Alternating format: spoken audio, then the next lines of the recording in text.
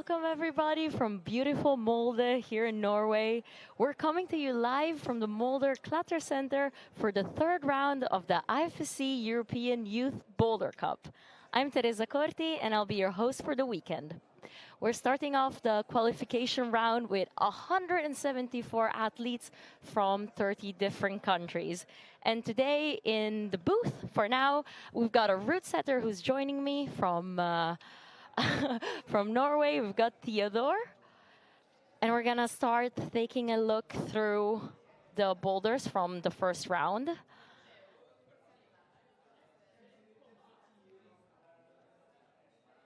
So, hi, Theodore. Oh, there we are. So I was saying we've got 174 athletes from 30 different countries, and we've got... Okay. There we go, just fixing his microphone.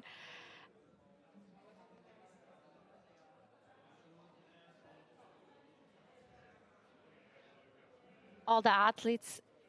Okay. All right, all the athletes are starting to come in. They've just been warming up this morning. And Theodore, as one of the route setters for this comp, what are you most excited about? Just to see the athletes on the boulders we've set for the last week. Yeah, it will be cool to see the level and see how strong people are. Is this the first time you're setting for a European Cup? Yeah, first international event for me. Yeah. All right, cool, exciting. And well, it's the first European Cup that it's here in Norway. That must be so exciting for you guys. Yeah, it's cool. Yeah, a good step for us. It'll be really cool. The level here is so high. Yeah, I'm excited to watch. And so far, the athletes already received videos of the boulders, so they kind of know what they're expecting. So right now, we can see some coaches and athletes going around. What do you think they're talking through?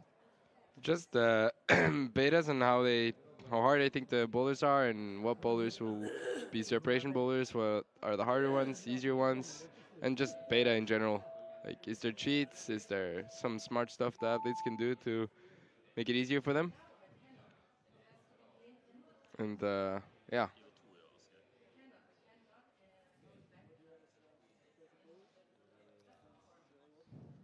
Let's, I'm here, we can see some boulders up close. Here we have men's A1. The flower boulder. Oh, the flower boulder. Right, so what's going on here? It's just a running start, and then I'm wondering how much I can say, but in the video you can see that it's obvious a mantling top, so it's a running start and a mantled top. And yeah, it's with bit funny looking arctic holds that are flowers, and yeah. A nice welcoming warm boulder. Yeah, looks nice. And gets their heart rates up, I guess, with the running. Looks a bit funny with flowers on a competition boulders, but... Oh, why not? It's something new. I've never seen those holds. Yeah, I think they're pretty new. Also, on the live stream of YouTube, we've got the comments going. So please, anybody at home that has any questions or wants to say hi to some of the competitors, we're here for it. We're going to read them out. So keep the comments going. Oh, now they're showing M2. Oh, now we've got the men's boulder 2.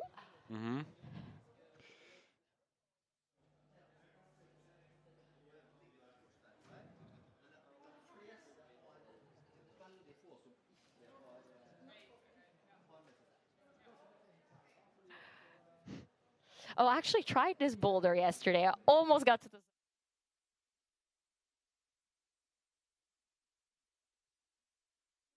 Okay, the small one. Yeah. I wonder how much I can say about the boulders, but... Go ahead, go ahead. As a route setter, you think I can say a lot? No. They've already seen the beta, and you're climbing in the beta videos. Yeah, okay, yeah. Yeah, this is kind of a slab... yeah, it's a slab boulder, and it's a bit risky, and yeah. What do you mean by risky? The last move, you have to step on a foothold, and then go for a hold you can't see around the corner, and step through with your right foot. And then when you step through it, the left foot goes off the small jib, and you turn around the corner and get a bit of a swing. So it's like a slow but quick last move. Yeah, yeah. You have to like go slow, and then when you hit the hold, you have to go quick. Or you have in a perfect world, you would go slow as well, but you can't because your body goes out. Do you think there's gonna be like a beat a break with a toe hook on this one, on the red volume? No. No, No tech. they don't reach. Ah, right. But maybe, but I haven't even looked at it, so I don't hope so. It would be. I'm wondering to see what beater breaks that will happen. There's always some, but hopefully they're On not. camera, we can see Emil. We've got the graphics of a third boulder coming up. This is a steep one. Yeah, this is steep and powerful. Just the beginning, it's so harsh. Yeah. As you can see, it's really steep, and I don't know if I can say that it's hard, but it's hard. Does it get the athletes pumped, or it's like really physically hard? Very physically hard. Right. Nice shots here. Yeah, those holds are nice and chalked up. I guess you tried to use them. Yeah. A lot of dual text holds you're playing with. Yeah, it's the new thing now. But we didn't have any of the see-through ones, the pure slippery ones, just the dual texture. All right, everyone, let the competition start in 10 seconds. Hope you're all ready for a fantastic show. All right, now we got the second round, the afternoon round of, or the second round of the boulders, B1. This is a really slopey one. Again, another powerful boulder on slopers, right? Yeah, but less deep, so Okay. more, you can say more technical. More coordination. Yeah, a bit coordination, but mostly just physical as well. And we're off. Oh, the first athletes already started to come in. We've got David Chalkar from the Czech Republic.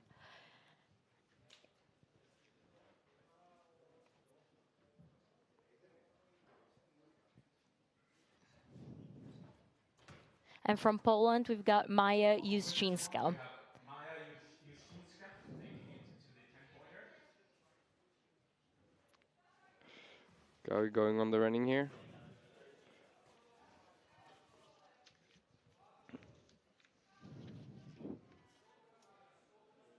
That's Zenek Starch on the first running boulder. And here on women's B1, we've got Karolina Gradaski.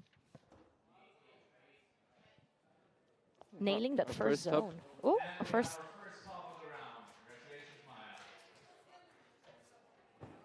It's Maja getting the first stop. Hopefully we're going to see a replay. But yeah, that top looks really uncomfortable. We have David Schalker. Ooh.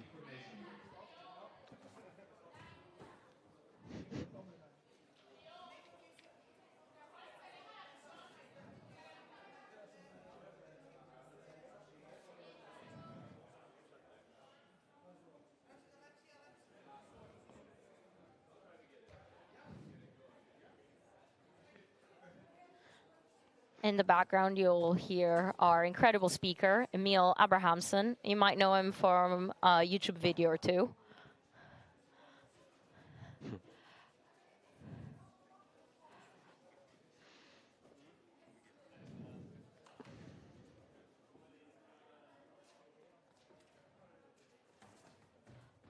Whoa, that's a lot of running. Yeah. And it was even more before, but we had to change it because we got a bit too close to the girls' problem on the right. So you made the boulder shorter. Yeah. And I was disappointed that we had to, but Oh. it's how it is. And it's enough running now, I think. It's more than enough running.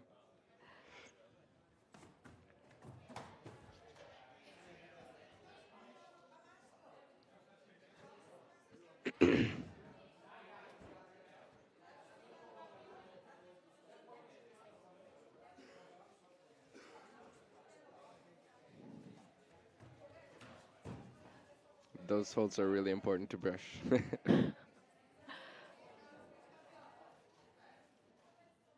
Yeah, I touched them yesterday, and they're actually quite rough, though.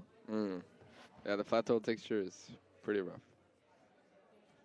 Like, I always wonder how, just at the first, like, after qualifications, how the athletes still have skin. Yeah. Because between, like all these slopers and then crimping hard on the small holds. Like the skin just goes. Yeah, it How's- helps to do stuff fast to do the boulders quickly. Then you save skin, and you Pro also tip. save energy. So it's Just do them obviously quickly. it's always just better to be better. Oh no! Almost making it Oh, Italian This girl is- here close on the last move. second time she gets up there.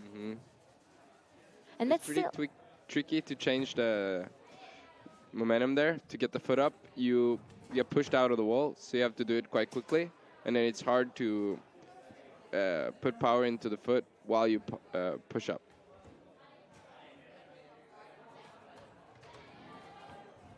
Ooh. oh, and Oh, a buzzer beater here for the Italian girl. Nice. amazing. Carolina gets the Perfect. first stop. For her first stop. Yeah, first off of that bowler, obviously. That's the first round done. Many more to come.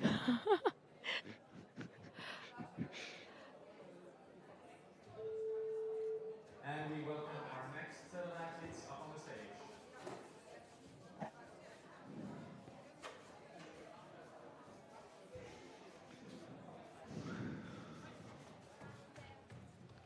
Swiss guy on the MB1, Max Jakob. And on MA1 we have Danish guy, Askvit Mikkelsen.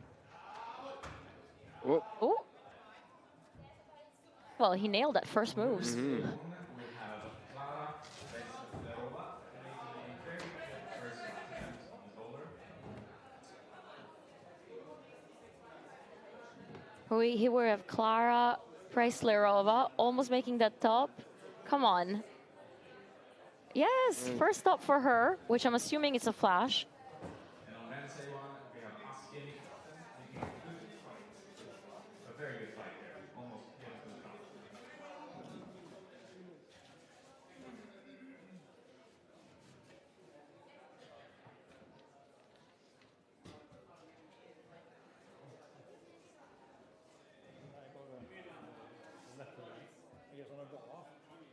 Videoassistent dømming. Vi får jo poeng utifrån om de kommer seg helt opp eller bare halvveis og antall forsøk. Og hvis det er en sånn, så ser vi på video da, om de virkelig hadde kontroll på taket eller om de bare slank eller toucha. this We've Italian got- girl is probably a bit nervous because her friend just did the bowler, so she probably wants to follow. Let's hope she can do it. En enkel mann. Yeah, Emma, I guess, was like right there next to Carolina when she was trying it, and she saw how to do it. But that must be also motivating. Yeah, for sure. And then she knows that if she probably can do it, she thinks that she can do it herself because they train together and she knows the level of her better than she knows the level of the bowler. Can we get a zone? Can we get a top also? Ooh. The Swiss guy making progress. Jakob so close to the top. Come on. No. Just using that top hold of the zone. Yeah, and these holds gets a lot worse when you start sweating on your skin. And on the top of that bowler, you've already started sweating because you've been on the wall for multiple moves. Also, that last hold, we can see it from the commentary position here. It's not that good. No, it's not a jog. No, it's not. Yeah. Very droppable move.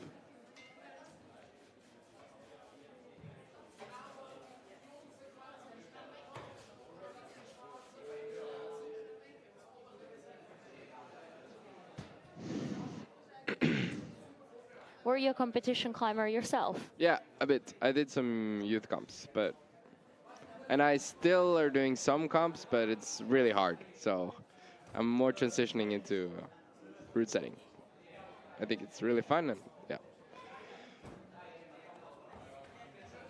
Ooh, nice, making it look easy, the Danish guy. I think he's our only Danish climber. Okay.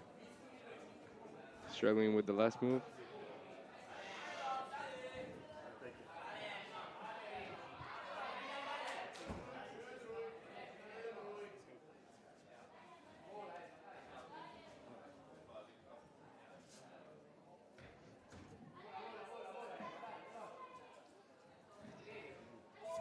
She's going so quickly. Oh. Oh, Not get a almost. second buzzer beater, unfortunately. She just rushed a bit the top there. It must be also so nerve-wracking to hear that countdown. Yeah.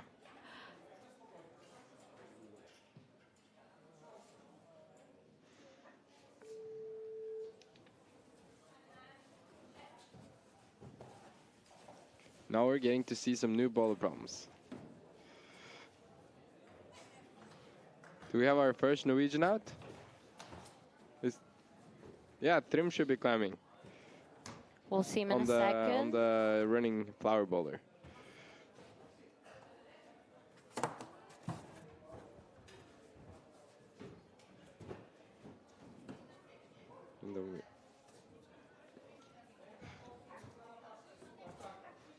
We also have our first Icelandic climber out, Hilnur Bori Benediktsson. Thank you for pronouncing that name. I tried. Oh, We might see a top on more. yeah, this move is kind of hard to flash, so let's see if we can do it. Oh, Ooh. as you saw super there, he close. missed the hold because it's blind from around the corner. So you have to be smart with looking for clues on the other side of the wall to find it.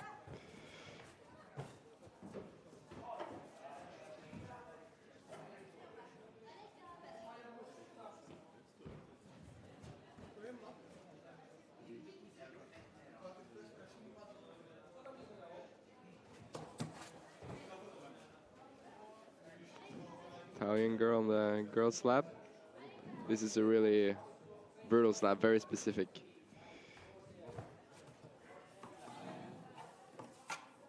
And by what do you mean by very specific? Just really technical? Yeah, really technical, and you have to really stand on your foot. On the last part here is really, it's quite hard. It's so delicate, this moves.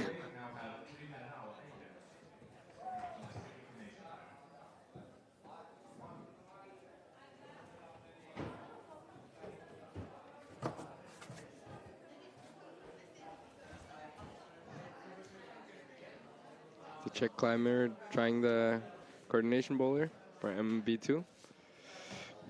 And there you block the zone hold. That makes it quite a lot harder to like really get it It has precise. to be precise, yeah. And it's not that big, the zone hold, so you cannot get there with a lot of swing. You have to arrive there, and yeah, the hold is not that forgiving.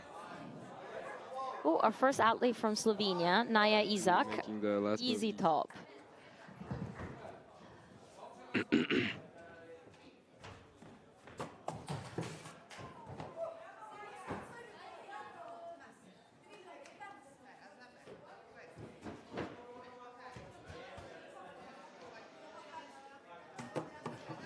Oh!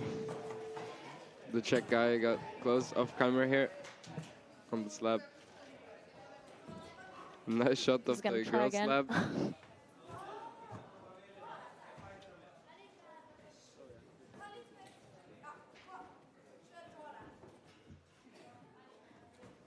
Here we see maybe his final attempt on this boulder. Yeah, probably. Oh, no. He's going for another one.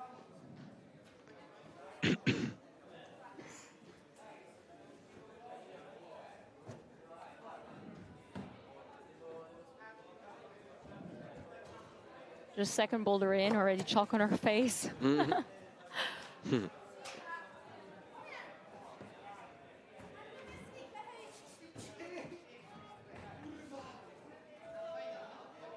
Oh, Oh, buzzer beater, let's see. no.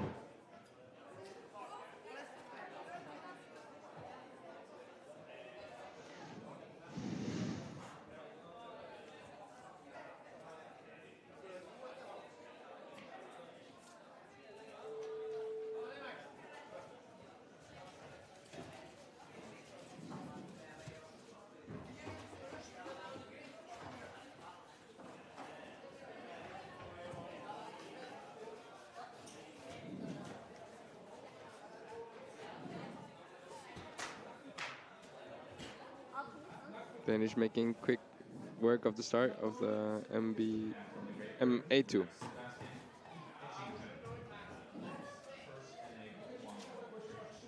Oh, Aske here on the slab, just looking for that foothold.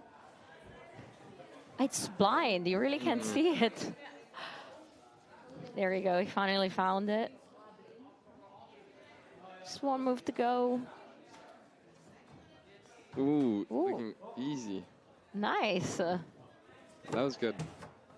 I hope his ankle is all right. It's all taped up. Back on Boulder, one for the women. And here I saw that while you were setting them, you actually called this like an electric boulder. Yeah. Or it was supposed to be one. I don't know if they succeeded, or we succeeded, but yeah, I think it's electric, or at least the first move is nice. Jakob almost getting that zone. I mean, he touched it. Yeah, and he has plenty of time to give more tries. You can see in shot Magnus Midtbo just passing by. He's gonna be one of our guests later on. Yeah, and he's also actually the video beta for the first move for the guys. So they would have seen him doing the move. Are they surprised? Did they think like, oh, it's Magnus? Yeah, I hope they were surprised. It was fun that we could add him to the video.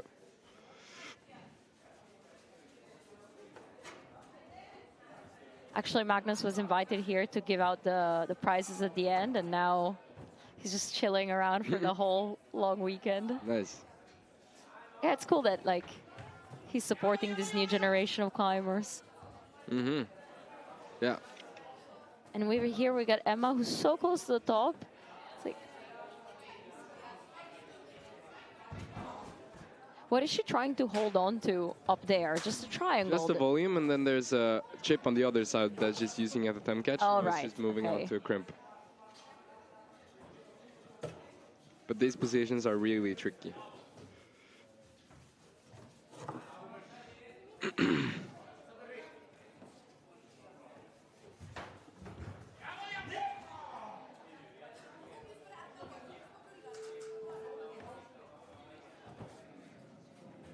All right, I just checked in onto the link on YouTube of the IFSC Europe live stream, and apparently only people that are subscribed can commentate.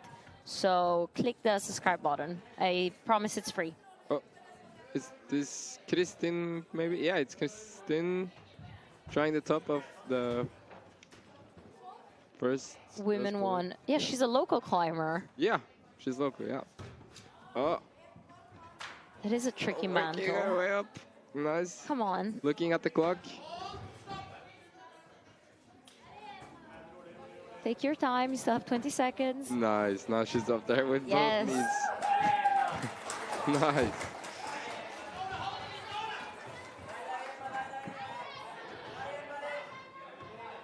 The athletes realize they have 5 seconds to go. Trying to get that zone. Almost. So close. He had a lot of attempts being that close as well. That must be devastating. Let's hope he can regather himself for the last bowler.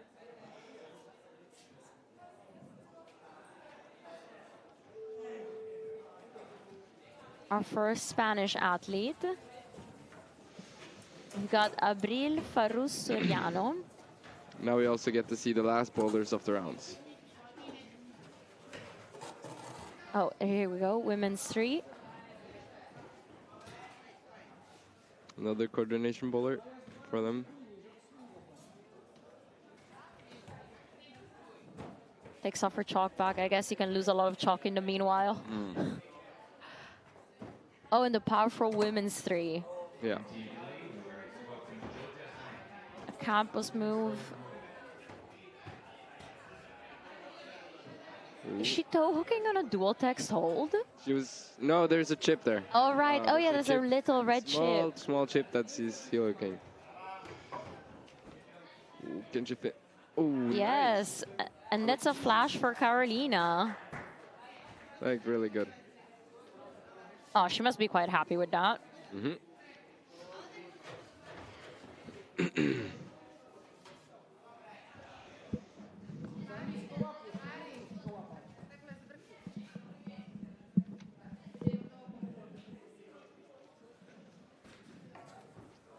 which of these boulders did you set? For the qualifiers, I did the flower running bowler, the men's powerful purple overhanging one, and I also did the first skeleton for the blue and black girls. I don't know which one it is actually. Maybe it's number 2 in the A round, maybe. Oh, the slab slow compression start. Is it Yeah, that one. Yeah. But we all work on, or we work together on all the boulders, so they change a bit very often from the first skeletons. Oh, this is another tricky slab. Yeah.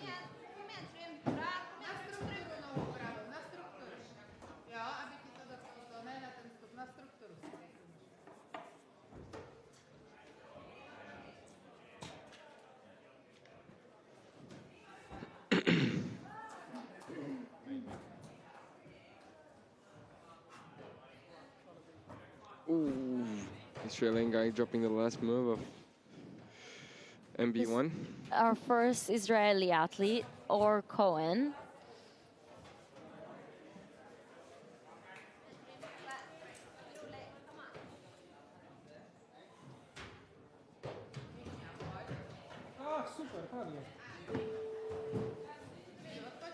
Yesterday I was talking to the Icelandic team and they basically said this is also their home cup because it's so close for Yeah. once. Yeah, for them it's quite close because it's also Molde is a bit north in Norway, so like for people to get to Oslo, it's not that far, but from Oslo to Molde it's like another hour of flight, and there's not a lot of direct flights to Molde. You basically have to get her from Oslo.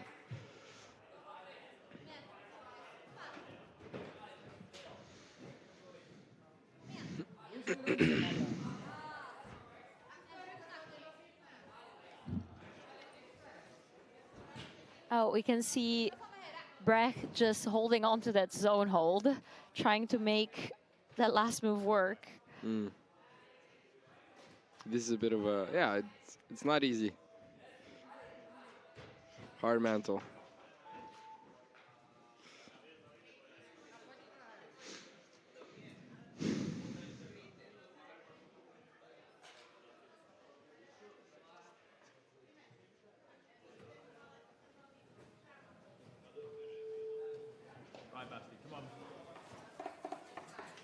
So it's worth mentioning that right now all of the boulders are being climbed. So our camera people are trying to do their best to get all the best shots, but there's a lot going on in the gym at the moment.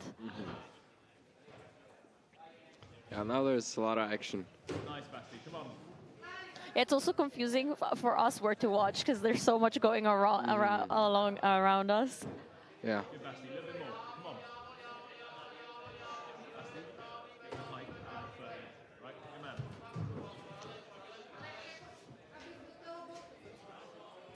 Here we. Ooh. Good work, Basti. Come on.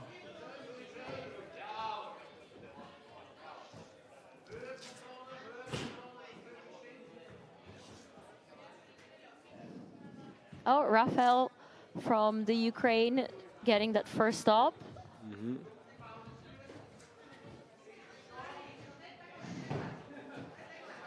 Nice, Basti.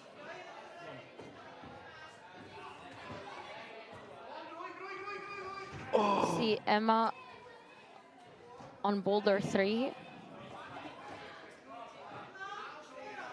Oh, just losing that toe hook. But she definitely used the zone hold, so that counts. What do you think of this new scoring system with the zone hold at 10 points and the top at 25? I don't really know, because I think maybe 10 points is a bit too much for the zone, but I can see like 4 zones for me can be better than 1 top, but now 3 zones are better than 1 top, and yeah, and I think that's not, I don't like that. You think the tops should still hold more value? Yeah, it's about topping bowlers, and if you didn't top them, you didn't do it. You want to reward athletes with the tops. Yeah, for sure. But yeah. I heard and then it you got all the way. You got everything on the bowler. For the guy that got all the zones, it's not like he didn't have a chance to do the tops. True. He fell on all the top moves because they were hard. And yeah. Very often when we set bowlers, we try to test the athletes in different stuff. And if you do a bowler, it's you have a really good skill in one of the bowlers. Obviously, you're good at one of the things. But if you get the zones, you're medium in everything. So it just depends on what you want to reward. And now it's rewarding more if you're medium in everything then. Because one of the arguments for the zone having so much points is that still you're like an overall climber. Yeah. But it's a fair point of what you're saying to the top, because also here what I'm noticing with these boulders is that a boulder itself, it's quite complete. It's not just a slab anymore, because there's a slab into the zone and then the coordination moved to the top. Yeah. For sure. But it's also worth saying that it's hard to make the system work, and yeah, it's fair to try it, I think, and we'll see if people are more happy about it or not. Yeah, and that's the nice thing about climbing and the climbing federations and the IFSC, that they're willing to change and try out new rules. Ooh, This almost guy's got the super top. close here, and this guy also was so close at sticking the coordination move. Not a really unlucky round for him so far. Nice, Basti. Come on. Come on, Basti.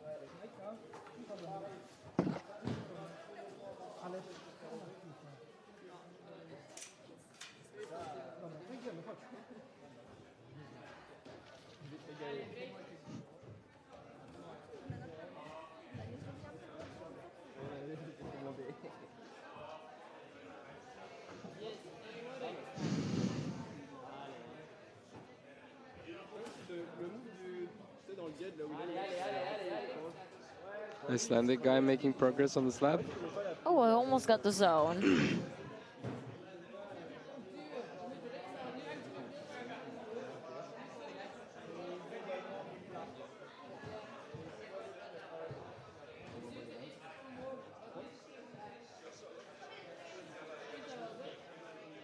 We're back on the women's slab.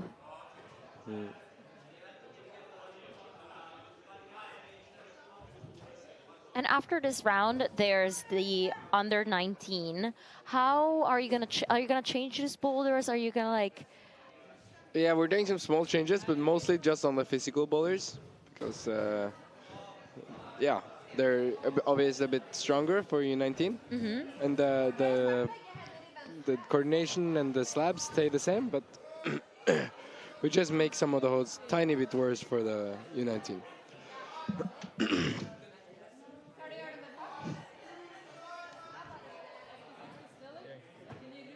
Yeah, third women's boulder proves it to be really powerful there. Like obliged campus move. Oh yeah, here we have Trim, struggling quite a bit. He's a really short climber. But he's a really strong climber. I checked he's done 180 plus, and he did head sling as well. A really famous bowler in Rocklands that now has fallen over. Yeah. He did that for 3 years ago, and He did it just on time. yeah, and he's still super young. So I think he was like 13 or 12 when he did that bowler, or maybe even younger. 12 or 13, I think. So really strong guy, but unfortunately still struggling because he's so short. He has They're in time the to grow. comps. Yeah, give him some time. And I heard he's from a family of climbers. That's why I also all the rock trips, and Yeah. that must be really motivating. His father is also a really psych climber, strong guy. Allez, allez, break. Allez, come on. Ali, Ali, Ali, Ali.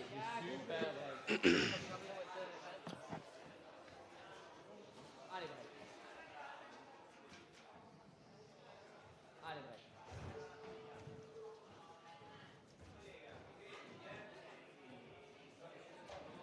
Ali, kom op, Rick. Ja, dat is goed. Hoi. Ali, vai.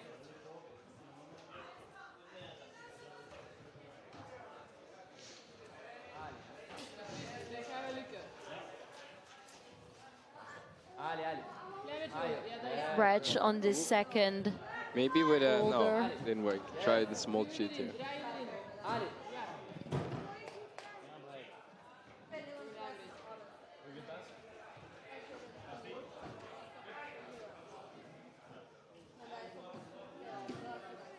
Oh, there we have a shot in this again. First run and jump.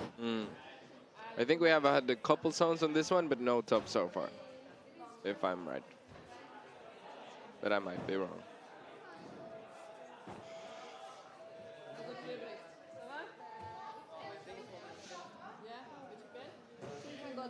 Hoe bewegen nu?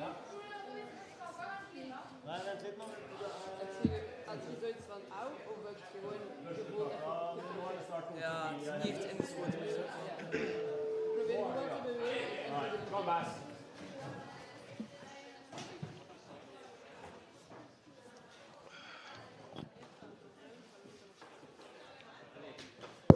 Here we got Pietro on his second boulder. Chalk bag in hand and chalk bag hanging in the back. He's got chalk. This boulder can take some time, and you have time to chalk up before the last move as well, so it's not a bad idea to bring a chalk bag.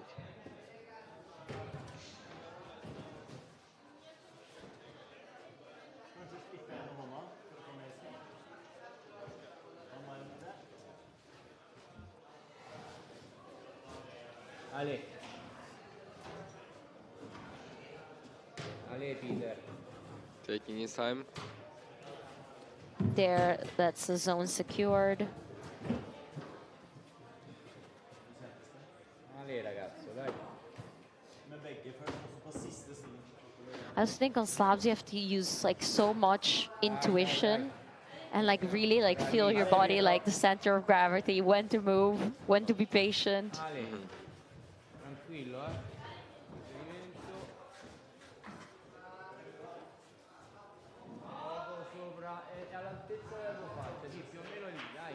Credi. Piano. Come on. Entra. Yes. No. Oh, almost. So close. È tutta te. Puliscilo bene. Ok? Oh, just falling at the top. Yeah, that move is pretty. Yeah, and again, you block the top hold, so it's Yeah. you have to be like precise. Yeah.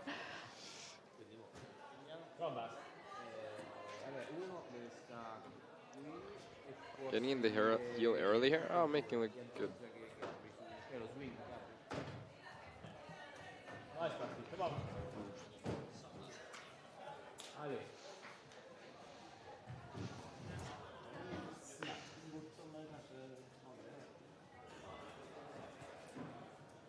Ale, ragazzi, vai.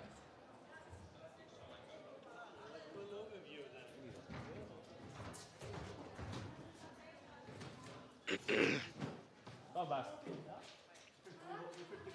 Finish girl on the top of.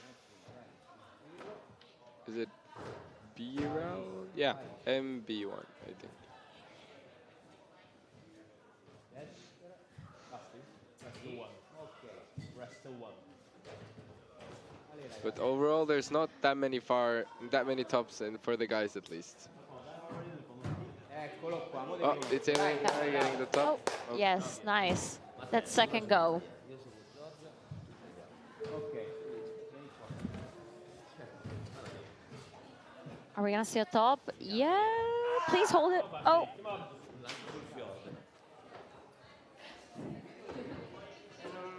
Non mi ricordavo bene dove era.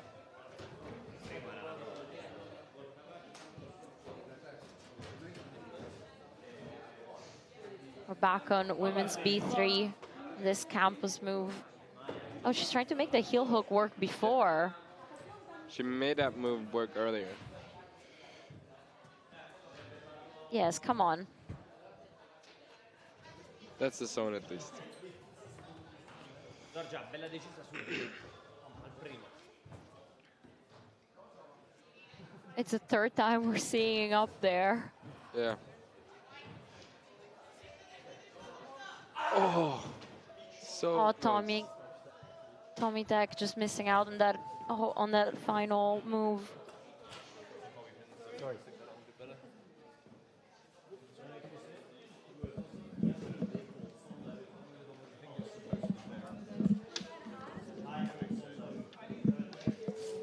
I know.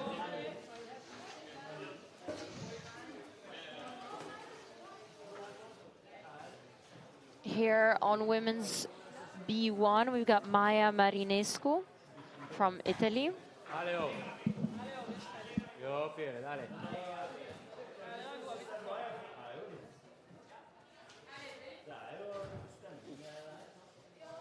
Io, Pio, Magua.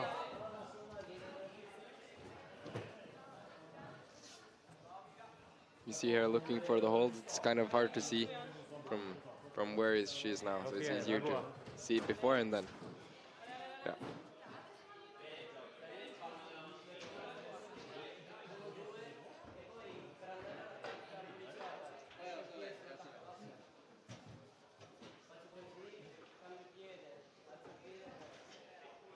French guy on the flowers. It's Matisse. Okay. Ah, Ooh. nice and easy. Smooth, right? Very smooth. Let's hope he Let's can see do the this mantle. Come on. Oh no. The mantle is causing some problems for most people.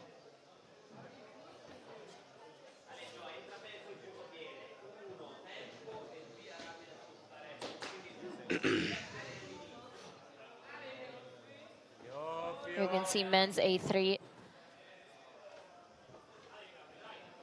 We've only had one zone on this so far, I think. Are you expecting any tops from this boulder? Yeah, I hope so. Yeah, I think. Okay. Yeah, there's some really strong guys here, so I think there will be one, but not many.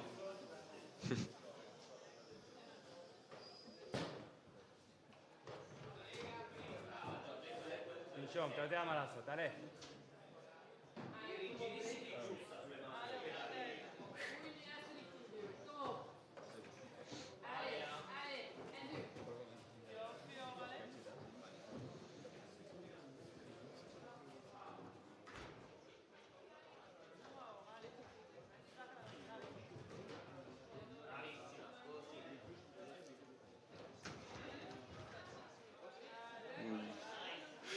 Here we got an Israeli athlete on that slab. Yep. I think that's the. No, we have one more top on that one before.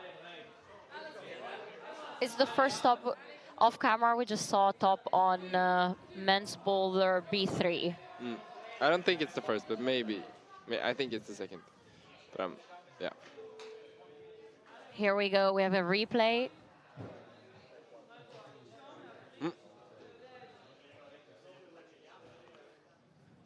Think.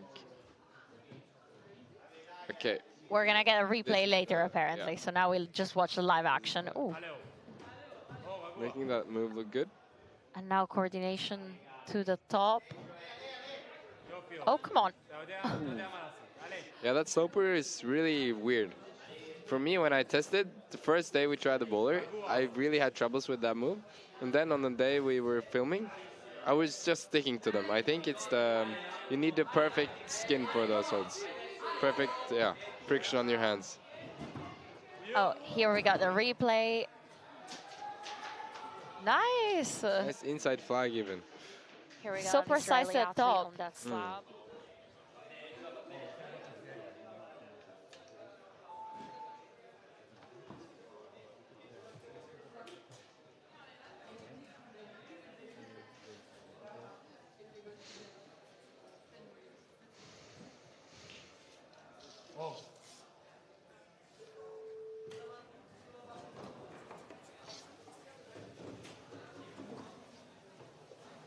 the results don't really matter that much right now because we're really at the beginning of the qualification round. But for the women, Carolina from Italy and Tia from Slovenia are on the top of the charts. And then for the men, we've got Or Cohen from Israel and Aske from Denmark. Yeah. Yeah, for the girls, I think it's 2 top and 1 zone. That's the result. And for the guys, the guy that's leading is just 1 top and 1 zone. Or maybe 2 zone. Yeah. On B3, we got a climber from the UK. Making his way through that slab.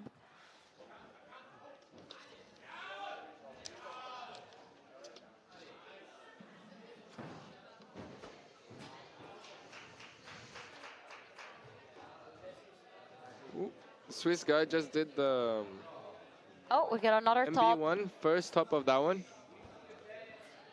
The one with the flat hold slopers.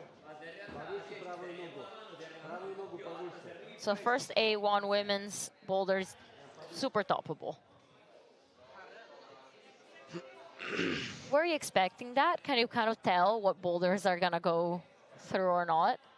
Yeah, yeah. We have a percentage in mind when we try to set the boulder, how many we want to do it, and it's just luck if we get it or not. We just try. It's gambling, but so we hope for amounts that will do the different boulders. Some are supposed to be low percentages, some are high, and altogether they're supposed to separate the athletes. Look at him just lying on the red volume. Yeah.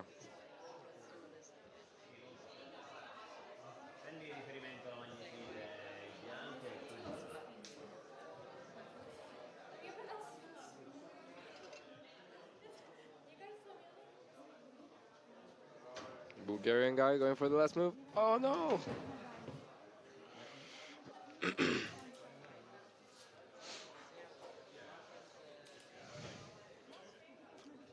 This is the review of the Swiss guy doing B1. Moreno Gigliardi getting that first stop.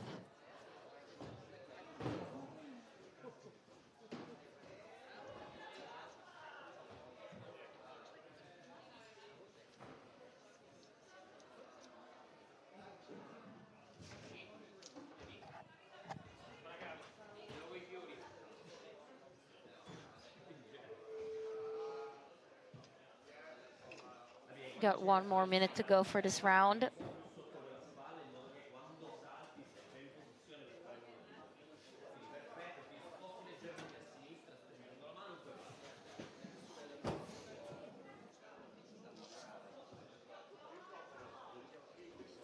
Are we gonna see another top on men's boulder 2? No. He didn't go for the cross through. He went for the jump with the left foot. And, pulling right back on.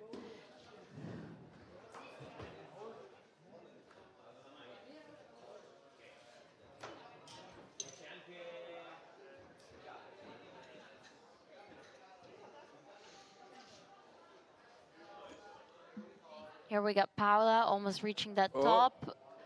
Come on. No. Can she do it? Can she do it? Come on. Yes. Yes. Wow. It's definitely in. With 2 seconds to go. Yeah. She managed to keep her cool there.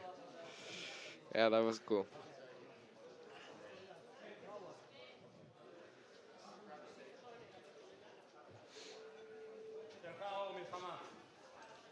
It's easy to rush it when you hear the buzzer start going off, but she managed to keep it together.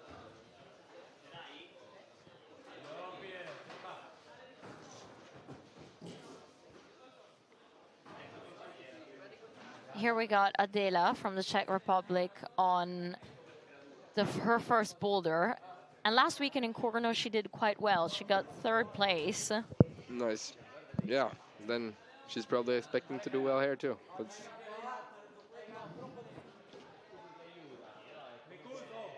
Ooh, powerful climbing here. The Israeli girl. Not getting the heel hook to stick.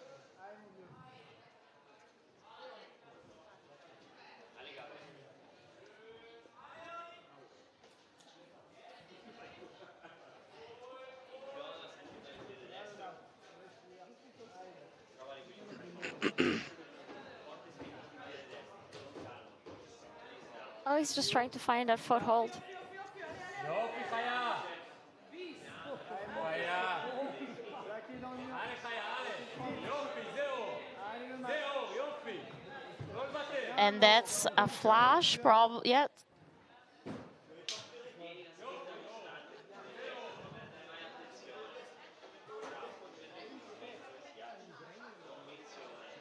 Sticking glass move.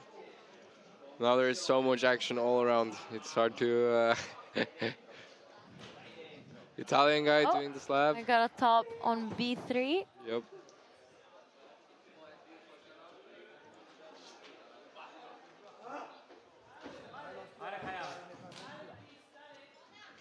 Here we have. I think that's Mark Orr on the power problem. And earlier, try off camera, he missed the zone, but held the swing with just his right arm, and it looked really strong. Really impressive. Yeah, he's the furthest that we've seen going up that boulder so far. Yeah. Just finding the next position a bit tricky. It goes from super power and big move until a bunched up weird position where you have to find a weird toe hook under the volume. Right now you're seeing Siver from Norway. He's from Oslo, and he climbs for the same local club as me. Oh, right. So you know some secrets about him. Yeah. I think his strong suit is coordination, but maybe more in his hands. But hopefully we can see him getting some progress here. What do you think? Oh, are we gonna see a top on this one? Struggling with this position. Still, those last moves are proving to be tricky. Yeah, with competition boulders, it's very often that you don't get anything for free. Everything adds up. It's like,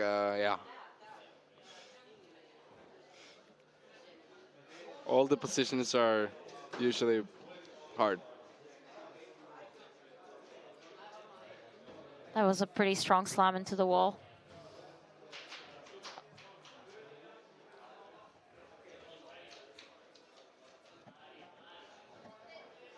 Will she get the heel hook to stick now? Come on. Oh, no.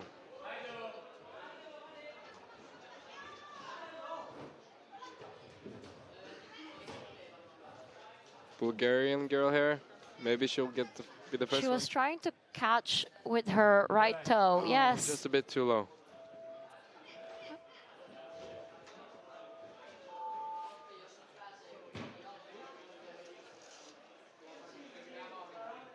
Seaver didn't get it, but he got close. Do you train a lot with him? Not a lot, but sometimes, yeah.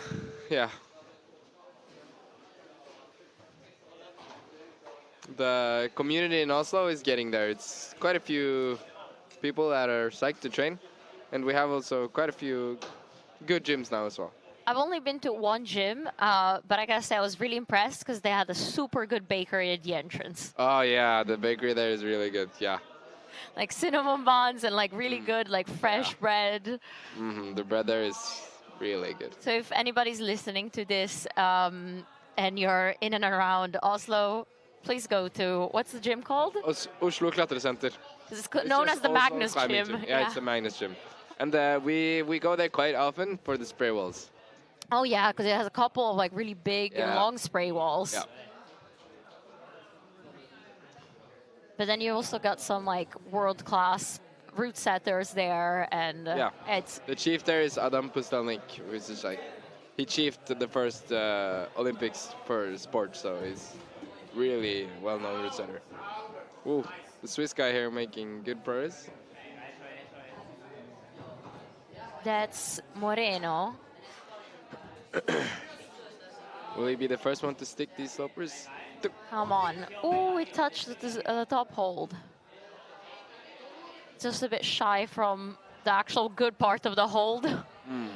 And you really want to step your foot in the wall. Ooh. Off camera here, the Spanish guy did the slab, MB3.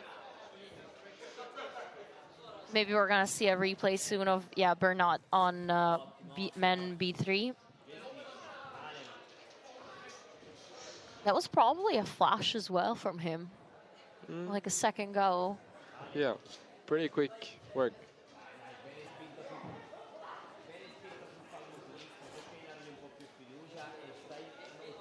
We got Matteo just trying to understand how to actually stick those moves on the slab. With this format, you're actually allowed to talk to your coaches. So right now he's talking to his coaches, maybe getting some tips.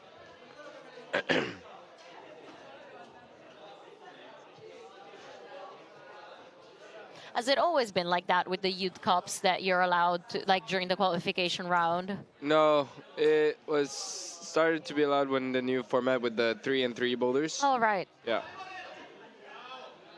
I don't really know why it changed, because it's always been video beta. Because it's so many people here that it's really hard to close down and put them in isolation. So you have to have video beta, so it's equal for everyone.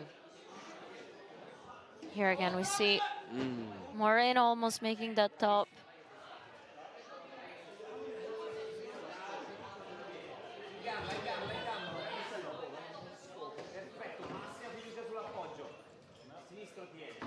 We got Matteo trying to make the big volume work.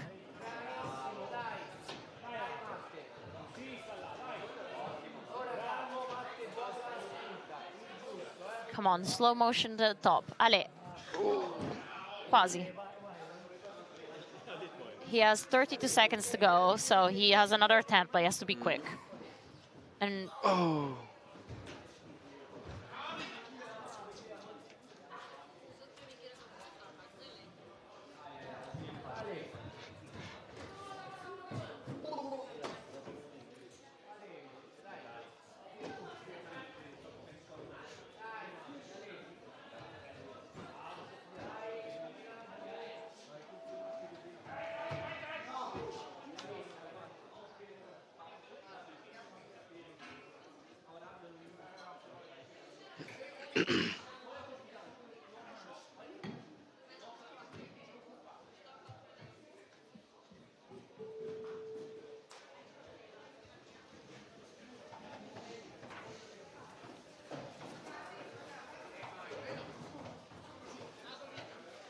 here we got Ida Stappelberg from Germany. And we haven't seen that much of this boulder yet. Let's start off with this run and jump, and then... Do you think that's Ida? Because then the time would have to be 11:11. I was just checking her bib number. Okay. What? No, but she's up here now on Boulder. Oh yeah. the A Oh, okay, okay. Makes more sense. Is this gonna be a top? Yes. Oh, nice. First top on that one. A second go, smooth.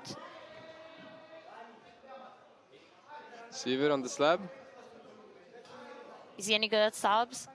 I don't think it's his specialty, but we'll see here. Also, I've tried the shoes that he's wearing. They're not the softest ones. Yeah, but that's probably good for this one. You want like medium soft. I want like super soft on slabs, so I know I'm gonna get a lot of rubber on. Yeah. Yeah, but for these ones, you they're so small that you want something, but... Like you want an edge. Yeah, but they're not like in-cut, so you don't really want a good edge, like a proper edge. But yeah, they're yeah.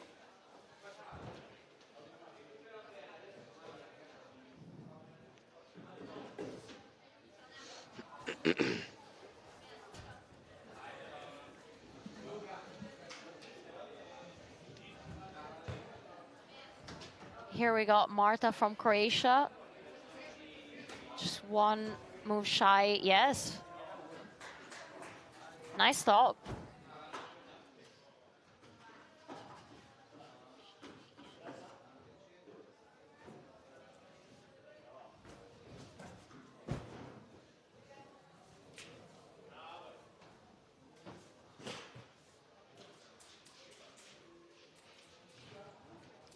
Erling on the red and yellow slab. Also another Norwegian guy. Where is he from? Where is he?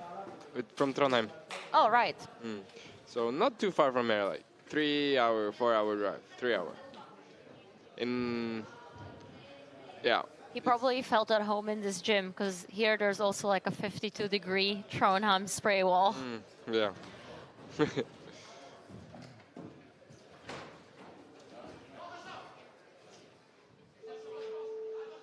Adela almost making the stop. No. It's a small crimp that you added up there.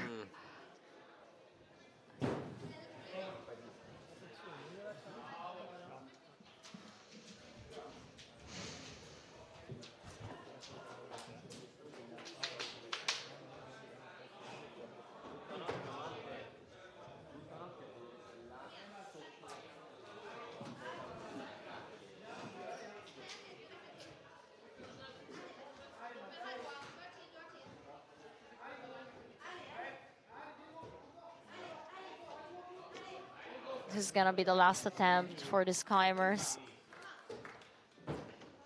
In the corner of my eye, I just saw the first stop of men's A3. From a French guy on the purple power pro.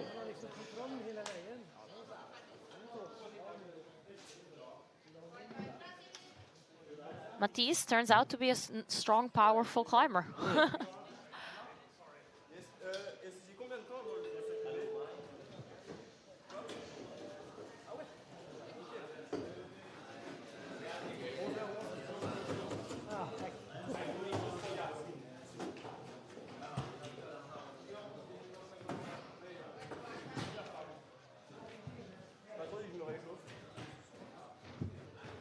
Here we got Moreno on his third boulder.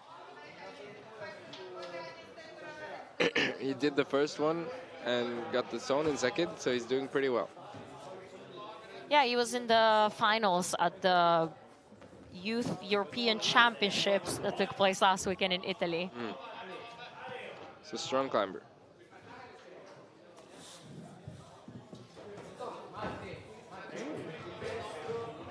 Nice ballerina move out there.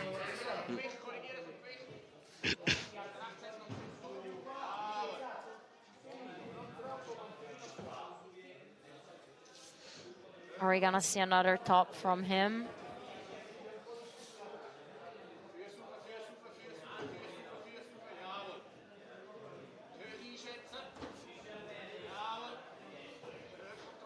Really cool, calm and collected. You can probably hear his coach in the background, Simon, coaching him on. Yes. Oh.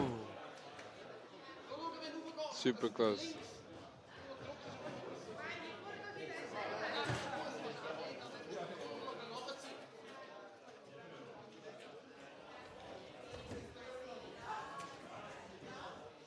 We've got Lynn from the Netherlands on women's B1.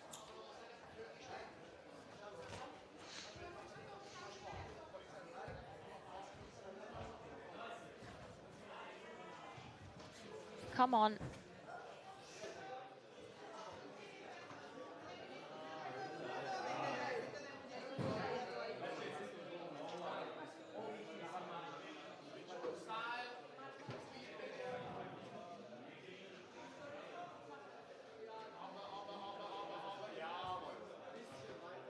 Moreno again on this slab, trying to make wonders.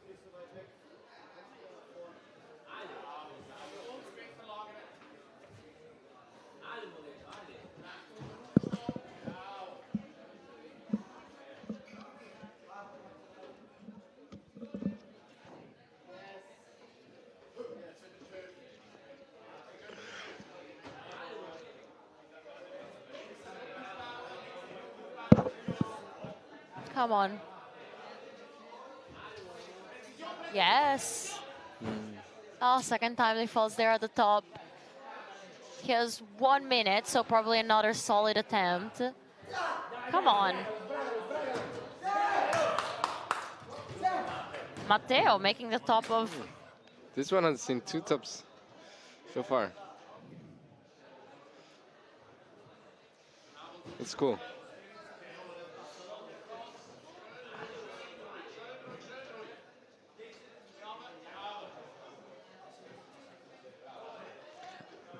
Have we seen the top on the flower bowler?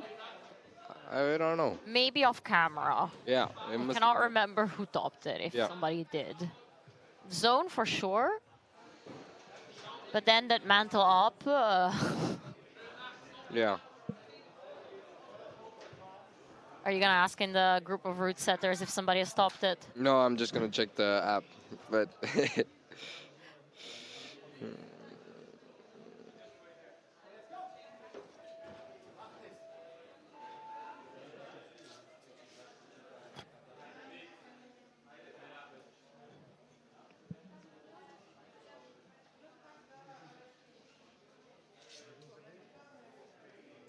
Yeah, there's one Italian guy that's done it. What's his name? Matteo, the one that just did. Oh, the yeah, purple. he just did Yeah. it. Oh, so you also topped the first one and got the zone on the second boulder. And then the French guy didn't do the running, but he flashed the slab. Yeah. Yeah, so far, Matisse from France is in first. Yeah.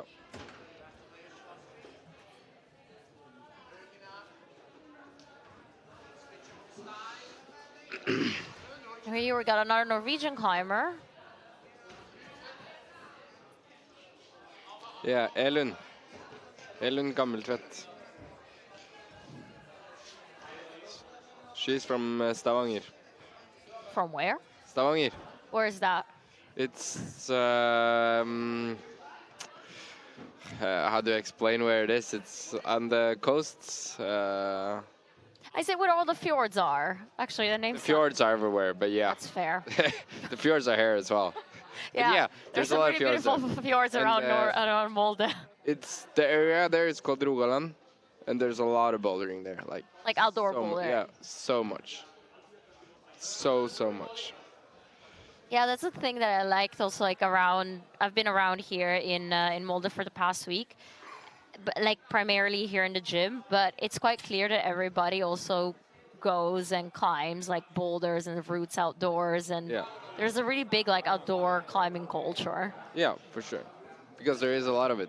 There's A lot of rock. Yeah. And we're just like about an hour away from the troll wall, even less probably if you catch the ferry on time. So there's a lot of Yeah. like also mountaineering history around here. Yeah. Come on. Is there a beta break there? Hopefully not. We don't hope so. We can do it, but Mayan I'm from, not saying it's impossible. Mayan from Israel, he's just gonna try and stand and go directly to the top. Oh no, okay, he gave chose up. to go to the He zone. gave up. Rerouting. Luckily, he gave up. Luckily for us. That would be... I wouldn't like it if someone cheated. But you were talking about it while setting Yeah. that maybe they were Yeah. gonna try to go up from there. Yeah, and you can see the pink chips that's on that volume. It's because there is some weird bolt holes on the volume that's really big, that are like almost like a pocket. So we, just to be sure that no one can cheat, we block them to, yeah. I do appreciate a good beta break though. Not that hard of a beta break. That would be like skipping the entire boulder, like just straight up. But then it goes with what you said about rewarding the tops. Yeah. Oh.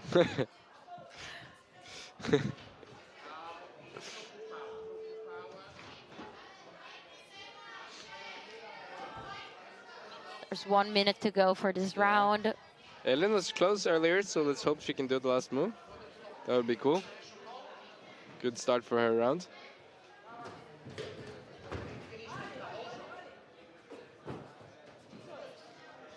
Vilho from Finland. Oh, okay, we're back with... Oh, he almost held that top. Yeah, it was close. Really close.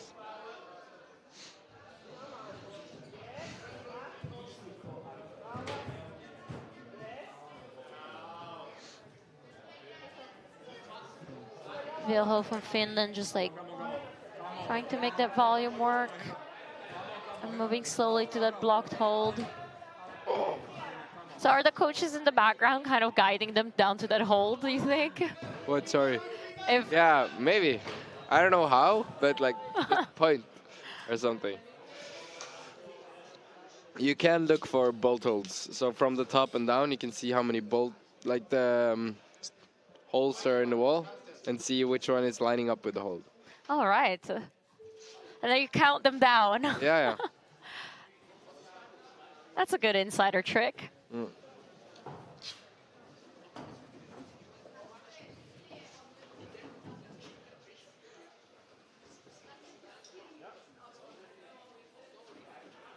Here we got Lynn from the Netherlands. Just making her way through the slab.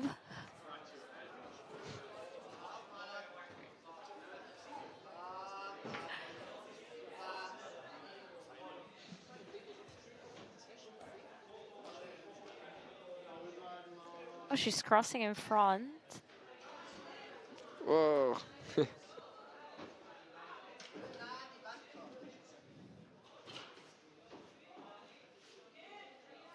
And another top on women's A1. Mm.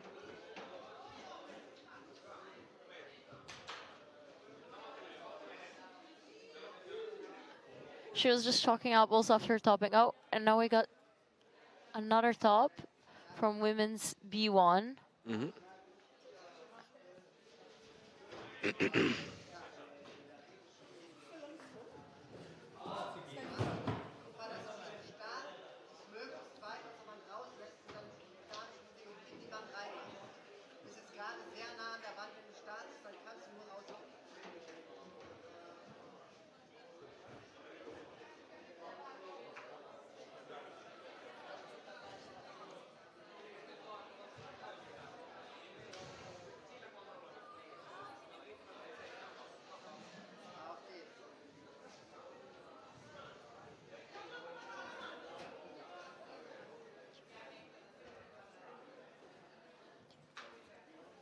Hmm?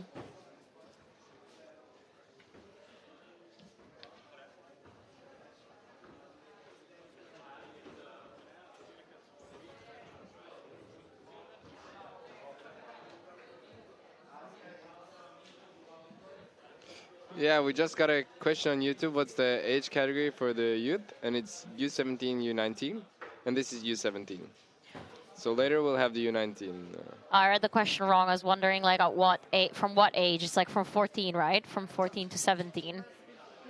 Is it 14? So I think Can be I see a 14? couple of athletes. Because you have to be like born in the year where you're going to turn 15 or something like that. Okay, okay. Yeah, that makes sense. So 14, 15. Okay. Yeah. Yeah. The split screen is back for whoever was asking. Mm. And there's 2 years that are competing together. So I don't know. Is it like 2008, 2007 Is it or 2009, 2008? I did ask it before we were starting with the live stream, and the answer was 2009, 2010. Oh, what? Okay, they're young. Wow. Yeah.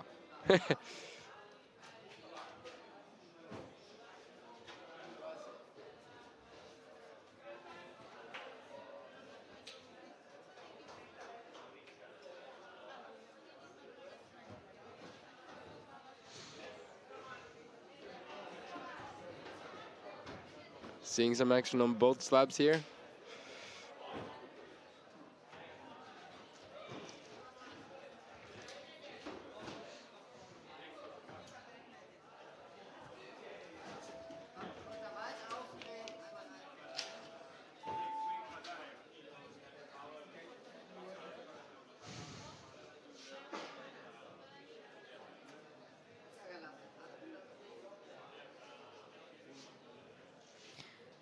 I'm just checking the results real quick. And so far for the women, Rafael Kazbekova is heading the charts. She did all her boulders in the round. All 3. All tops. All tops, and only used 2 tries. So she's looking strong. But she's one of the better ones here. She was second in Kurno, I believe. Exactly. She got second strong. place twice already, I think, this year. So she's just missing a gold now. Yeah, maybe that's No why she's pressure. here. At least she's probably hoping for that. I would, if I was her.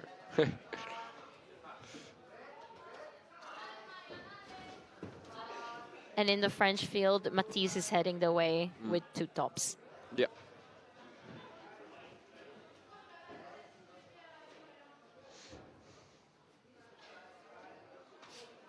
Oop.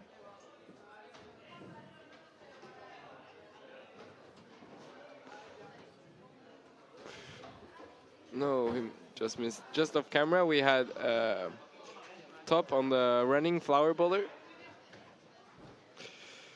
And quite a controlled, secure top. Hopefully we're going to see a replay of it. I don't know. Ellen on the slab as well.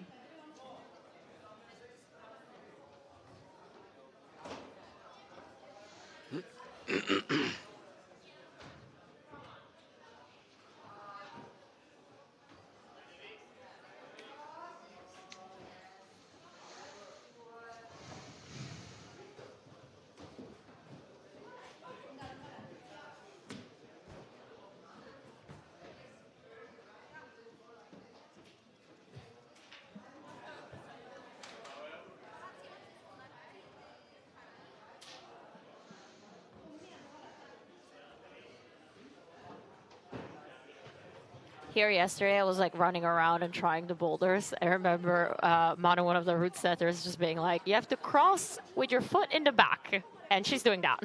Mm. Yeah, or else I guess you're a bit stuck for this next move.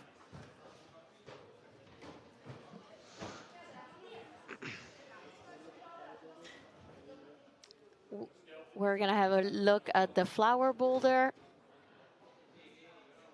And Matti from Israel makes the top of his first boulder.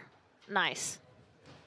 Looked solid. I guess anywhere counts there on the Yeah, flower, right? yeah. Like all the petals. That was actually something we had to think about. Like, if you had a good photo underneath, you can.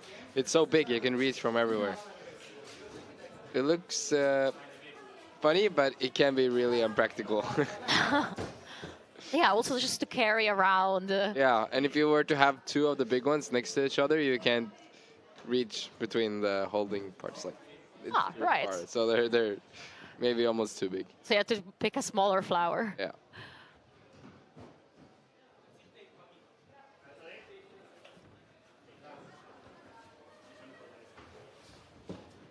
I quite enjoy those Instagram accounts where they take a picture of the boulder and, you know, they sum up how much it is. And it's so expensive. And those flowers one must be as well, though. Yeah, probably. Yeah. Yeah. Holds nowadays are crazy expensive.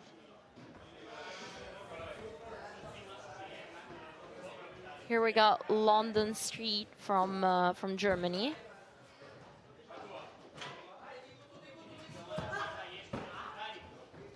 Yeah, there's quite a big German team at this comp. We're missing the Austrian team, though. They didn't send any athletes. Unfortunately for them, they're missing out. Of the Norwegian, yeah, everything, yeah. Yeah, I gotta say, everything in Norway, so just as a, you have another quality. I don't Very know. well. Oh, we got a top replay from Mayan.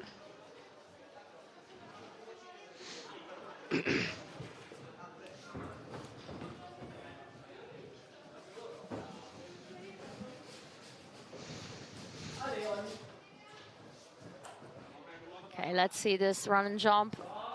Oh, this is. Oh, very good first Yes. attempt. Yeah, Norwegian guy. Hopefully he can do this.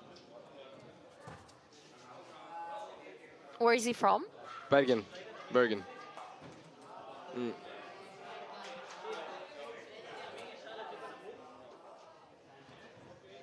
Is there any competition between the cities of like Bergen Yeah, and a bit. Oslo? Yeah, a bit.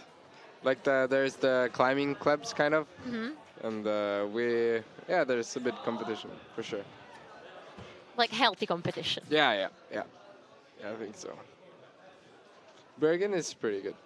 They have a pretty big gym, like good gym. Yeah, I think you need like good and big gyms here in Norway because the weather can be a bit tricky. Yeah. Unless you're like psyched to go climbing caves all year round. Yeah. There are not many outdoor worlds here there's none actually. If you're in Germany or whatever, there's outdoor walls everywhere. But here,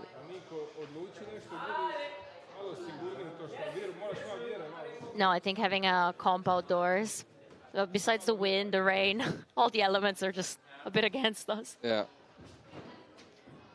And I know we're indoors for the whole weekend, but right behind us, we do have an amazing view of like a couple of islands, the mountains in the background. This is definitely one of the gyms with a really, A real good view, yeah. Ajde, vjeruj ti nogama. Da. Ne žuri. اليوم مو لاقي على ديك سفرين ما شو بيقولون. Here we got Nico from Croatia.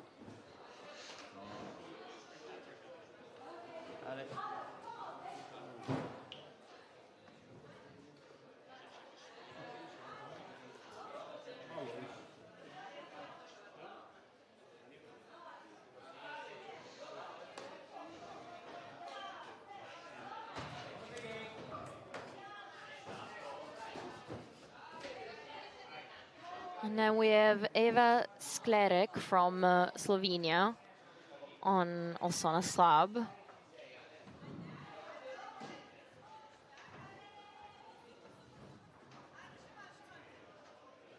Oh God, did you notice how she turned around her head and made like a hand swap, but like by twisting it 180 degrees on the volume?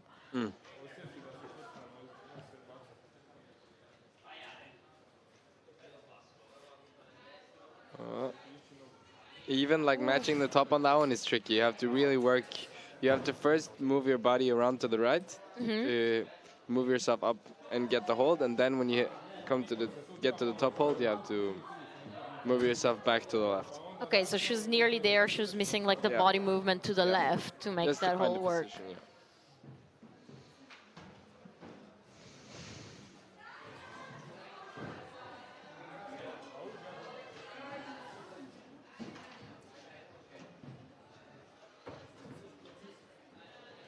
She's now 10 seconds to make it work. Oh, no.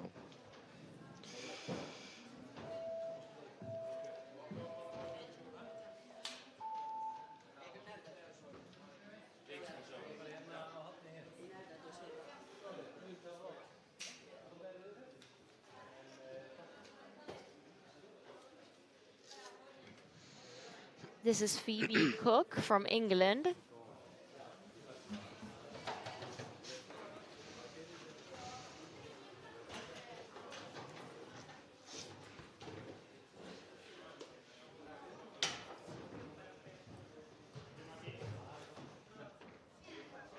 Elun in the background on the power problem. Ah.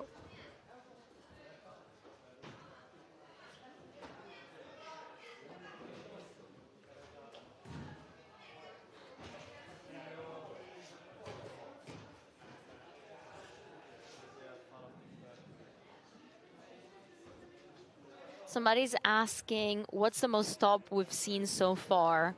I think the beginning of the first women's boulder, like a That one A1 is and getting quite a AB. few tops. And also the male slab, they're red and yellow.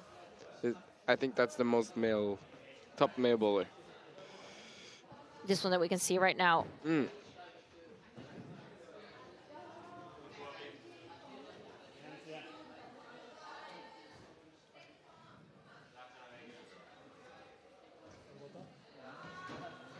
Right now, there's 500 people watching on YouTube, so hello to everybody. Let us know where you're from, what you're doing, who you're watching. Get comfortable, because today is going to be a long day.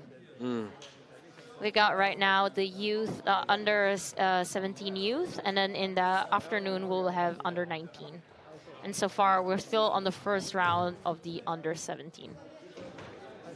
And by first round, I mean they're doing 3 boulders in like A or B category, and then they'll swap around and do, well, B and A category. Yeah, there's a lot of strong competitors, so. Yeah, It's a long time, but 174. a lot of strong climbers, so.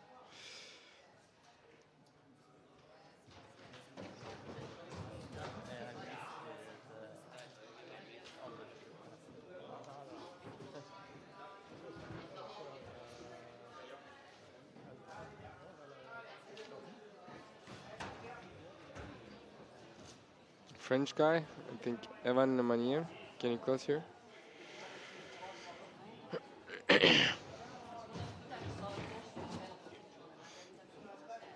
think he also did pretty well in Graz. He got silver medal in Graz and then also silver medal in Portugal at the first cup of the year.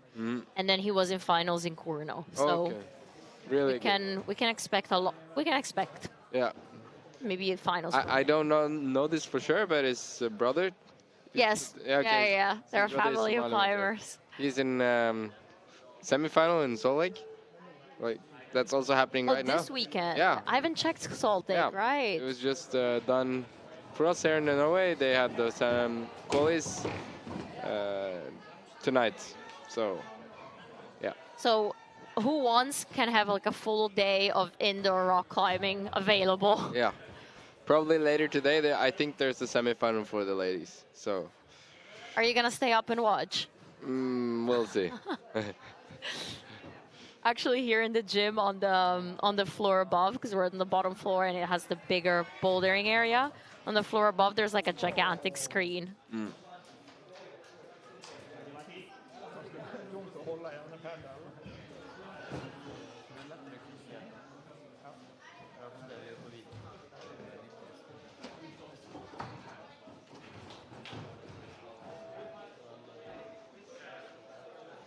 All right, Theodore, thank you for your time. I really appreciate all the insights. Yeah, it was Right fun. now, we got the speaker who probably needs to announce the next people. No, you can come and sit. Okay. We got Emil Abrahamsson coming in. Hello. Top of the morning to ya. What was that, English? Well, some Ish. version of it. My best attempt. Oh, maybe we shouldn't do accents. Sorry, people. All right. What do you think of the competition so far? There's a lot going on. Yeah. Like, honestly, yeah, there's so much going on. But you've been walking around.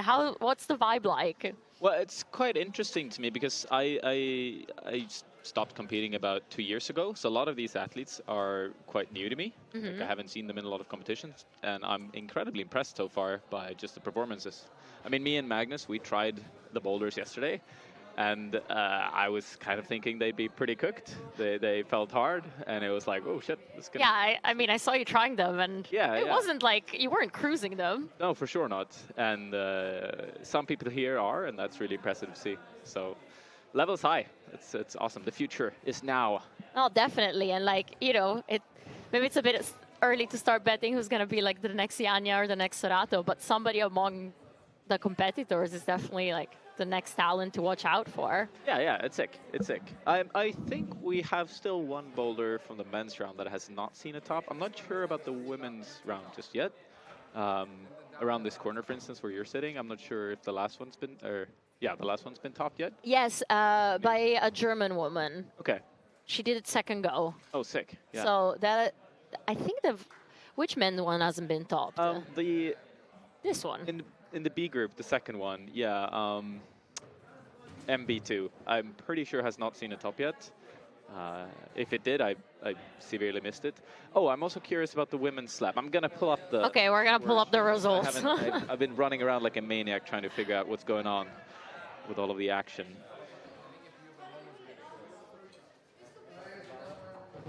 So Rafael Kezbekova, she stopped all of the women's boulder of Boulder A, of Group A. So Right. those have been topped. Impressive. And right now, I'm curious. I still need to figure out which boulders are in which rounds. But there is one, the women's slab in one of the rounds looked incredible. It was actually, I deemed it impossible when I tried it. So I'm psyched to see them. Yeah, the one on the... far away. But it seems like it's gotten some tops, which is really, really impressive to me. I haven't been able to see it from where I've been standing, but that's incredibly cool. This one that we're looking at on the screen right now. have you tried this? I tried this, and I was like, this is messed up. Yeah, you have to go so slow. The setters actually told me you're meant to like, it's easier if you step backwards. Yeah. Because now you kind of like... But in particular, the top of this was really, really, really tricky. Yeah, it's so balancy and precise, and you have to like be slow, but like patient. I guess, yeah, patience is key in slab climbing. Indeed it is. But you avoid slabs. Sorry, what? In your life, you avoid slab climbing, don't you? I am a firm lover of the slab. Even outdoors? Definitely outdoors. Actually, more so outdoors. Probably. I'm just terrible at them. So that's my issue. But I definitely enjoy a good slab, and I thought it was really fun to try this one, for instance, the MB3 yesterday. It's just so delicate. Like this one, the foothold that is on right now, they actually deliberately sanded it down to make No it way. as terrible as possible, and you can kind of feel that when you're trying to pull with your foot, that it just pops. But then when you actually move over on it and you properly step on it, It becomes good. it's super good. But when you're on the far left and you can't really get that tension from the right leg, because you're obviously on the far left, it just feels like this is going to be impossible to stand on and you're not going to get anything from it. By the way, this was Jonas, our only competitor from Liechtenstein. Oh, okay. Liechtenstein. I was trying to figure that out. I was like, wait, where? Yeah, I was so surprised when I actually saw the starting list, and there's like one competitor from Liechtenstein. Cause it's a pretty small country, but I wonder what the community is like there. I guess a lot of outdoor climbing, because it's like right in the middle of this big limestone faces. Okay, yeah, it could be. I mean, This is only from like passing by once by train and looking around. yeah, okay. Gotcha. Oh, what do you think of Molde so far? Of Molde. I love how you went into the Norwegian accent. Yeah. Well, first of all, the gym is like new, state of the art, like as everything. Yeah. Good training gym, a good training wall as well. I went also lead climbing a bit, and that was fun. And then Oh, wait, sorry. yes, no, we so- should concentrate on the action. No, because that's so funny. We were discussing that. I don't know if it was obvious to everyone watching, but his left hand didn't hit the actual hold. Like there's a crimp on the inside of that kind of undercling that he's grabbing right now. The zone hold. Yeah, Yeah. and the zone hold, and he completely missed it and still held it. And that was actually the original beta from the root setters, to have like a one-handed swing, and everyone deemed it too hard. Like it was just not going to be possible for a competition. It's like, yeah, it's maybe possible to hold it, but it's crazy. And he just did it like accidentally. I thought that was pretty sick to see. So solid Oh, performance. almost the top from Lema. Oh, that. Well, that was quite a dismount. Yeah. I hope he's all right. Now, on that overhanging men's boulder you're talking about, Yeah. actually, Theodore, when the first athlete like held that swing with the right hand, he was like so happy about it, but also Oh, yeah? surprised. Yeah. That's cool. Yeah.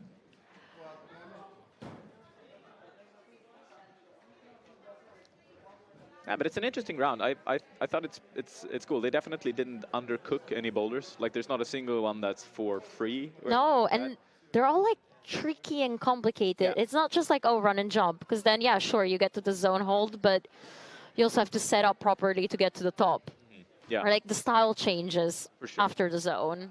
Yeah, for sure. Do you have any favorites so far of the boulders? Of the boulders, I think it's men's B2, just because yesterday I almost got to the zone. Men's B2. you Yes. No, A2, men's mean? A2, men's the slab, the I slab. figured. I mean, I know you're incredible at the Lachey Dinos. Was but incredible. I wasn't expecting you to do the hardest. No, B2 it got nowhere close. I thought the beginning was hard on B2, to be honest. Like The just first getting jump, those yeah. start holds. It's on the right of your screen for anyone watching right now. Okay, now. Hopefully we get to see We're a gonna top get a now. top. He was incredibly Yes. close before. No! Oh my lord. He still has 1 more minute to try and get this done. I think he's had very much a like Evan Lemarge. Apparently his brother is in semifinals in Salt Lake. Oh, Thomas. Thomas, Oh, yeah. Cool. Nice. Sorry that I butchered his name. I was trying to pronounce it in the French way and then failed. Anyways, Thomas. he's been incredibly. He's looked really strong, but I think he's kind of having one of these rounds that's quite unfortunate. He's fell on every top so far that he's tried, I think. And he has a little less than a minute to go. Yeah.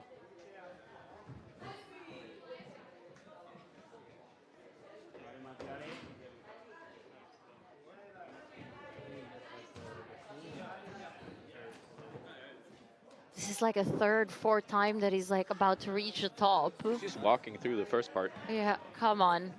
Slow and Very much steady. deserves it at this point. Come on. Ale. Yes. Ooh, smooth. Cross that foot, and yes. steady. 16 seconds on the clock. That's a happy send, I'm sure. Okay,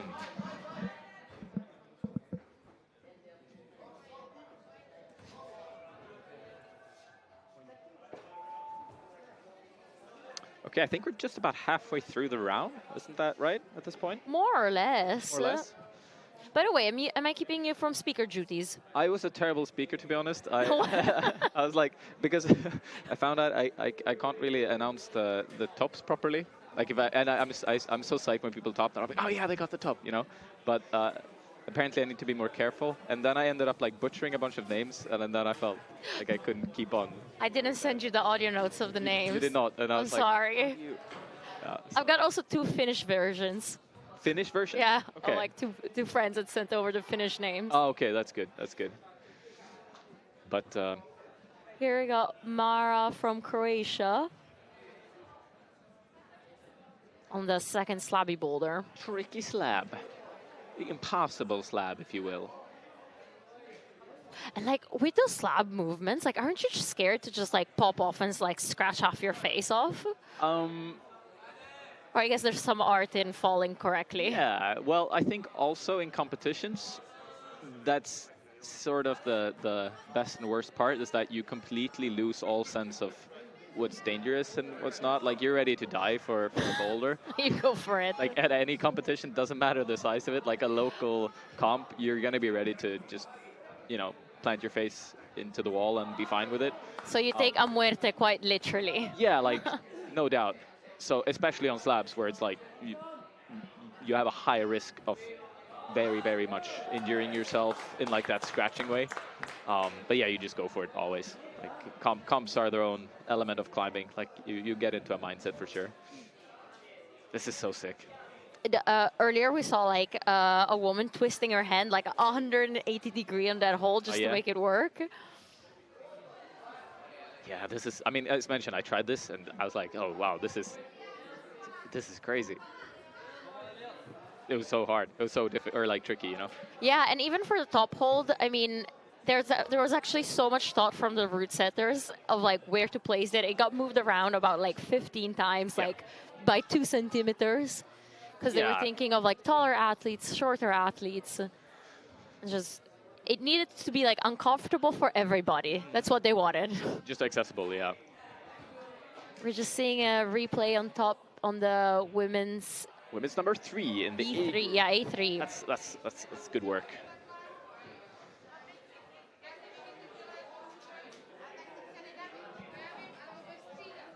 Here we've got Alessandro Sofia on B3. Let's see if he can flash this. Oh, no, that's... Show the Italian slab skills. Ale, dai. Dai. Dai. Which for the British speakers means ale, or go on. I feel it needs a translation sometimes. That's I mean, so you're from Switzerland, right? I am, you yes. cheer for the Swiss or for the Italians? I believe that the world should be a utopia and there shouldn't be countries. But to actually answer your questions, I don't know. I meant to be impartial. No, of course not. I'm incredibly partial. I'm against the Norwegians and pro the Swedes. So we have a rivalry. Basically Nordic. Well, Scandinavia, for full-on Scandinavia. Yeah. No, I really was instructed to be impartial. But I'm also from Switzerland, so that makes sense. True. I don't pick sides. Neutral. Because I cannot make decisions. It comes more down to that. Yeah. Us Swedes used to be neutral, but nowadays we're less than you guys. But can I be partial? I guess so. I'm co-commentating. I'm just. You're I can say whatever I want. And I guess so. It's also not a yes or no answer. Yeah. I'll be partial. I'll cheer for the ones I want to cheer for. A bit. But I'm cheering for everyone, to be fair. I want everyone to do well. Ooh. How much of like bouldering competition have changed since your time? This is my time. Since like your time of 2 years ago. Like my time it was a short-lived international career, but I wouldn't say much because I started like around 2016 is when the scenes changed quite a bit, and the setters started putting up like these parkour-y style of moves, right? But that was because of the. I feel that's also because of the Olympics. Like that was the same year that the Olympics got announced, and there was like this other new wave of style. Maybe that's why it changed. I feel like it just changed because it became like more popularized the sport, so more people wanted to watch it, and it was harder for the setters to create an interesting comp using just regular pulling on. And I guess by interesting you mean also spectacular. Like for yeah, the like audience. unique and different, because I feel like that's what the setters are focusing more on than anything at this point, is trying to create the most unique moves possible. Like for every comp, they seem to have one bowler that's just something we've never ever seen before, or even gotten close to seeing. Oh, this is cool. I'm curious to see how they do it. They get to see a video of this, but I actually found that putting a right heel hook here, oh, this is so sick. Mate, let's see if he gets into it. Oh, so close. So close. Solid performance, though. Okay, he knows what to do for the top. Yeah, he's got that. That's the thing I'm surprised during the comps. Like in 4 minutes, the athletes still like, okay, you see the video, but in 4 minutes you need to figure out how to do the boulder and also just do it. Because like sometimes you also have to adjust to your own beta. And like the way that they learn quickly on the boulder itself. Yeah, that's actually what I like about this format, where they get to see the boulders beforehand. Just the fact that you can discuss with your coaches and your teammates just allows you to kind of, I mean, you still have to kind of follow the beta you're suggested if you want to have a good first go. Right. But you can get a lot of input, and it basically just tests your actual performance and not just the ability to problem solve. That's often a problem with the open qualifiers, like the regular rounds, closed qualifiers, I mean, is that like if you manage to figure out the beta, that's more so important than actually just being skilled enough to climb the boulder sometimes.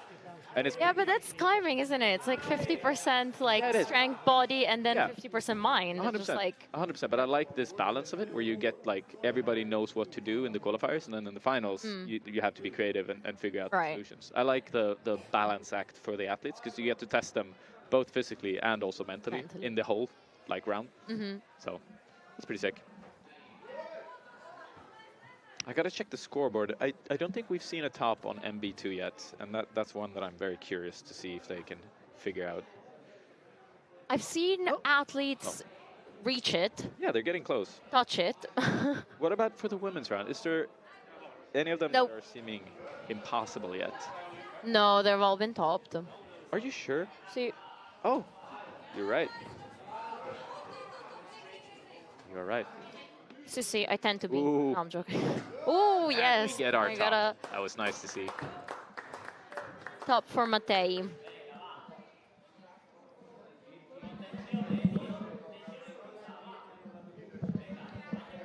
An exciting round here in Molde.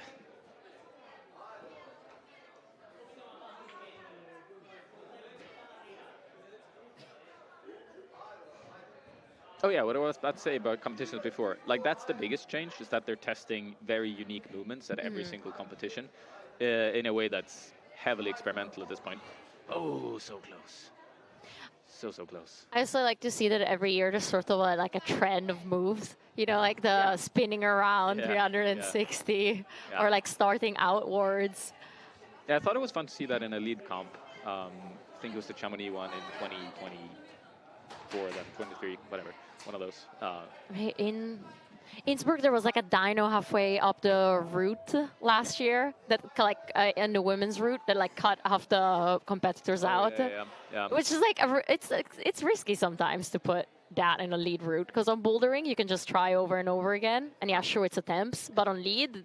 Yeah, I have the controversial opinion here that I really appreciate it when the setters like have these cutoff moves in lead routes, because yes, you're supposed to like see who has the most endurance, etc., but like being able to perform early on and having people kind of get shut down, like in the Olympics. I know a lot of people didn't appreciate the fact that people fell on like the 12th hold or something in the Olympic semi-final route. That was the men's. So, yes, I remember that. I mean, it was harsh though. Like it took out a lot of people. I was like on the edge of my seat. Yes. Come on, on every single athlete. So yeah, I'm a lover of the early cruxes on lead routes.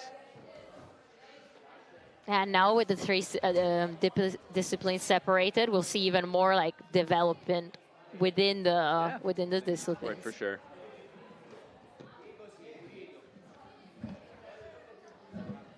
All right, Emil is just gonna he's staying here. Okay.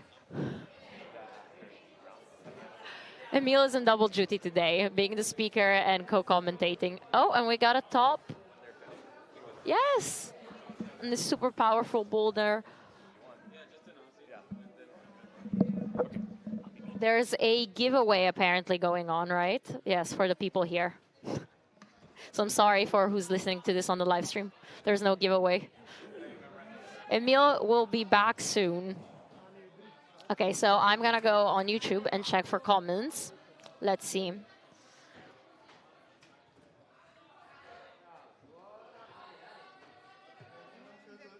What ages are competing right now? We're still on under 17. That means people born, I think it's from 2009 to 2010 onwards.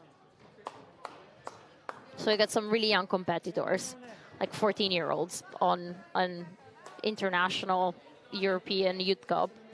International or European? That one. Magnus Midtbo is here with Rodney, and he's doing Here we got Ruben on the slab boulder.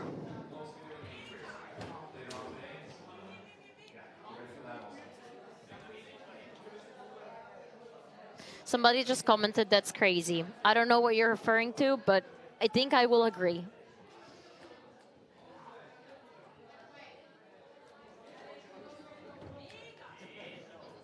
Emil is back. What did you just announce? I can say what I want. Yeah, no. So, Don't worry, yeah, you're allowed to say well, what you it's want. like, because Ragni is sponsoring the event. Yes. I'm not sure if there's, the IFSC rules or whatever about talking. You're also a rugby athlete. Yeah. But also we're in Norway, so that makes sense. Yes. Anyways, they're doing like a big old giveaway to all the athletes. Very generous one, actually, like chalk and bags and shirts and all that kind of stuff, which is really fun. Oh, and there's a pickup challenge going on above us, right? Sorry? There's a pickup challenge going on above us. Yeah, I brought my grip strength stuff, actually. I've done a bunch of grip strength competitions in the past year, and people get like weirdly, they think it's really fun with the grip strength stuff, and I do as well. So whenever I bring them to events, people are so psyched to kind of try that out, so they can do it over at the... Yeah, because it's not just a hangboard that we're used to with Yeah. different gimmicky things. Yeah, exactly. I love the good old gimmicky stuff. Ooh.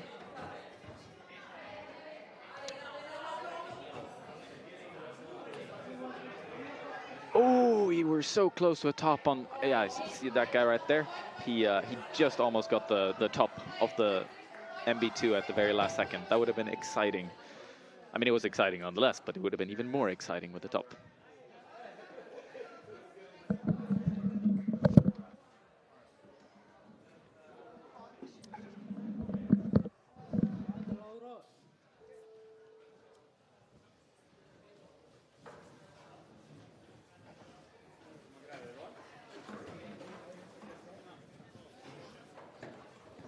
I think some of the athletes already started on their second set of boulders. I think they should be just about, like, because when I was running around trying to... 10:42. Exciting. So we're starting to get some preliminary, like, final results. Or not final, but, Yeah, already three indications athletes. of how it's gonna go. 3 athletes are into their second set. That's cool.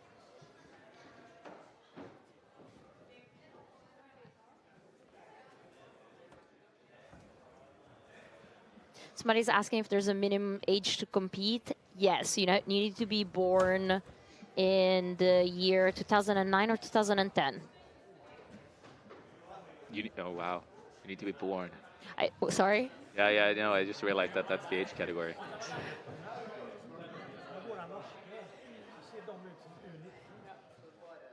Yeah, because it's 15, 16, 17. No, sorry. Yeah, 17 and 18, right? Those are the 4. I think it starts at 14. If you're 14 this year, but turning, exactly, yeah. Yeah. There's an overlap there, but... Yeah, I think the junior competitions are cut since last year by like kind of half a category or something like that. But it was people turning 20 as well the year before and stuff like that. I think mostly it should just be able to condense it more and like have that separation between the adult section and the junior section. Yeah, and here at the European Youth Cup, we have under 17 and under 19. But for example, last weekend at the championships, at the European Championships, there was also the category of under 21. Oh, yeah. Right. But yeah, that's at the championships.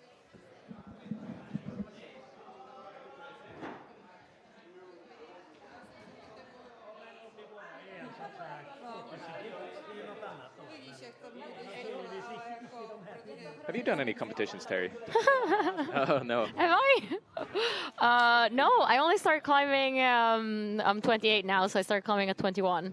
Okay. So I was a bit out of my competition days. Mm. But I was about to enroll in one 2 weekends ago. Yeah? Because I was like, oh, I should probably know the feeling. What it's like. And there was an open at my local gym close to Lugano. But then there was like a senior men category, but there wasn't a senior women. Because there weren't any people that signed up. And I was about to sign up on the day. Oh, you should have. I know, right? And then That won would have right easy away. win. Yeah, won your first comp. Right. And it was lead climbing competition, so I might have had a chance. That would have been awesome. I hope you have a chance if you're alone competing. A big way to go. All right.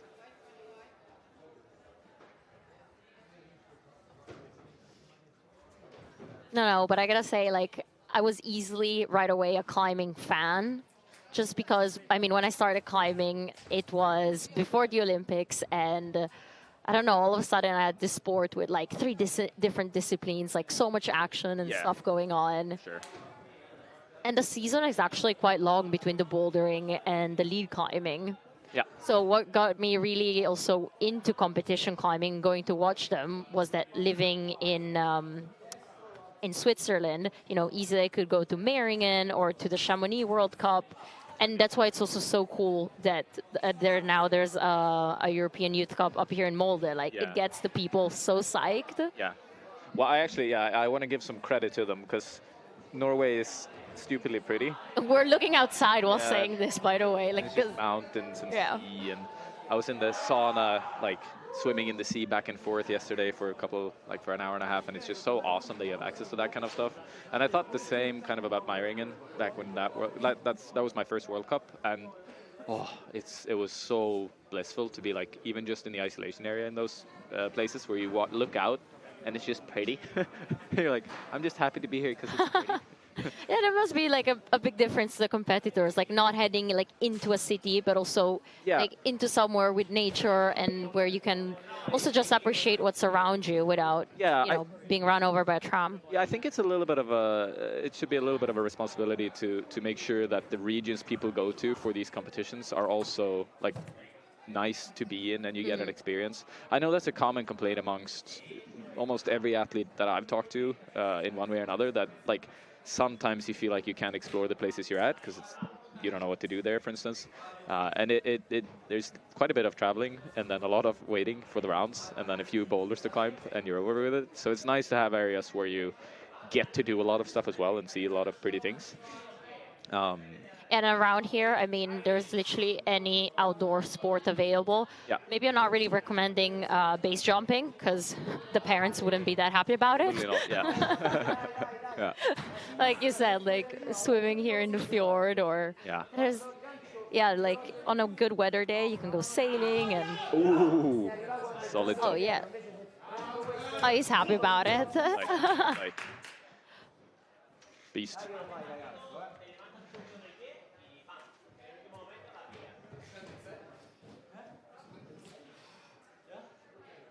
Yeah, Max nearly missed out so many times on men's B3. So now he's quite psyched to like. Did he do B3 in the end? Because he fell on the top hold of B1. Yes. I remember, and I was like, dang.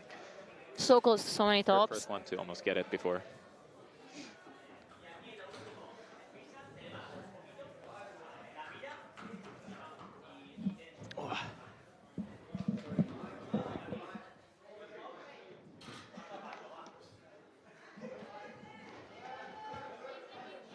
That move was so weird. Cool. Like, it's a really fun move, but it was so strange to get the right orientation. I'm impressed. There's so many people doing it like fast. I remember yesterday when people were climbing, I was just like, trust your feet. Yeah. They really got to. That's the spirit. Even though it's like, a bolt or a little screw on. I think the thing is not to trust your feet. It's just like accept that you're gonna accept your fate. I think is the better. Accept your fate. Yeah, because like Up or down. you trust your you can trust your feet all you want, but in the end you just gotta accept what might happen if you're unlucky in a way. Like it sounds brutal, but it's the name of the game. It's the sport. And here we're on B2. Again, another like super precise but like tricky foothold, and yeah, get it. Ooh. Oh. Oof. Good attempt though. Okay, 1 minute to go for this round. Ale. Oh. Here of The 10 Emiliano. pointers. Are we gonna get the full score? Is he? Oh. Just slipped away from him, looking at his head. Yeah, I love that look of those climbers. I had Like the same shocked. yesterday. I was like, why? Why did you do this to me, hand? But I gotta say, there's like good condies here in the gym. That's something that maybe you cannot pick up from the live stream, but it's not too warm. Yeah, it's not like a lot of the World Cup. Like I heard Bali was pretty warm, for instance. I mean, Understandable. But the good thing is conditions are usually the same for everyone throughout the rounds. It's either like humid and moist, or it's just good. unless it starts raining. But yeah, we're indoors, so it doesn't get affected. And you actually live quite close to Norway.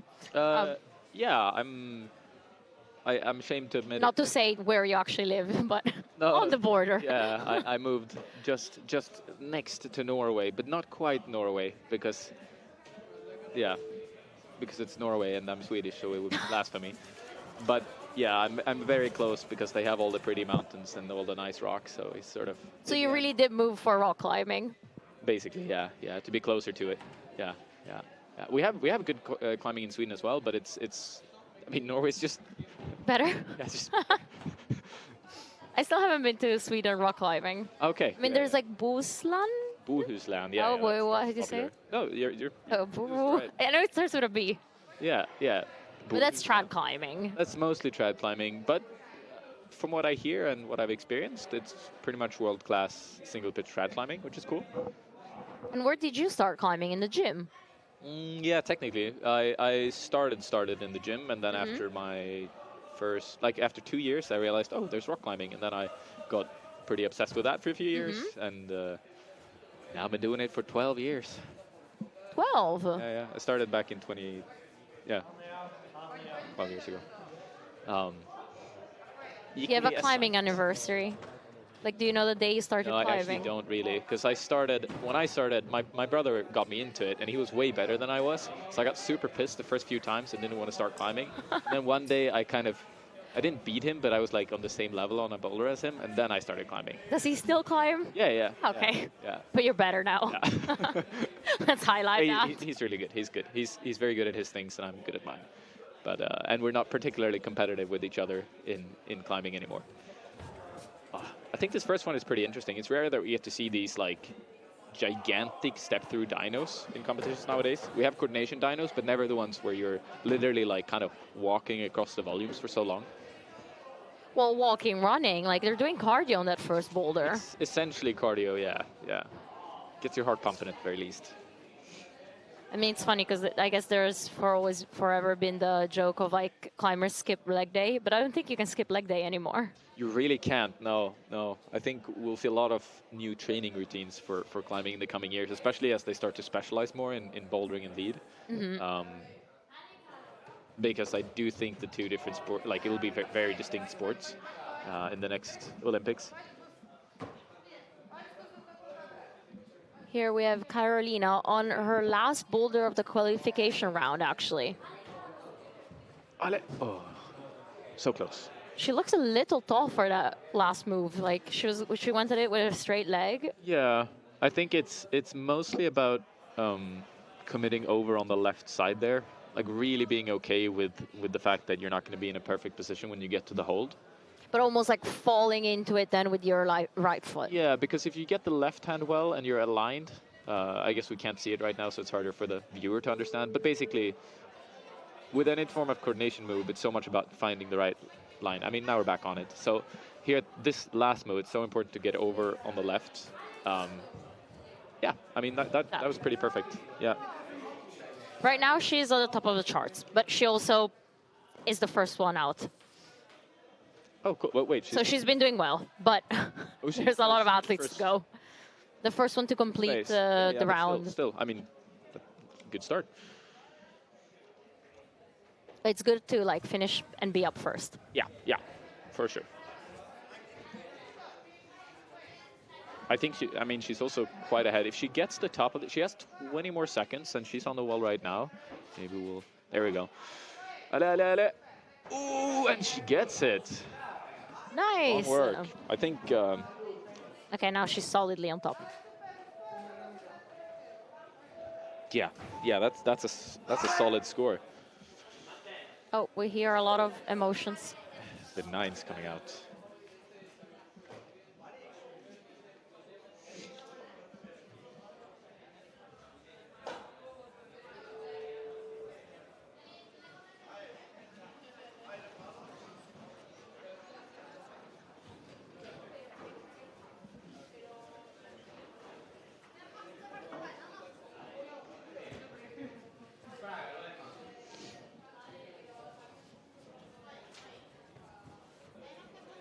I can't figure out which favorite of these, like which one of these is my favorite boulder.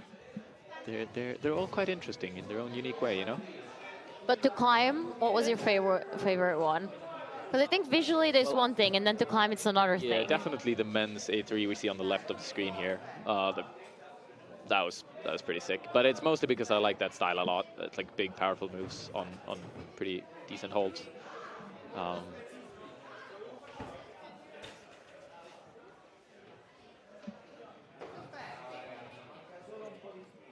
Here we have Timothée. Yeah, he's gonna get it. He's even asking the coach where. Yeah, where that's his to mouth aim for? move. That's what Yeah. to aim for. Oh, sorry, I might have given him a commentator's curse there. Sorry. Yeah. He looked so solid. He looked so casual.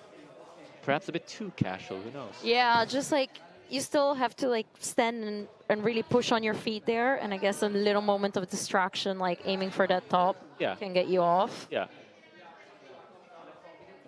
Here we have Romani, and she's our only competitor from Ireland. Yeah, the coolest accent. We'll call it here. I need to get into it. It's a bit like the Scottish accent. It's like, Oh. oof, yeah. Ooh. No, as in like you have to like, make an ear for it. Agree to disagree, Terry. Bene. You were good in debates then, if that's your go-to. And this year she got second place in the under-17 Irish Boulder Championship.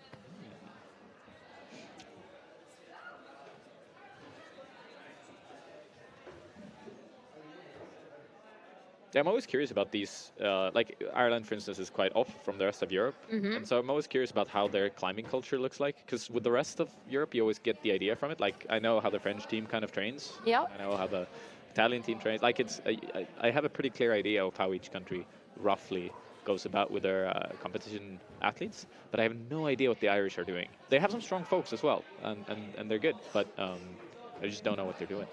Oh, for example, also like the Icelandic team. I mean, there's like one gym in Iceland, so Yeah, I've actually. I guess I you was, come out of that gym. yeah. I mean, I was there this in February, and it was actually pretty cool. They have like the smallest, it's a pretty small gym, but then they've also added like an actual competition wall right next to it, which is, like the USTC training center, what it's called. Yeah, yeah. Kind of the same thing, like dedicated towards the competition athletes, and it's improving them really, really fast. I think it's a pretty. It makes a huge difference when the teams start to build out these centers dedicated for the athletes. Definitely, like the biggest. Yeah, because it's difficult just to train in a commercial center. I mean, just having the possibility and the space for route setter to come by, set specifically for athletes. I think that's for sure a big problem. But the biggest thing is the fact that when you have these dedicated spaces, the athletes get to train much more together as a team. And if there's anything that makes the biggest difference, then it's athletes actually training as a team together, like learning from each other, learning from everyone else's mistakes and that kind of stuff. And these centers, like the dedicated ones, for sure make that possible. Big old high five there. It's nice to see. That stream, they told me he's, well, he's really good outdoors as well, and he comes from a family of rock climbers, so he already climbed 8A plus outdoors, Boulder. Rad. Nice. Strong work. He's from Norway, right? Yes, yeah.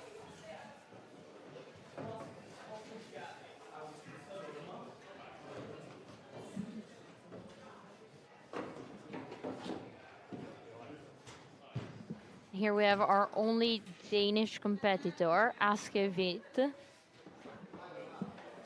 Doing quite well, especially he's on his first attempt on the slab, I believe, and just walking through it, you know? I mean, that isn't surprising since he won the National Youth Boulder Champion in Denmark 3 times. And twice the Nordic Youth Championship. Did you compete in that then? 'Cause Nordic, I guess it counts. Yeah, but not the youth. Not youth, Yeah. okay, fine, senior. Yeah, I've competed in the Nordics a few times. It's What countries is it? It's, well, the Nordic countries. So Finland, Denmark, Sweden, Norway, and Iceland. Iceland. Yeah, all right. Iceland's always welcome to their fellow North. That's nice. This year, I think it extended to like Estonia and like the Baltic countries, like Estonia, Latvia. Not from our perspective. that I haven't heard before, but maybe. They told me they're always yesterday welcome as because it well. was like, I don't know, it just included more Oh, countries. really? I guess. The actual like the climbing. The actual, yeah. Wow. No. I don't know geographically what you want to call it, but It sounds. I mean, I guess it could make sense because that competition is like one of the bigger ones we have in the north, I would say, or like the big one. And it's kind of acted as the same as like a European championship for us, but obviously at a like more condensed level. I see you're googling chess championships here, huh? oh, chess championships. Why don't Nordic Youth Championships? Okay, I need to add climbing. Yeah, probably. Terry's trying to figure out if Latvia is There's going to be another Magnus in chess, not just in climbing. On the YouTube. That foot right there, I just want people to know it doesn't exist. It's almost no textured. So like this move right here is so committing on the feet. So you see the ankle It's just shaking, vibrating there. It's because it's so hard to like generate any force into the actual foothold. Because it's almost easier to just stand on the box. It isn't, but it's almost. Just 'cause there's a little pebble of friction on it. That's the whole smedging thing of Adamondra. That's when the shoes come in. Smedging, yeah. On YouTube, there's a question, and they are asking, will the boulders be tweaked between age categories? The route setter said just slightly. Also because it's also based on the videos that they saw yesterday for the beta of the boulders. But they will adjust them if they see it's too easy or too hard. But they will just move the holds like slightly in a certain direction. Yeah. I don't know if they'll actually tweak stuff because maybe not as well. Maybe for some of the women's boulders, but I'm pretty sure the men's are like hard enough to create good separation, because we still haven't seen a top of the MB2, for instance, and we have seen very few tops across the round. Like enough to create a good variety and a good separation, but for sure not a ton. And usually that's what the setters. Oh, we might be seeing a top of the. See on the top right of your corner right now, MB1. Oh, so close.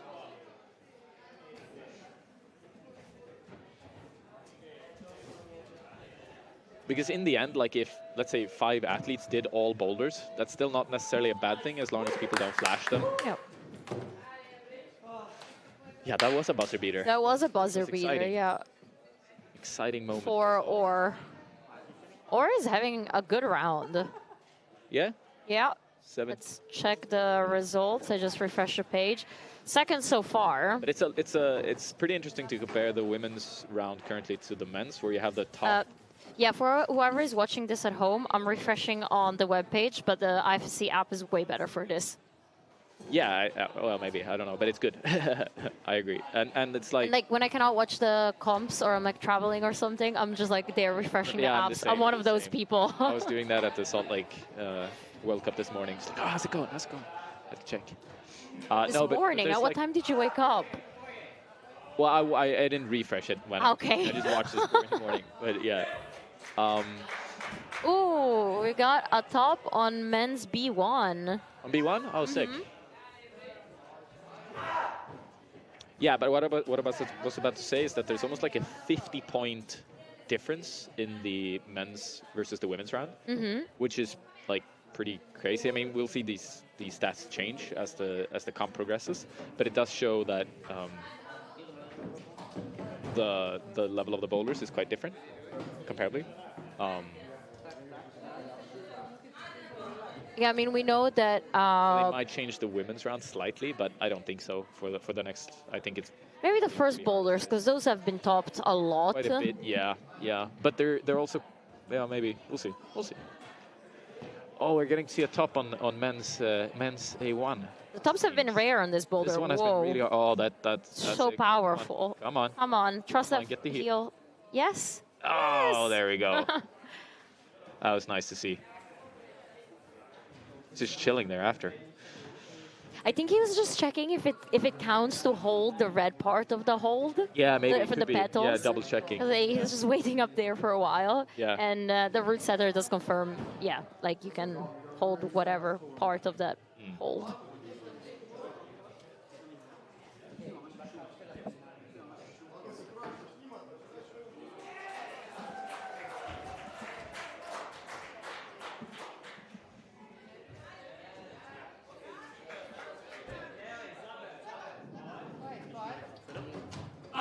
Oh, nice. Let's see if we get a top here. Ooh. Close, but no cigar. We did just get a top for the women on WA3, the third boulder in the A round. And maybe we'll see a Norwegian slab top here. It's looking Oh, by casual. Trim. This will be Chillin'. his last boulder. Yeah, and he's got 1 more minute to do it, so I think this attempt will probably need to count. Like he does have time. Oh no! Oh, he thought he was. He has 1 minute to go. Yeah, but I'm not sure. But I think he might have thought that the round was because the buzzer beeped. You think he jumped down because of the buzzer? Maybe I'm not sure, but it didn't look like he was, because when you fall on a slab, usually you like keep pressing onwards. Yes. He's kind of turning around. I will see soon. Oh, come on. He has time. enough. 35 seconds.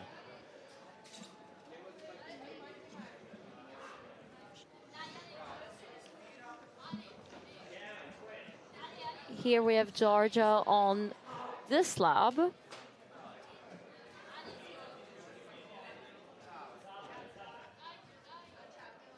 Delicately making her way through. It's good so far. This is her second to last boulder. Yeah. Oh, 5 seconds. Oh, yeah. That's such a stress when you're on a slab and you just have to kind of run through the last bits with 5 Yeah, but you also know you have to stay calm. No, that's the thing. I know you don't. No, like in her case, she had 4 seconds and she needed to step up, get the left foot on, actually go to the final hold, match it in like 2 seconds. Yeah. And you can, that's the thing. It's usually quite funny when people get stressed on slabs because some people like kicking in a second gear in competitions and just kind of speed run it. And you're like, why did you spend 2 minutes on the wall before? And now you can jump through it. But as, of course, to keep it more secure when you can. Safe.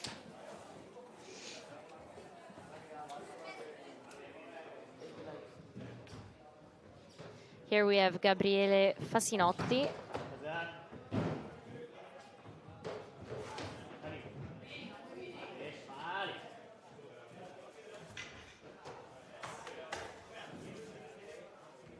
Have you tried this boulder, the one that's on screen right now? Yeah, a little bit. It's Did you manage to put that heel hook in? Yeah, yeah, but it's tricky. It's not a straightforward heel. It's quite a tiny pebble that you have to use, so it's not a given for for anyone. Really. And also because you're quite tall, so you're like quite scrunched up in there. Yeah, but I like to make myself small to pretend I'm half the size I actually am. It's my favorite climbing style most of the time. You have Rafael Kizbekova. Yeah, she's been doing really well, I think. She's so been far. doing I think really she had well. all tops on the first round she was on, and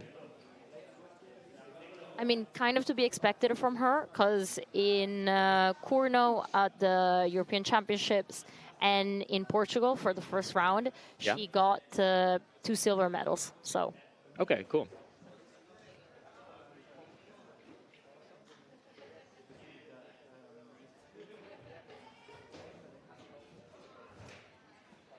for who doesn't know her surname, she's the sister of Yenya Kizbekova. Yeah, you know Yenya, right?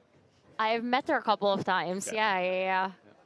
Yeah, like at the Red Bull Jewel Ascent, and yeah. she's been competing in that for like 2 years in a row. Yeah, yeah. And also, since when I started climbing, she's always been on the lead scene. It's like a competitor that you often see in finals. Oh yeah. And Boulder as well. In Boulder as well, yeah. I remember the first time I saw her. I mean, I'm sure she'd competed before, but I think it was the Salt Lake World Cup in like 2021 maybe or something like that. And she was like absolutely destroying a slab that looked impossible. Yeah, slabs are her thing. I mean, nowadays it seems like most things are her thing. She's very much expanded her skill set. It's cool to see. Ooh, let's see if we can get a top here. I think once you start filing like this, it's gonna be brutal. But I mean, that was pretty close.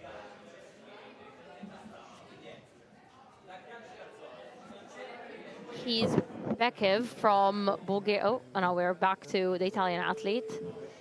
With 1 minute to go. Let's see if Gabriele can reach the top, because he almost held on to it before. Yeah, it's quite a committing move at the end there, because it's completely-ish blind. You know where the hole is, but you kind of have to... It's like flash blind. Like the coaches are flashing the boulders to the athletes. Like, you know how it's like... Yeah. Oh. Ooh. Oh, that's heartbreaking. Yeah, I think he needed to kind of contract his bicep a bit more when catching it, because it was just like at that very... Like the big momentum from his long arms was like punishing him quite a bit. He looks Is it what quite you're tall. talking about, like changing gears? He's in 7th gear now. Yeah, like now it's a speed run. He's got 20 seconds, and he's like, "Yeah, this is not a slab anymore. This is a coordination dyno, if anything." He's got 12 seconds, so he still has time. 10. Come on. Ale. Come on, get it. Oh, Rafael. Oh, he's got to hurry, though. He's got to hurry. Oh, nice. She got a top. No. Oh, Jesus. That was so close. That was painful. Oh, it's the worst. Like, he was so fast through it as well, so I really thought he would have it. Oh, heartbreaker.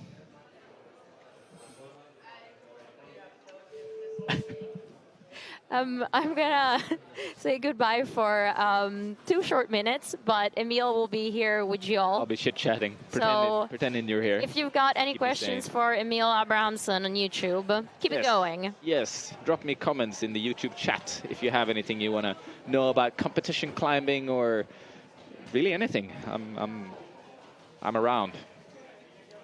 Happy to chat, if you will. I guess I'll answer the questions I have here. Hello, are the live results available somewhere? Indeed they are. In the IFSC app would be your best bet, and then you have to filter on just, well, in the top left corner onto the IFSC Europe and Youth category. And it works really well, I would say. You can just click on the qualification and get the updates as the judges put them into the system. What is Molde? Molde is, well, as answered in the comment section, it is a city in Norway. A very, very pretty city. I have to admit, I like it a lot. Did we get a top on the men's boulder too? I just got an announcement here, and that's amazing to see, because well, I almost can't believe it. That's the first one.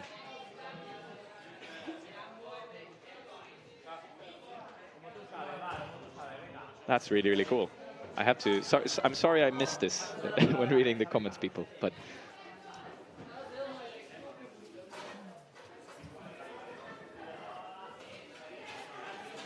Yeah, or Mark from Israel made the first top of the MB2 on the right side of your screen right now.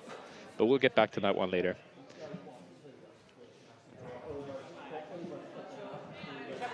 All right, I think we'll see a replay of this. Yes, here we go. Yeah, fantastic start, so well coordinated. And these slopers are so terrible. Oh, that's amazing. I'm so happy we got to see a top of this one, because this bowler, I was, to be honest, not expecting. Yeah. That was awesome.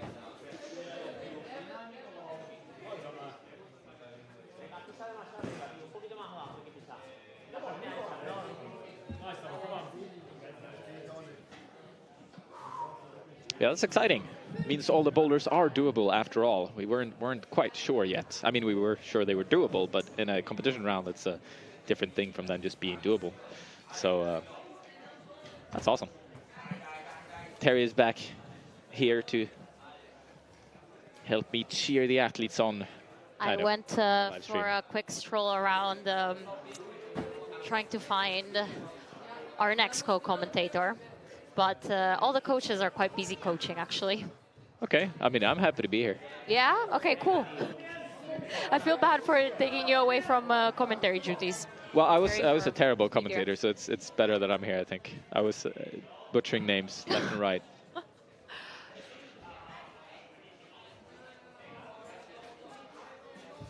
Ooh.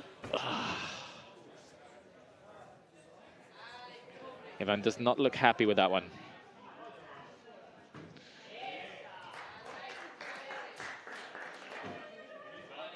So now we're seeing the women's slab, the MB2, I believe. You said all boulders have been topped now. All boulders have been topped. Nice. I'm almost 100% sure. It's always chaotic with the qualifiers because there's so much action happening. Try to show as much of the action as we can.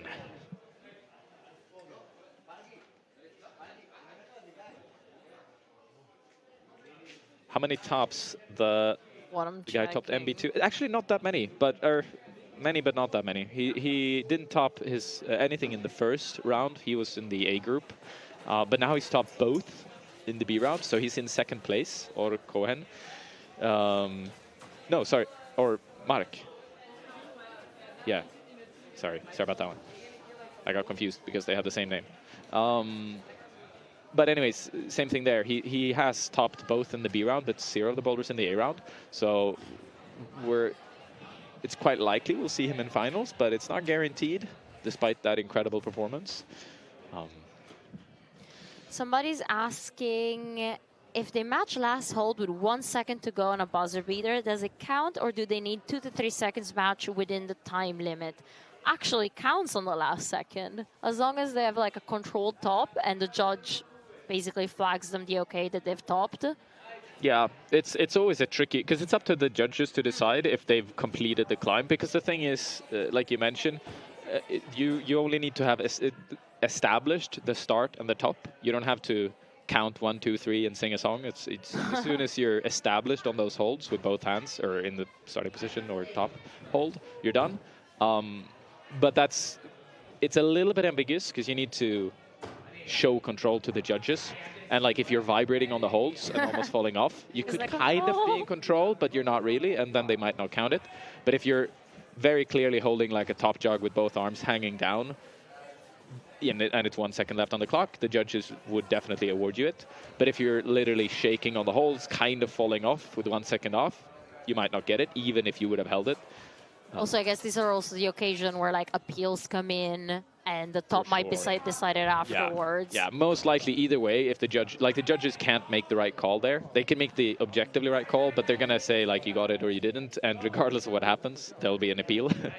Either from the opposing teams or from the actual team, depending on what the score is.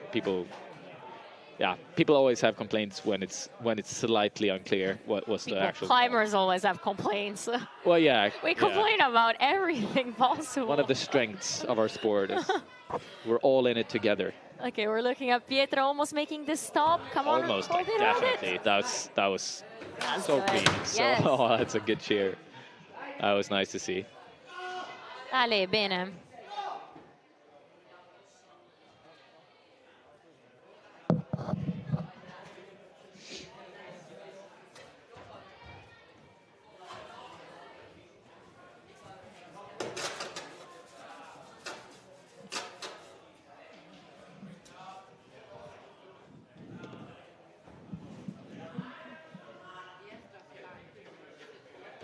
Cardio start. I'm not even calling them anymore running jumps because you have to try them. Sometimes you have to try them so often. It's really like a running workout. Yeah, yeah. Cardio is 50% of climbing. Ooh. Come on. It's quite a powerful move. 1 minute to go. Yes. She does have the zone already, so she's definitely gunning for the top. And that will, I mean, she is currently in preliminary first place. Ale, trust that heel.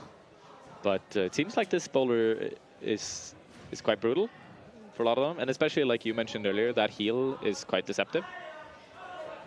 Hard to properly get a good pull on it. Also, personally, on like heel hooks like this indoors, Yeah. I also just get cramps because you have to Okay. pull so much on. You're not just placing it and like it's holding your position in there. You have to really pull on it. Yeah. And yeah, I mean, you can quite tell from the angle we're here that's quite overhanging. Yeah. Oh, here we've got. Need to train mobility and legs. Helps a lot for that kind of stuff.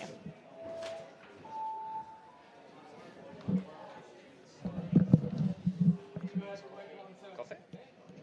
No coffee. We're being offered coffee and chocolate. Chocolate. I figured.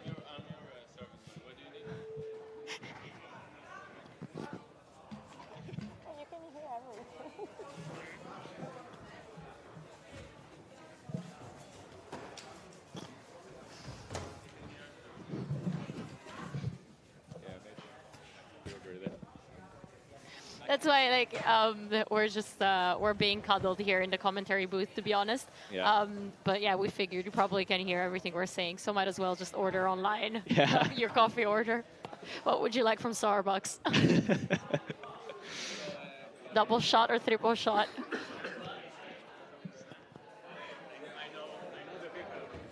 Ooh, or just got another top. Yeah, he's. I think he should be in finals with that because while the first, yeah, well, it's really good to have tops in both rounds for sure. Topping all 3 in one is like pretty solid.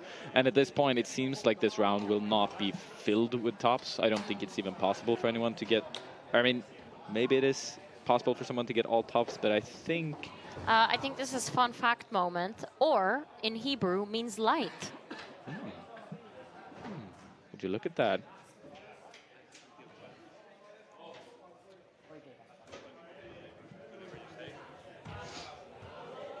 Oh, actually, yeah, we have one athlete, Matej Rajsik from Slovenia, who will maybe get all tops later on. That was nice, solid top. So French Sticking team the toe is hook. French team. German team is nailing that boulder. Auf geht's. Auf geht's. Ah, Jawohl. Again, that's a climbing community that, like in Germany, there's so many like new cool gyms, like world-class Yeah. rule setters. yeah. They have. Sorry, I need to cheer. Come on, come on, come on! Oh, that's I need to cheer. Well, I got so psyched when I see people like get close on those tricky boulders that I my brain just shuts off for a second. Like what you were saying is definitely accurate and important, but my brain was too psyched. Sorry. Yes, the German team, I think they have a lot of cool gyms, a lot of modern stuff going on over there. From my experience, it seems like they need a bit of sorry, another Agents. exciting thing happened in the background. They're quite spread out, the team, and they have so many strong athletes, but across the country. And again, like we were talking about earlier, it helps a lot to have everyone gathered. I know they've had a stadium that they trained together for a while but I don't know if they do right now or if they're more spread out. It must be also difficult for the young climbers, though, to travel across the country to all be there in one place. Yeah, for sure, for sure. But then again, German trains are on time, so that helps. Yeah, but a lot of the commercial sets there they're very commercial in the sense that they're usually at quite a lower level than you might need for, Yeah. like compared to all of the boulders in this round, this would be This would be the hard boulders in the gym. if that, like maybe even harder. than the hardest. So yeah, it's hard to get the right prerequisites to properly train for competitions without like everybody teaming up. Yeah, I need to keep looking at the screen because I keep looking around in the background, seeing almost tops, and I'm like, oh, that's so exciting. But what's on the screen is also exciting, but there's just so many exciting things going on at the same time. Oh, close. Everybody should. What we're trying to say is that, yeah, Emil, what are you trying to say with the everybody should be in Molde. gym? Molde is where it's at. This is the best place in the world. One of them. We were just talking to our Oscar, our guy in the booth, Our DJing producer. and checking all the camera angles. And he's from Molde, so you're saying that, yeah, it's a pretty big, good place to be. And it is. To be fair, it really very much is. All right. It's one of those places that, you know, like when you look for houses or you move into a place that you want like a good view. Here, there's a good view everywhere. Yeah, it's very true.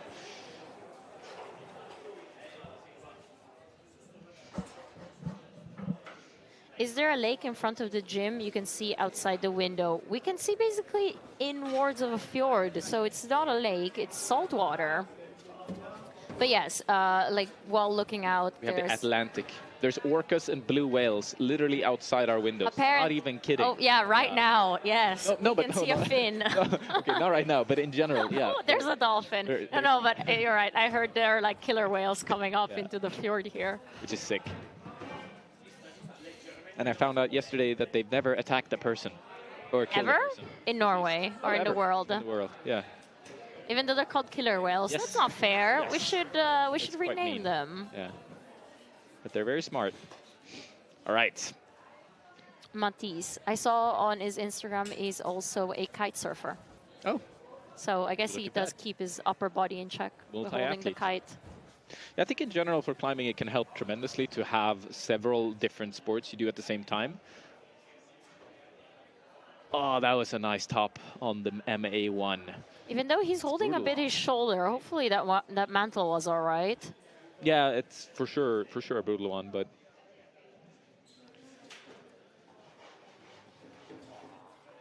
Here we have Oliver Husman from Switzerland. I think he was doing really well on in the earlier round on the B boulders.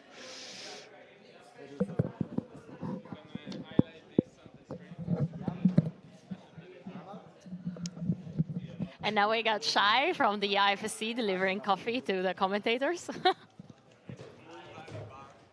And bars and all that kind of stuff. It's a long show today. I hope you guys are having a good time watching the comp. A Yeah, lot of like- cool moves. Who's watching? Do you think it's mostly like family and friends? Yeah, let us know in the comments. Who are you? And what do you Who are appreciate you? about the stream, about the Ooh, boulders? that could be a Which are deep your favorite question. ones? Who are you? Oh.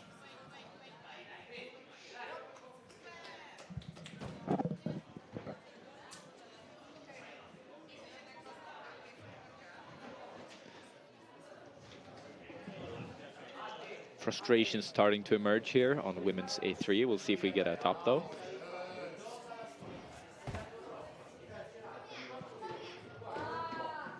Strong work, good start. This last move is it's such a tricky one because if you just do it right, it's gonna feel so easy and you're gonna be frustrated you didn't do it earlier. But when you don't do it, it feels impossible. Ah. Yeah, So- knowing that you're so close. Yeah, and it's hard to know exactly what to do to fix that in like one attempt. Because if you give it 30 attempts, you're gonna be so secure after that 30th attempt. But Just I- because the box is, you have to like hit everything at the same time. It's tricky. Oh, are we getting a top? No. I do not think the judges will award that.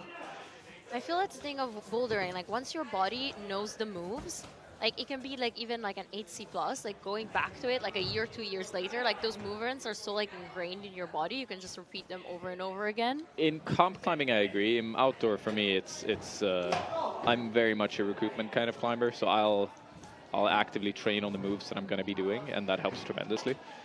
But I think it depends on your climbing style and also what type of problem you're on. Yeah. 5 more seconds. It's going to have to be a very fast top. Emil, thank you so much for joining me on the live stream. You might have to come back later because this was very pleasant. Oh, I thank you. But well, unless you want to keep, doing your job here and being a speaker. But you're still speaking on the live stream, so that's fine. Yeah, I think yeah. that counts. Yeah. I'm gonna swap you out for Andorra's coach, Albert. I actually don't know his surname because he's a friend. All right. Well, thanks for having me. Thank you so much. I'll come poke you again and Yes, I really appreciate it. When you get bored, come back, basically. yeah. How could I get bored here?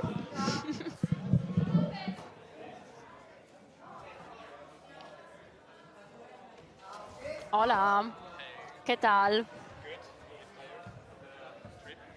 Okay. So who are you? De Pablo, right. It's for the Andorran team right now. And your athlete is competing this afternoon. Yeah, she starts at around 2 p.m. You only brought one athlete. Why? because there's not so many climbers in Andorra. It's a very small country in the Pyrenees.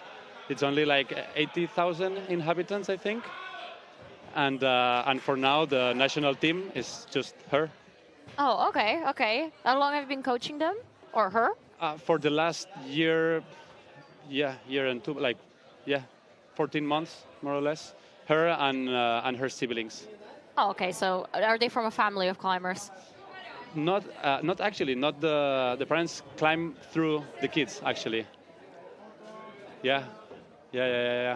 And yeah, like the best climber they have in the country is Laia, who's going to be competing this afternoon, and the second one is her brother.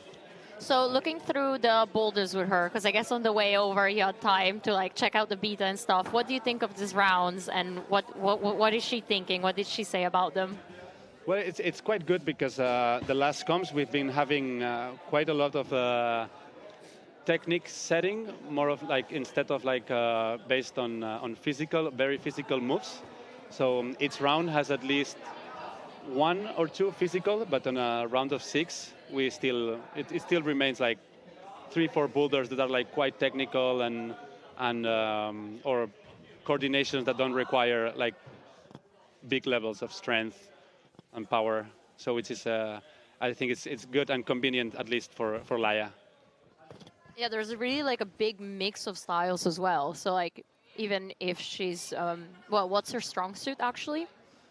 With Laia? Mm-hmm. Laia is really strong on slab.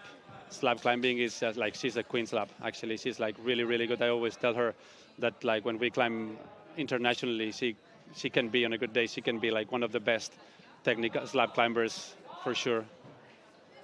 Yeah, and here we got a couple of slabs actually in the round, but Yeah. still like then to the top, there's like a little coordination or like a little trick in the boulder that's not just a pure slab climb. Exactly, but we still have like, at least 2 or 3 boulders that you can get away with good footwork.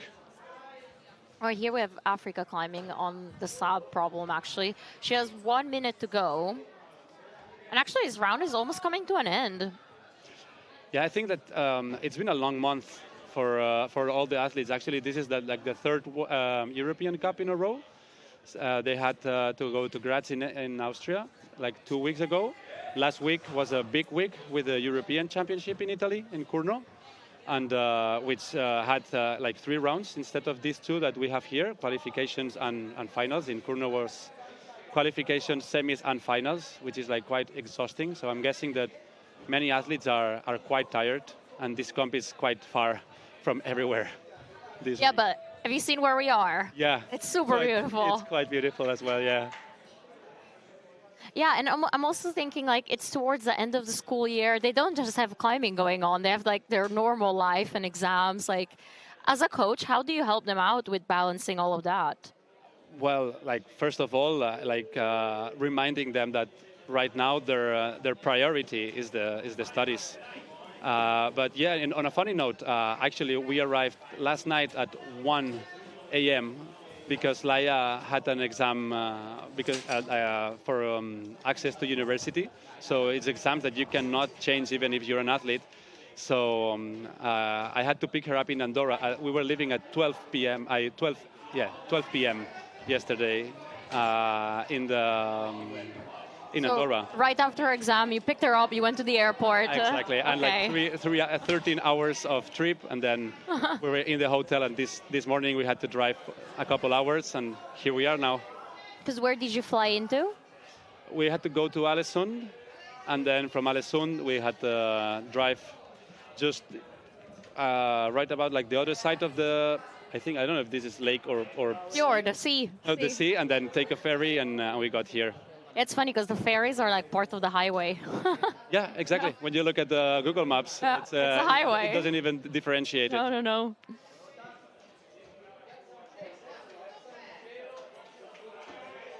So yeah, that's not many climbers, as you said. Like I think in U19 there's only 34 climbers, when last week there was like 76. Like so. Yeah, but that was also the double. European Championships. Yeah. You had to be a But champion. in Sore also, on Sore was like 56 or almost 60, like almost double as today. Have you been to all of the all of the European Cups? No, we missed Graz because of the Laya's exams and everything. It's a big Fair year for enough. her. She's U19 on the second year, so she's finishing like what it could be like high school, maybe like just the year before university. And it's a big year for her. Not only climbing wise, because she also did like her best result last week, making into semis and then becoming 15th. So top 15 for a country as Andorra is not too bad actually. Here we just saw a top from an Israeli competitor.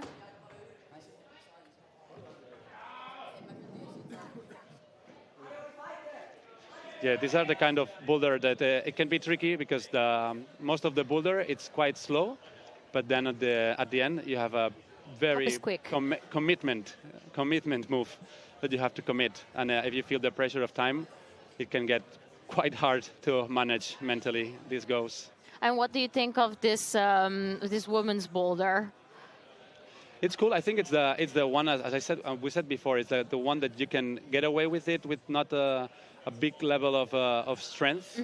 Which like nowadays it's really important, I think, to have like variety of styles, because here in the Euro Cups there's many countries, and like in Andorra we don't have like a lot of facilities. So it's good that there's many styles, because if like it would be like everything very physical or coordination moves and everything, and you're from a country where there's not many many climbing gyms and many styles to train in. It's good that we have like these styles. So. But then, for example, where do you go to train with your athletes? Yeah, well, they have to like if they want to have a good training session, like on a good training gym, they're like 2 or 3 hours away from or Toulouse or Barcelona. But actually, in La Seu we have a really small, like La Seu d'Urgell is the last town before the border, and we have like a tiny climbing gym, El Rocco de La Seu.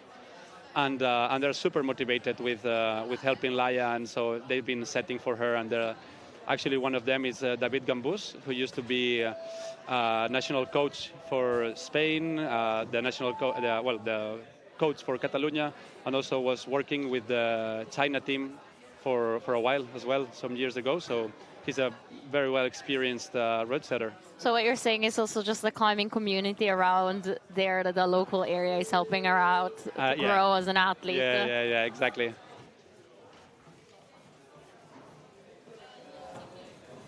That's a fun fact for Emil, because he was wondering, like, all these different countries and their climbing communities. Because, for example, we know how France trains, we know how Austria trains. Like, they've got like the incredible facilities and quite a history with the teams.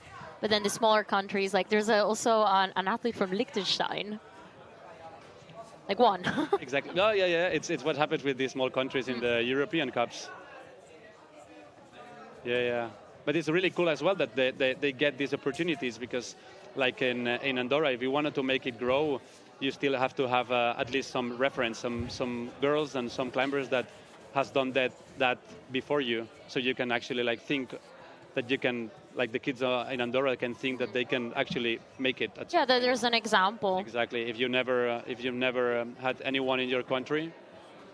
Also here with right now we're seeing a Norwegian climber, and like during this week that I've been in Molde, they really also just explained that it's quite an important event for them because for northern countries there aren't many European Cups. Actually, this is the first one that takes place up here in the north.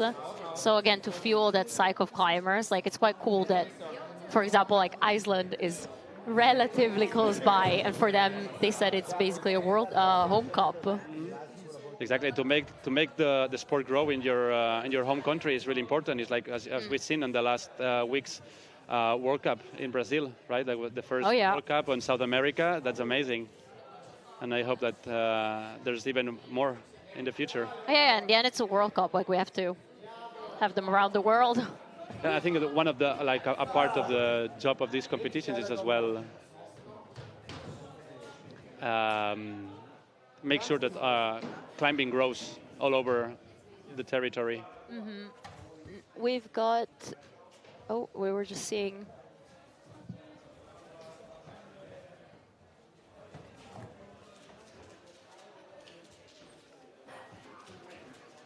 On men's Boulder 3, we see Erling that he just like swapped shoes, maybe for something a little bit stiffer or softer.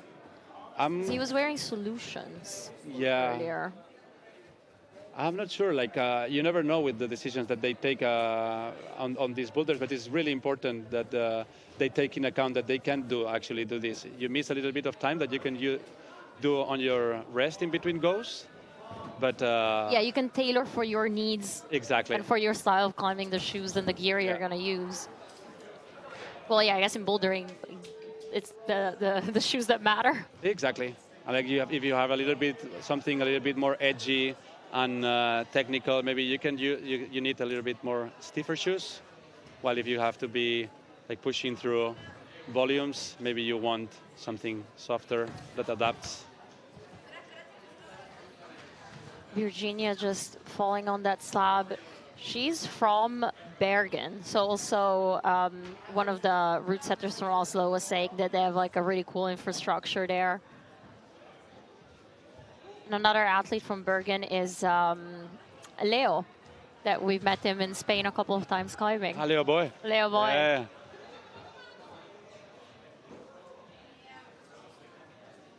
Incredible rock climber.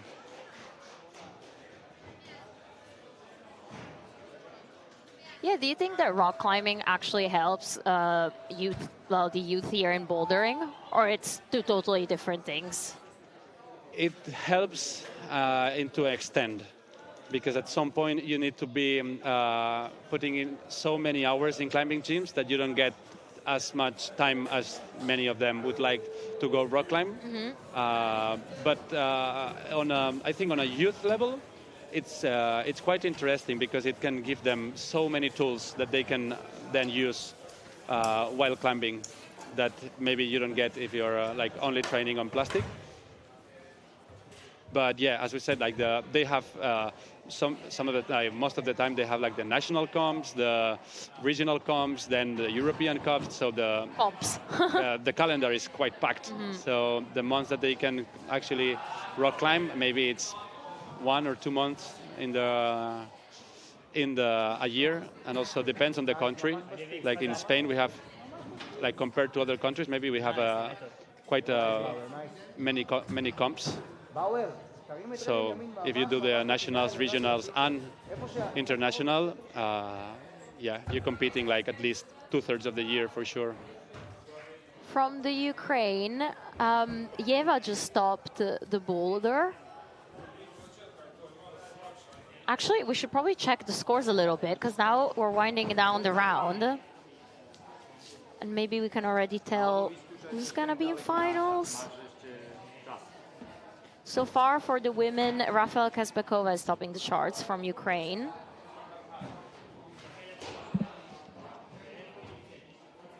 And for the men, Swiss climber Moreno Gigliardi with 4 tops and 2 zones.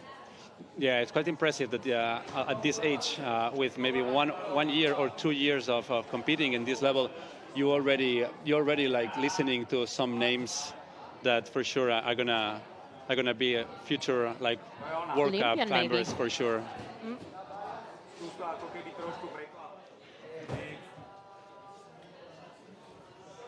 We just saw Mayan almost pull through the top of men A3. That's proving to be a really physical and powerful boulder.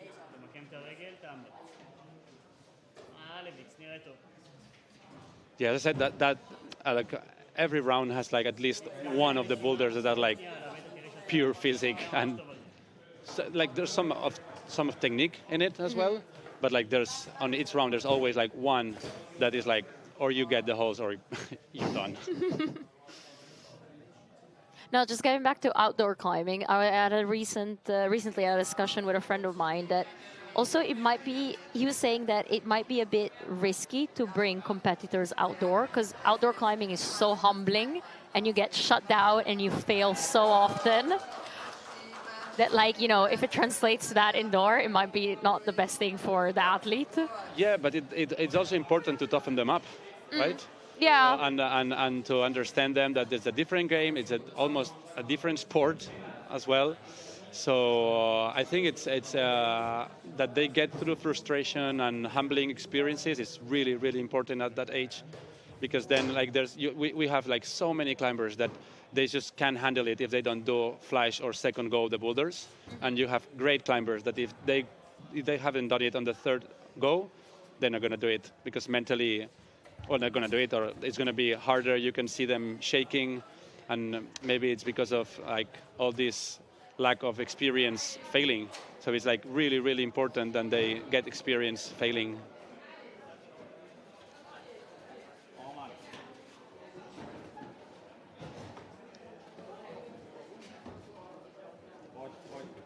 We have the Slovakian climber now getting close to the top. Last minute. Mikael, let's see if he can hold it. Oh.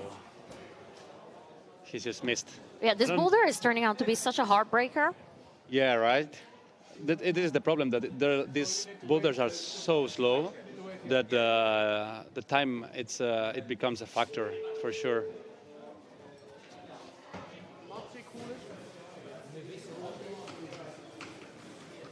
You can have like two limitings here because you have like on the technical boulders that are super slow where time is a super limiting factor.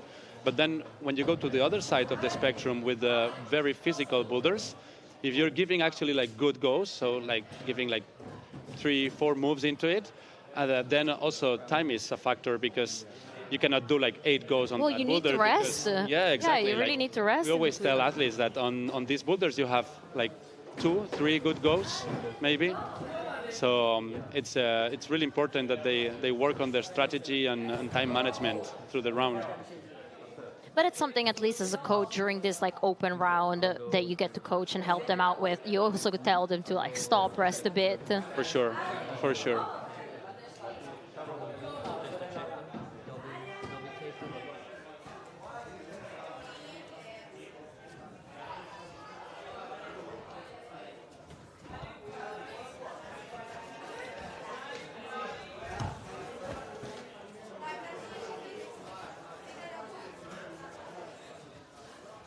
Are we gonna see a top on this women's one? She's resting. She has endurance, maybe.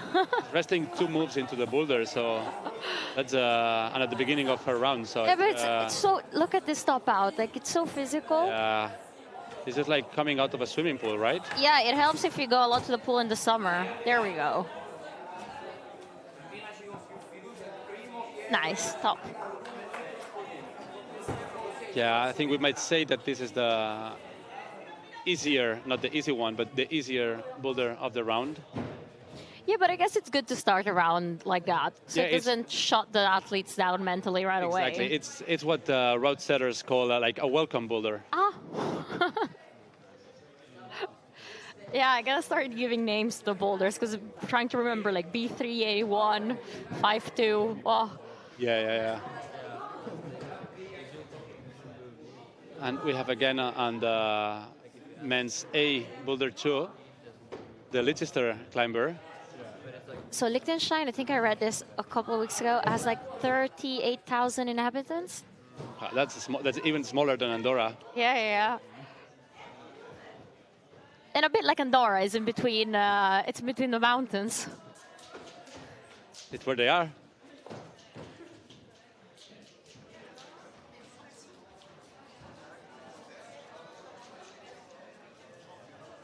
climber from Slovakia.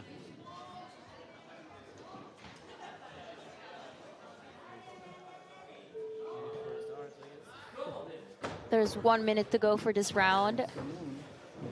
And She's from the Netherlands. we have this climber from the Netherlands that's trying the women's A3, which is important. Like it's funny because you can see this coordination move that at first it feels like you need it requires a big level of power, but actually it's more about getting enough close to the wall and in control to that hold, so you don't get shot down.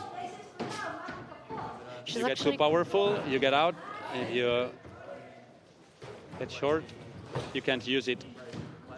So Lynn, I wonder if they named her Lynn after Lynn Hill. That's a good name to have as a climber, though. I can see you're such a rock climber. Oh yeah, I've decided my kids' names. My partner doesn't get a choice.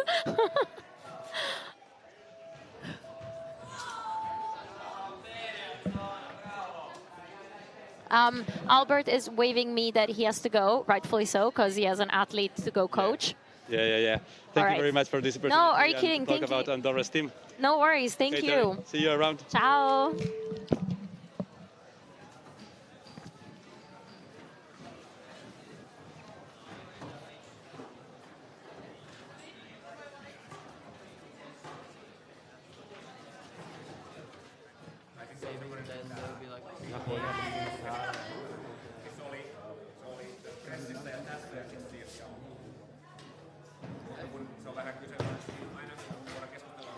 Right, so we're towards the end of the stream. We got the last athletes coming out, and in about 20 minutes, we'll have our finalists for tomorrow of the Youth 17 group. And then in the afternoon, come back. We'll be back in an hour and a half. I think it's starting at 2 for the Youth 19 group. And in the meanwhile, we need a break because the route setters just will go in and tweak a bit the boulders, and then just to swap in and out from the gym all the athletes.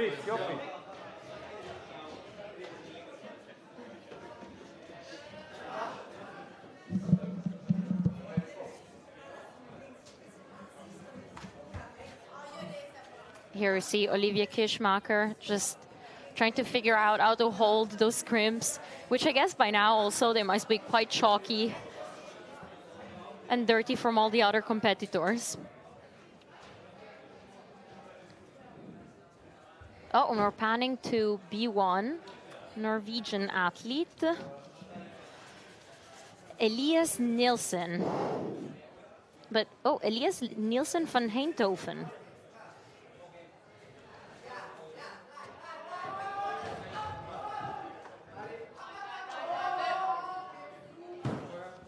Oh, Avon just not really making that slab work.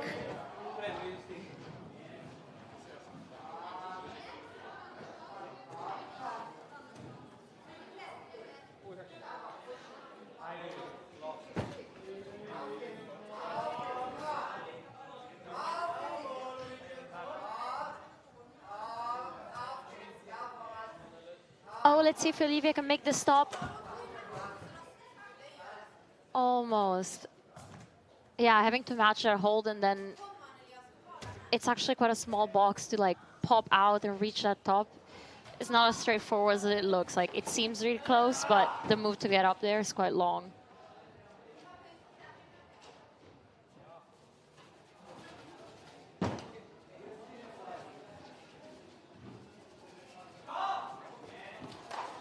We can see Croatian athlete Nico Jurek. Oh, and we're back with Evan Lemanier. Let's see if he can make the slab boulder work.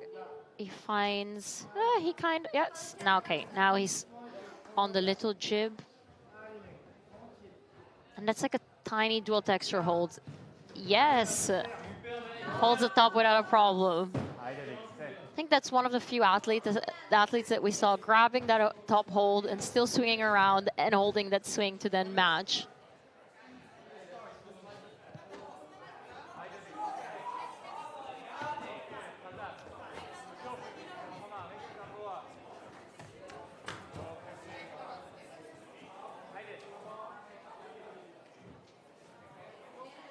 Here we're watching Phoebe Cook.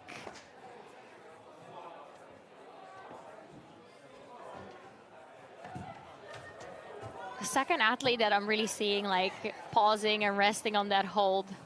It almost seemed like, oh, they gave her a go quick.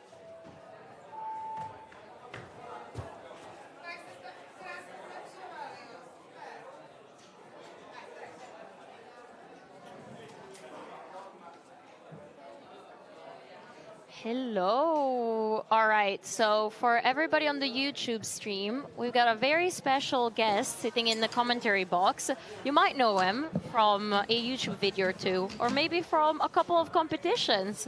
Yeah. We've got here Magnus Midtbo. Hey. Hello. Hello, it's nice to be here. It's nice to First have time you. ever commentating on a stream. No, Yeah, that's not so- true. No, maybe I've heard your voice before. on a stream, really? I just heard your voice so often, probably on YouTube Maybe videos. that's why, yeah. Maybe that's why. All right. Well, welcome. We're Thank you, here yeah. in your home country. You're sponsoring the event as well. Yes. Let's talk quickly about your company, Rugne, and why Yeah. you got involved in this youth cup. I mean, the company started 7 years ago, but it's really cool to be at the point now where we can actually sponsor competitions. That's always been the goal, to sponsor competitions and maybe even athletes. And especially when it's like in my home country. It's been, I think it was 10 years ago we had a European Youth Cup the last time. You competed in it, right? No, that was the I know World youth. Cup. That was a you That was the competed World that Cup. one. Yeah, I wasn't. Yeah, I was too old. 10 years ago, I was still too old to compete in the youth. So, but yeah, no. So it's very special to be able to sponsor this in my home country. And you've been you competed quite a while, and you were like the best athlete in Norway for such a long time. What's the difference between like your competition days and what you're seeing right now? I mean, a big difference is that they're competing in bouldering in youth. Right. Because when I started in youth, there was no bouldering competitions, only lead. So that is something new, and of course the style is very different. You know, the jumpy. People like to call it the parkour style. I really like the style, though. I think it's really spectacular to watch. But that is definitely very different. I look at some of the pictures from when I competed, and I'm like, oh my god, I can't believe it. It looks ancient, you know. It looks like they put stones on the wall or something. And it's always like in dark, gloomy venues Yeah. with like maybe one spotlight. Exactly. So it looks so different. It looks so modern, and yeah, just yeah, it's really cool to watch. And what did I want to ask you about competitions? All right, you competed mainly in lead, but was it because at the time there weren't like bouldering facilities? Yeah, just because when I started competing, it was lead. So that's all I was like watching. That's all I did. That's what I trained for. But nowadays I do more bouldering, and I find that more fun. It's more social. So I wish that there was bouldering competitions when I started. I think maybe also my body type is better for bouldering. I'm more muscular and explosive. So yeah, I think it would have been cool if that was an option for me, but it wasn't really. So since I competed in lead as a youth, I'd continue with that as an adult, and I'd never really made the switch to bouldering, even though that would have been cool. But yesterday I saw you running around and actually trying out the boulders. Yeah. How was that? I saw was you, fun. you got really into it. Yeah, no, I get excited trying the boulders. It's fun with the root setters, you know.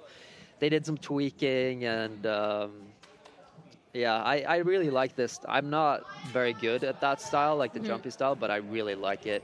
I know a lot of people my age, like grumpy, call them grumpy old men, like to call it like. Not yet grumpy and old. No, I'm not grumpy. I'm getting old. I don't feel that old, but I'm getting old. But they love to hate on the new style. Yes. But I'm the opposite. I love the new style.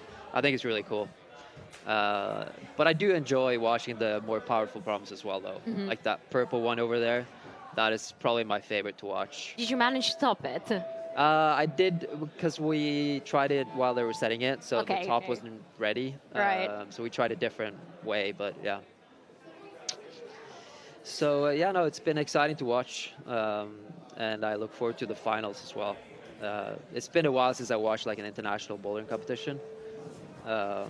and yeah, I don't know. There's something about even just the smell, you know, of like liquid chalk and all that. It brings back so many old memories. But I gotta say, like, you're a proper like climbing fan, because I met you for the Yeah. first time in Chamonix at the World Cup, Yes. and you were like in first row, and Yeah. like people there in Chamonix like wait in line to get the first Yeah. row seats. Yeah, I waited in line Yeah. with everyone else. You didn't skip the no line? special treatment. No. No. I waited in line. No. Yeah. It was actually really surprising to see you there, because I was just walking by. I was like, oh, Magnus. Yeah. Yeah, no, I was there with my girlfriend, just watching the comp. Mhm. That was the first World Cup, but that was lead Yes. that I watched in like, 10 years. And I competed every year in Chamonix for like 10 years straight. So yeah, that too, you know, I think, I don't know, when I retired from competitions in 2015, I kind of didn't have anything to do with that for like 5 years. And then I started missing it, you know, not missing competing, but I miss watching it and being part of it. So now being able to like watch competitions again and, I don't know, being here sponsoring the event is really cool. So when you stopped competitions, that was when you like picked up on your YouTube channel? Yes, yeah. Or not directly, but like I retired in, I would say 2015, because that's when I did my last World Cup. That was in Stavanger, in Norway. And yeah, then I started my YouTube channel in 2017. So there were a couple of years there I didn't really know what to do with my life. But then Did you go like outdoor climbing or? yeah, a little bit. But I was like, yeah, what am I supposed to do now, you know? Right. And then I started YouTube in 2017, and yeah, it was kind of a slow start.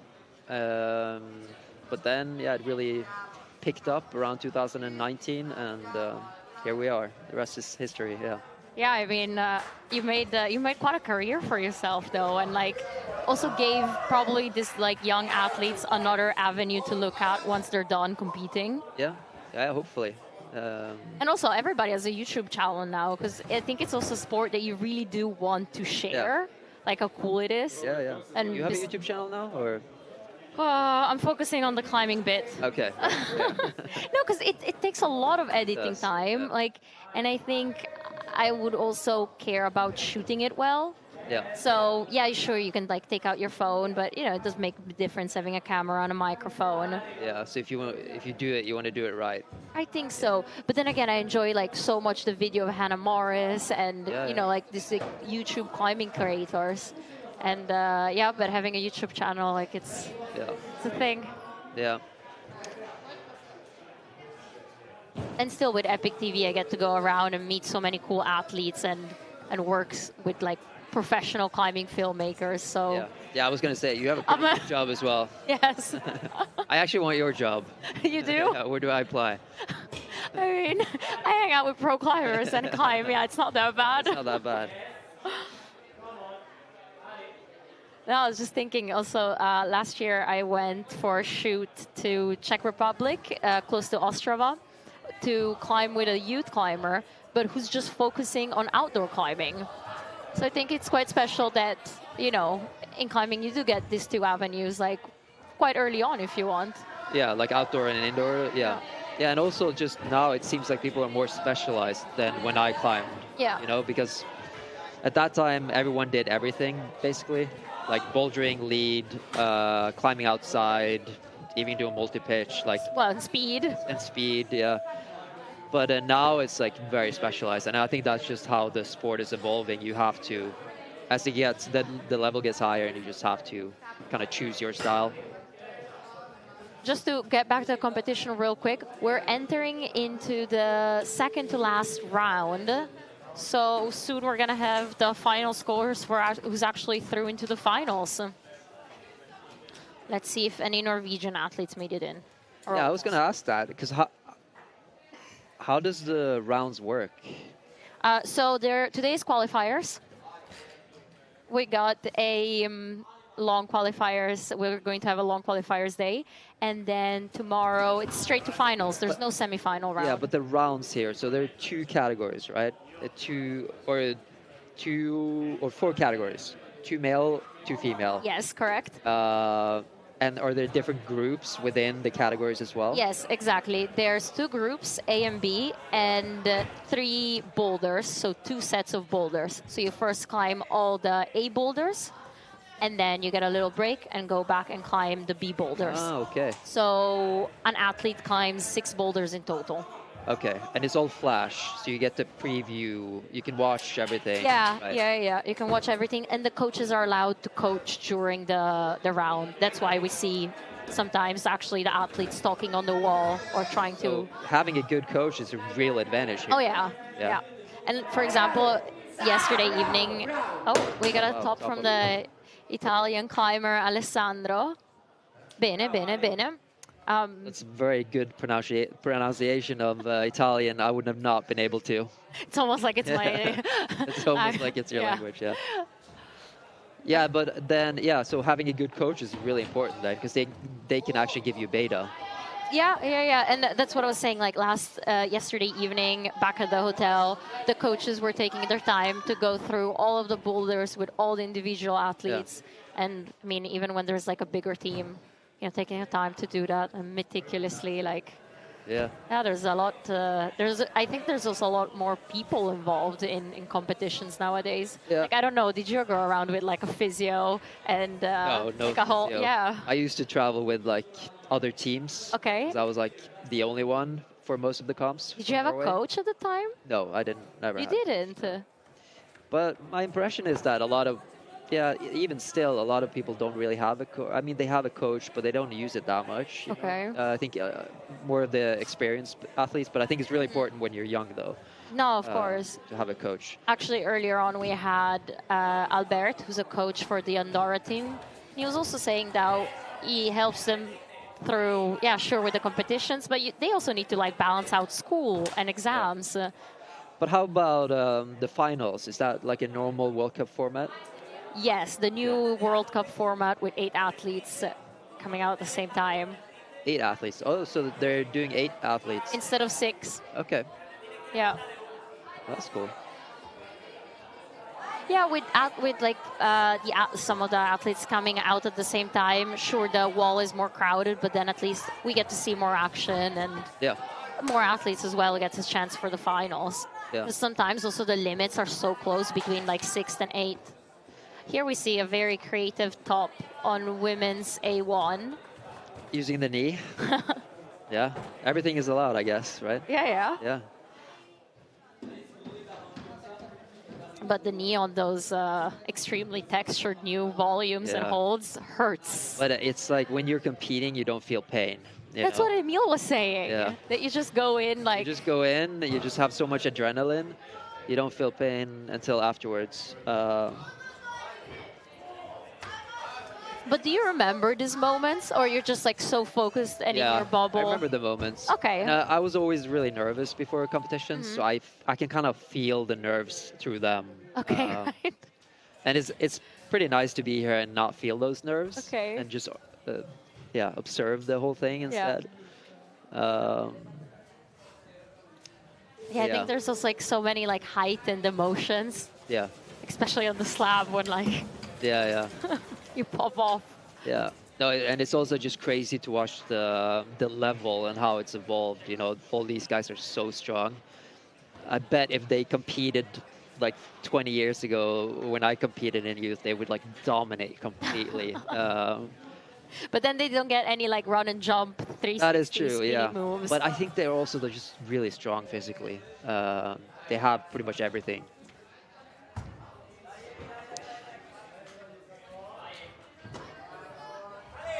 Here we got Alisa Strigo from Germany. Yeah, and it's also hard to say where that progression comes from, you know. But I think that the new modern climbing gyms have helped a lot. You know, that they're just popping up everywhere. I mean, we were talking about it earlier. Your gym and also, like, you know, a champion might pop out from that gym just because there is the infrastructure available. Yeah. Yeah, we're expanding that gym now too, making it bigger even. So. Oh, like bouldering section or the lead? Yeah, or like a training section. Okay. A little bit bigger. You've been to that gym? Yeah. It was I mean, I am like in the end of the day like a climbing fan and like definitely a nerd. So when I went up to Flatanger, I was like, no, on the way we're stopping by the Magnus gym Yeah. because that's where he did the 9C test. Right. So- Yeah, that's cool.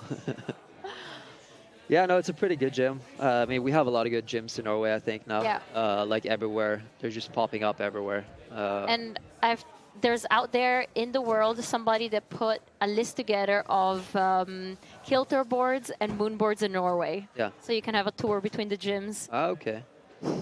That's pretty cool. If, you know, in case somebody's gonna do a road trip Yeah, and yeah, needs no, to that's good. train. Yeah, but I think also, yeah, another reason is probably the like knowledge, the sharing of knowledge. You know, now you have the internet.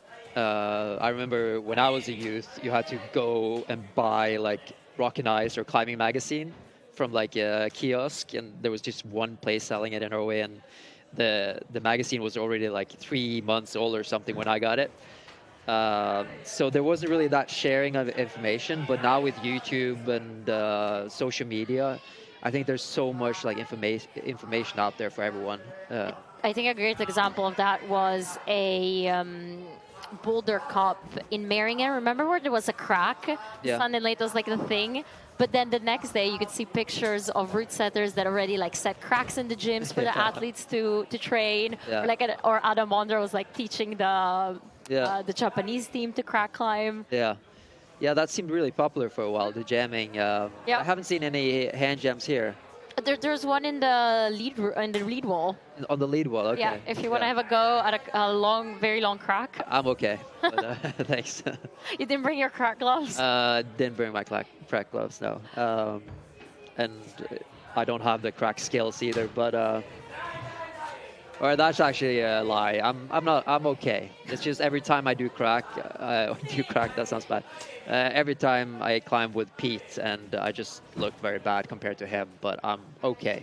Yeah, I mean, that became his thing, you know, like you were talking about specialization. Yeah. People also just decide to go into crack climbing. Yeah. Even though it's extremely painful most of the time. Yeah, but they do occasionally get the cracks The odd here, crack. right? Yeah. In yeah, yeah. bouldering, especially, I feel like. I mean, they're available for the route setters, so we Yeah. might see one in the final. But can they climb with cracked gloves? No, that's I not don't allowed. think so. I have to double check on that, but I did ask if you can wear knee pads and crack gloves, and I think that's a no. Yeah, that's tricky, and also especially since if you start bleeding, you get disqualified, right?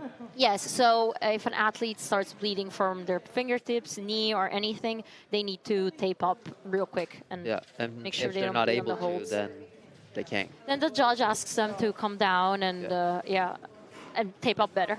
Right. Yeah, and you're not allowed to climb barefoot either, because on dual tech sometimes climbing barefoot can help. Yes, or you know, now on those transparent holds, which Yeah. are no texture at all, having wet hands helps. Right. So spitting on your hands. Spitting on, yeah. It's a little bit gross, but I don't when you're think in the zone, you don't think about that stuff. No, you're like, I'll do anything. Anything to top this boulder. Have you competed? No, never. No. No. So do you feel like you can relate to what the people are going through? Probably after Maybe talking some of to the emotion, like, you know, like starting, Yeah. like the emotion of like going in and starting off. It's a bit like going live, right? It's like Right. 3, 2, 1, your turn. Yeah. But no, I tried some of the boulders yesterday. I Okay. mean, I was trying to like do the starting positions and then like the zones at least. Yeah.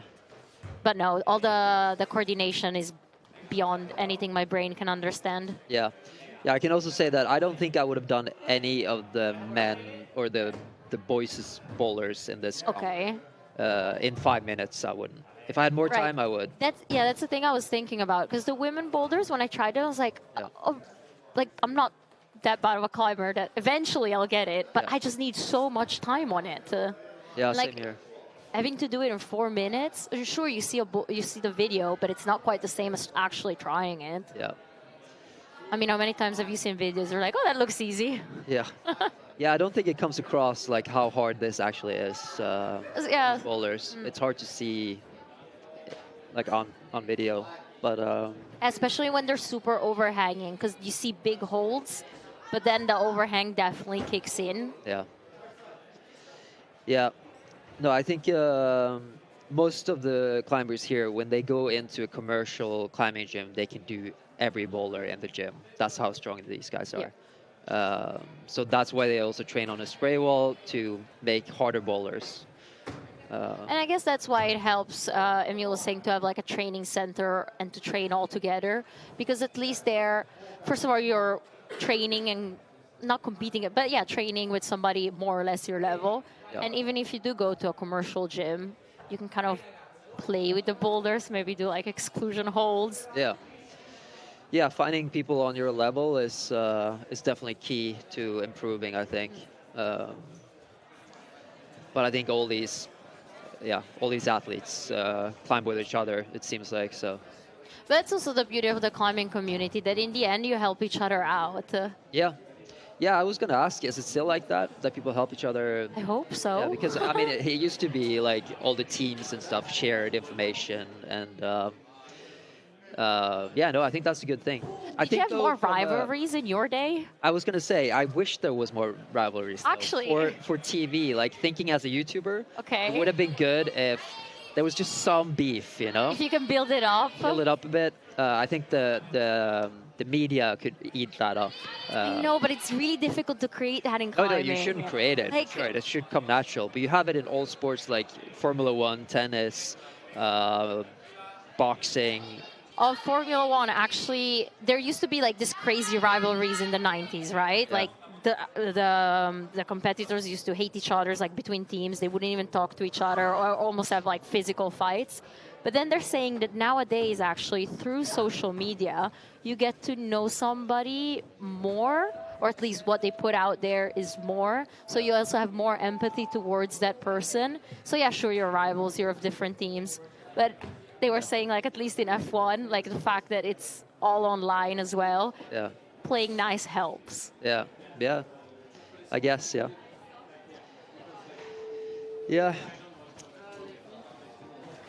I think it just would be cool if there was like a villain of the climbing world, you know, someone who was like, really strong. And, yeah, like everyone hated him, but he was like winning, and people wanted, him to get beaten by someone. But yeah, then I feel it's almost the opposite, because it's like like Rihanna, just one of the best athletes in the world. Everybody knows that, and they still cheer for her and want her to do really well. I know.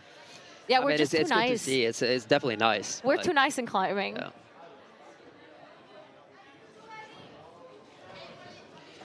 All right. Well, I think I'm gonna go and have lunch. But yes, yeah. No, thank you so much for popping in. Let me know if you want me back.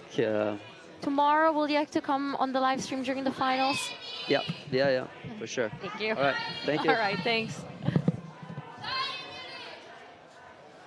All right, that was Magnus Midtbo. Go check out his YouTube channel if you're not familiar with his videos. They are very entertaining. Oh, sorry, I also did miss in the meanwhile all your questions to Magnus, because I was talking with him. I want to see Magnus on the boulders. You actually can see him, Mario. On YouTube, there's the videos, like the beta videos from these boulders that the athletes and coaches received last night. They're on the Molde Clutter Center YouTube channel. So look that up. You can actually, you need to concentrate, but I think you can spot him quite easily. Him trying the boulders and giving the beta. Let's see. Magnus, will you ever come? I'll ask him later, Malin, that question.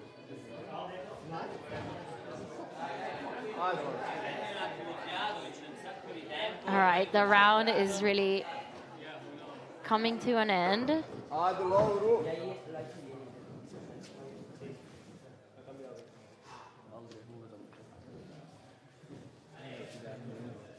All right, I just heard from the control center that Vilja, our local youth journalist, she interviewed some of the athletes in the meanwhile while when they were finished with the round.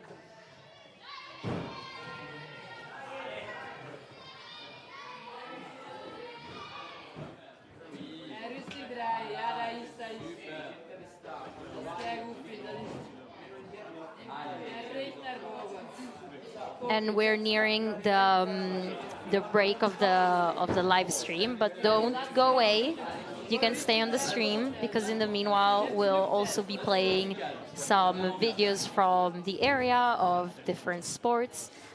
Kilian Journet, a pretty popular trail runner, also lives in the area, so there's a fun running versus base jumping video coming up. And in the meanwhile, if you have any questions, keep popping them up on YouTube. Kom igen här. Men rolig nå. Pass på. Det går väl sista dit. Kom igen. Syns bra. Tanja. Väldigt bra. Here we have Auk from Norway on the slab. Aide strong, aide. No phone, aide. Aina up net.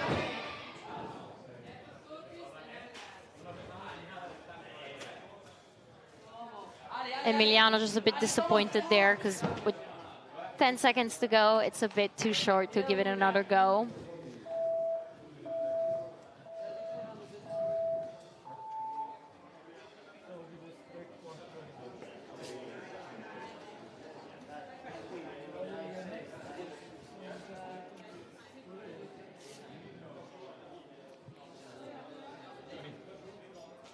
We've got Emil, our wonderful speaker, joining back in the commentary booth. Hello. Hi there. What happened in the meanwhile in the room? Well, the competition kept happening. Yeah, but you're walking around talking to people. Oh, yeah. Any interesting insights? Nothing quite yet. I mean, I don't next have time, anything come back with fun facts. Oh, okay. I will try. I want a list of fun facts. A list of fun facts of the round. I mean, it's still an interesting round. And I'm not sure how many athletes we have left, but it's just a handful now, right? We're on the kind of the last yes. couple of people, I believe. Yeah. I don't know. I think We should be all the getting- A boulders are done, and the female. There are a couple more females in this round, so Yeah. But we should be getting the final scores, right? Or for the men, yeah. yeah. That's exciting. I'm always scared to call them in case there's like, any appeals. Yeah. But no, the men boulder. Yeah, we've got our last competitors out on A3 and on men A4, Yeah, that's what I thought. both from Spain. And it's 10 people making it to the finals, I believe. 10? No, wasn't it 8? I think it's supposed to be 10 with this format for the youths, yeah.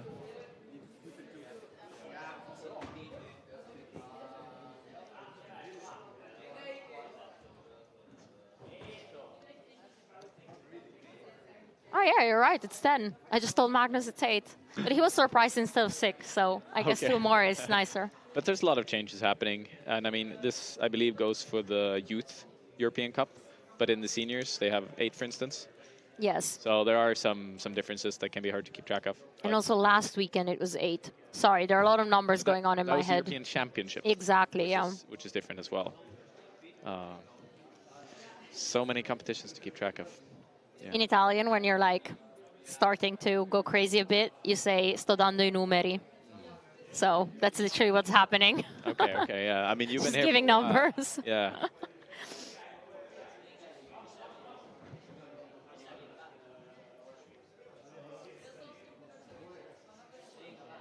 Well, let's see. I think we managed to bump up the score quite a bit from when I left last. Like the high score at that point was 79. But you were right with the women that it's pretty high scoring round with Mara from Croatia wow. topping the charts at almost 150 Yeah, points. 3 attempts off of a full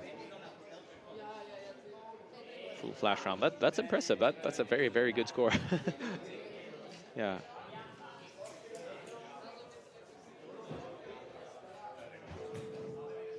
But yeah, it seems like for the women you needed 5 tops to get into the finals, if I'm not mistaken.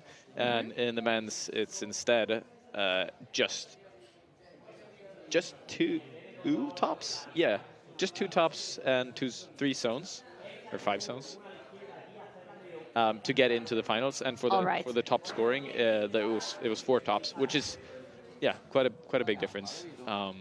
Yeah, I mean, considering that Mara basically flashed half of the boulders to top the charts, and she's the only athlete to topple all of the boulders. So she means she's quite a big margin on the other women.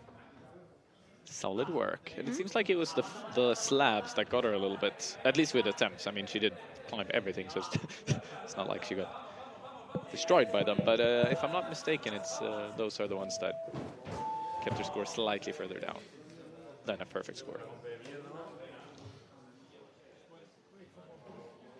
And that's it for our men competitors. So yeah, that should be the final. Oh no, there's still one more round. All right, this is the final round for the men. And then it's a 45-minute break until the next group, right? It starts again at 2, yeah. Oh, at 2. 2, okay. I think, So or at 1. An hour and a half. Exciting. Yeah, then we got the under 19 group. On screen now we got Ana Misan from Croatia. And then the last 2 men on the mats are Auk from Norway and Emiliano from Italy. Who's at the zone? Oh, let's see if he can flash this top.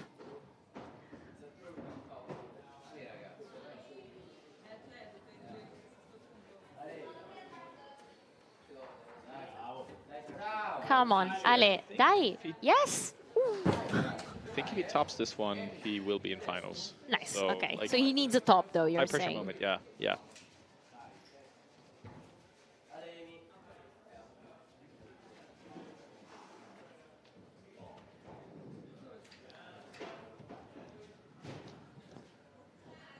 Have you talked to any of the athletes yet?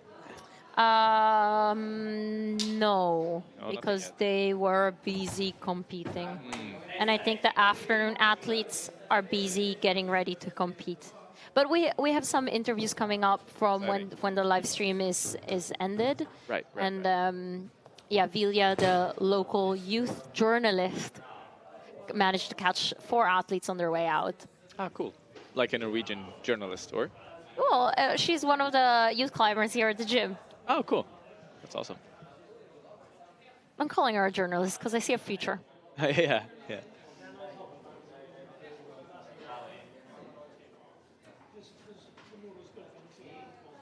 Ale, Final fighting top. come on. Yeah, that's the hold. He still has 2 more minutes to... He just like missed the hold a little bit and then... Not even a second's rest. No, yeah. Right on. Like to grab it. Yeah, it's a real bad crimp. Yeah, he's climbing it pretty fast as well, so he has at least got time for 1 or 2 more attempts. But I guess this is the thing. If you start stressing too much on the slabs, you're just going to mess it up instead.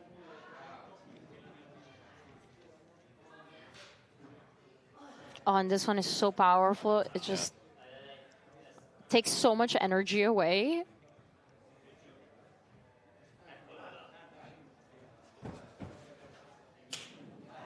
Right, what are you going to have for lunch? Brown cheese.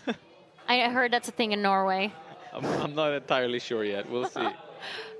Yeah. I think they have a nice buffet for us here. All right. Come on. 1 more minute. This is an all or nothing type of moment. I love how he's closing his eyes, like really feeling, yes. Wow, so strong. Bene. The Bravo. Italian team just goes nuts. That's great to see. Oh, because he made it in final Yeah, now. that was his final making ascent. Let's check, very let's much check, on let's the- check. Yeah, Oh, he's in 8th. yeah. He jumped from 14th, I believe. Oh.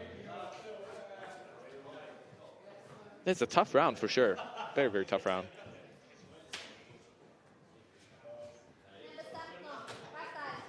Oh, amazing. Now we still got Hauk climbing. I hope I'm pronouncing it correctly. Hauk. Or do you have to say it more quickly? Hauk? Hauk? Hauk, I would guess. I love hearing new names, but then I feel like I don't know what it means, like in another language. So I'm always asking them what it means. Okay, yeah. I don't know what this one means. Norwegians mostly have like really cool names compared to us Swedes. Like nature names, right? Like god-like names. Ah. Yeah, they sound As very in epic. Viking gods. Or Viking god-like names. Ah, right. Yeah.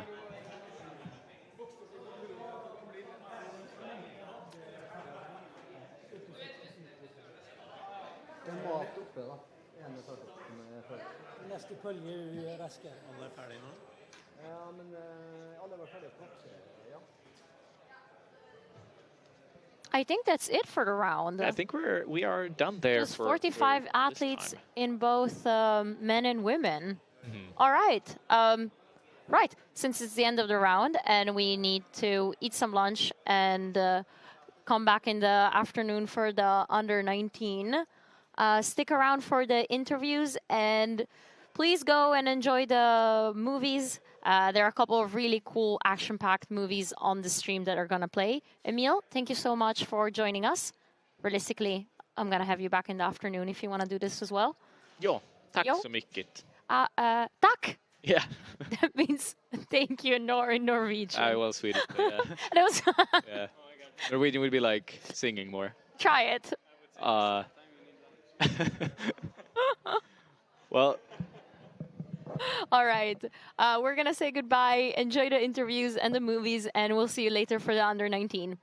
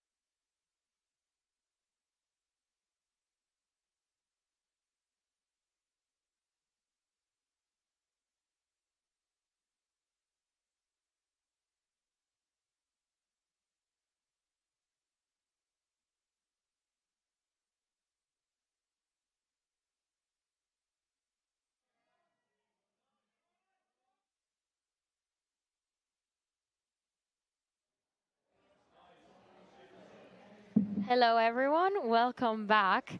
The youth under 19 qualification round is already going on the mats on men boulder B1. We've got Grad from Norway.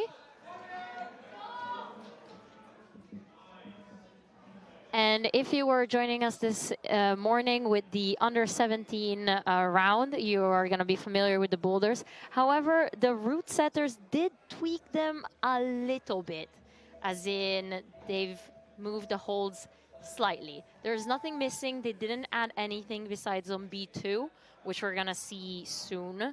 But essentially, they evaluated the level and they said that they more or less nailed it, and those little tweaks should make some of the boulders a little bit harder, especially for the women.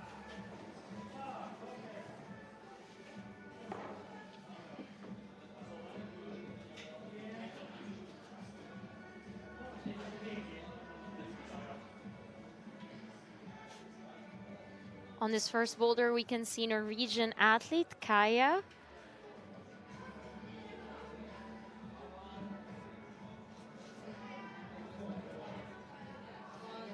This boulder is called the electric boulder, so I guess she needs to be electric. I don't know what the route setters exactly meant by that, but I guess there's a play with the tension and the coordination and just the body stability of. Ooh.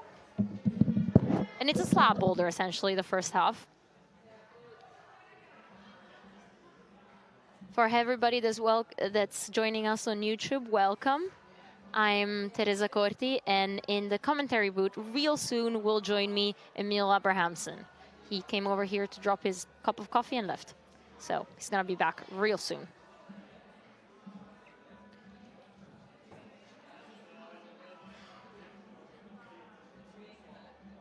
Here we're about to see a top, yeah, from Jessica from Finland.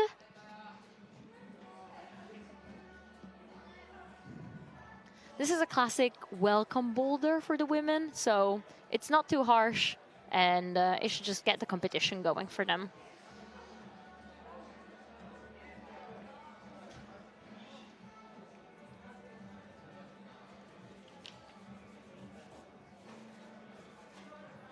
On the left side, we've got Joe from England.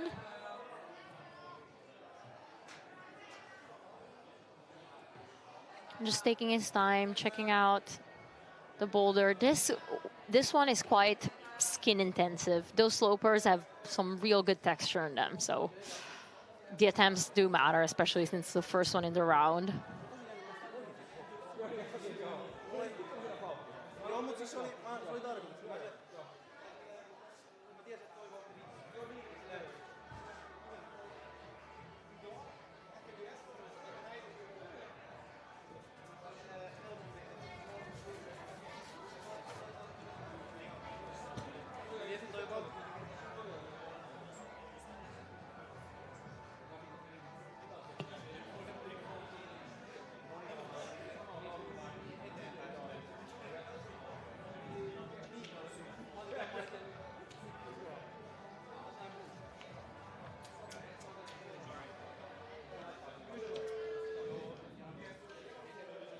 The athletes have 1 minute to go.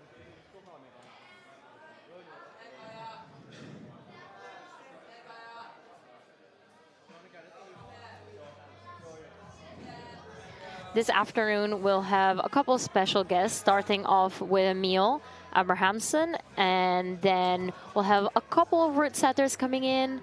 For example, the chief head setter of the gym. And then hopefully a couple of athletes, when they're going to be done with the round, they'll pop in and chat through these boulders. Earlier, if you missed it, Magnus Midtbo was on the stream. So you can just, well, when we're done with the stream, you can scroll back and listen to the little chat I had with Magnus.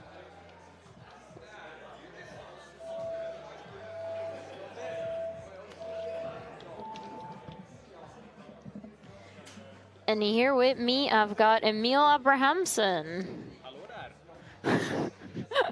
And hello in Norwegian. Swedish again. Oh my god. I'm getting them all wrong. You try though. That's the important part. Okay, how are we doing so far? We just started. We're warming up. They're warming up. They tweak. Have you spoken to the route setters? Yes. Did they tell you about the tweaks on the boulders? I got all the insights now too. Slight little changes. And oh, now we can see it on men boulder. Eventually in men boulder 2, there's a little chip added. Yeah, they've actually made the round slightly easier for the men. For the men. Overall. And for the women, slightly harder. But still quite similar.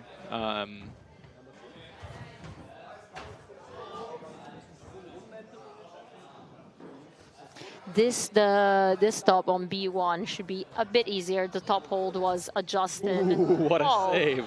What a save. Huh. And that blue hold, the second to last one that he just grabbed with his right hand that he popped off with, that's also meant to be a bit easier, like that hold, like grabbing that hold. It's an inclination that feels more of a jog. Okay, I believe, they mentioned that the top hold was better on that one. Yes, as well, yeah. We might be seeing a top, on men's B2.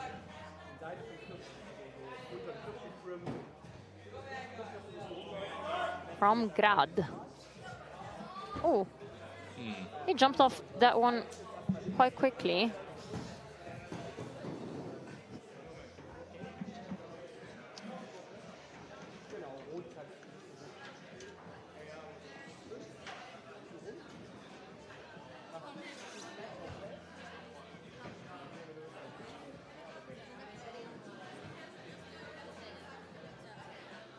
Yesterday, when I was speaking to the route setter and asking them about the differences between under 19 and under 17, they said there isn't much of a difference. I was actually quite surprised when they mentioned that.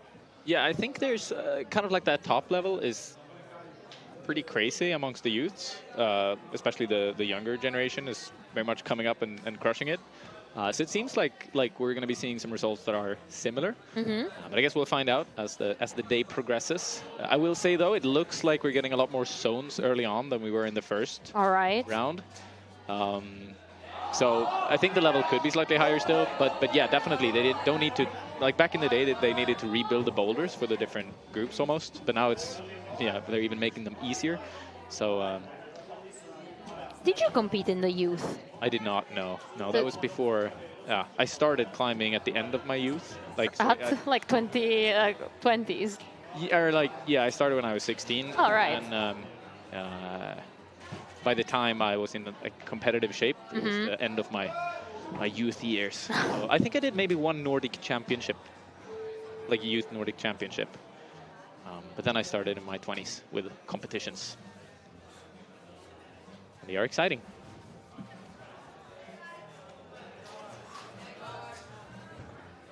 It's actually crazy how high the level is nowadays compared to when I started just a few years ago. It seems like these youth comps are at what could be like a European Cup level 5 years ago or something. Boulders are really, really hard. I tried them a little bit with Magnus yesterday, and it was just, we got relatively stomped, I would say. We also didn't warm up and just jumped on them. No, but still, regardless, it's just hard stuff, It's just climbers are getting so good nowadays. It's really cool to see. It's all the credit to them. Crushers. On the right side of the screen, we can see Holly from Team GB. Yeah, it's like a nice contrast, these two. The MB1 is such a brutal so close. It's such a brutal boulder, and then that slab is the complete contrast of just delicate, sensitive, keeping calm. Have you talked about the format yet? How this works? The fact that the coaches can coach when the climbers are on the wall. Good point. For who's joining us now and missed out the morning session, right now we can see all the athletes on the boulders. They are 6 boulders that are divided in 2 sections, like A and B. And it's like a flash round, but like a flash round it's like a beta flash round. So last night, all the athletes and coaches got a link to all the beta videos of the for all the beta videos of the comp. So the athletes and coaches have been reviewing the videos, and they have a good idea of how to climb it. But I do think it makes a big difference to actually get on the mats and get going. Yeah, I only competed in this format twice, where you get to actually see the boulders beforehand, and as an elite competition, kind of get an idea for what you're going to be up against. And it's the thing that I found the most frustrating is that everything looks so easy on video, and when you're just like getting the route setters attempt on it. We're just quickly getting a replay on men's A1, which actually the route setters have mentioned they've tweaked the top to make it easier. Yeah, it did not see a lot of tops in the first round, and for good reason. It's a pretty powerful mantle into a pretty powerful campus match, kind of. It's brutal. So they needed to tweak it down slightly, because they're really trying to get a specific result from this. And I mean, they have all the tools to play around and make that happen as much as accurately as possible. And yeah, it seems like they've done a good job there. But what you mentioned of seeing a video of somebody climbing it, also we have to keep in mind that the route setters have been playing on these boulders for like the past 3 days, so the movements are like ingrained in. Yeah, that's one thing. It's also the fact that on video, climbing looks so much easier than it is in real life. Yeah. So like that Lachey dyno that we just saw, we'll get back to it soon, and I can chat about that then. But essentially, all of those coordination moves that we see are so much more precise and delicate than what you expect when you just see it on video. Looks like you're kind of playing in a playground, and then you end up actually being on that, and it just feels crazy. I'm starting to see on the live stream some regulars that were also here this morning. So hello to you again. Thank you for keeping up with us and staying on the live stream. To whoever is new, hello. Yeah. Hello and welcome to Molde. We're in Norway, the Norwegian fjords. Second best country. After Sweden. Yes, we get it, Emil. So I have to be impartial, apparently, but Emil decided that he's not going to, because he is Swedish. I'm proud of it, I guess. Apparently so, yes. I'm Swiss, I'm neutral.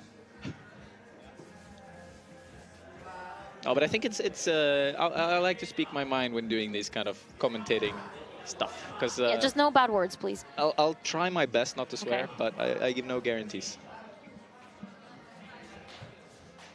Also, I understand it. Climbing gets emotional. And Exactly. It's so much more exciting.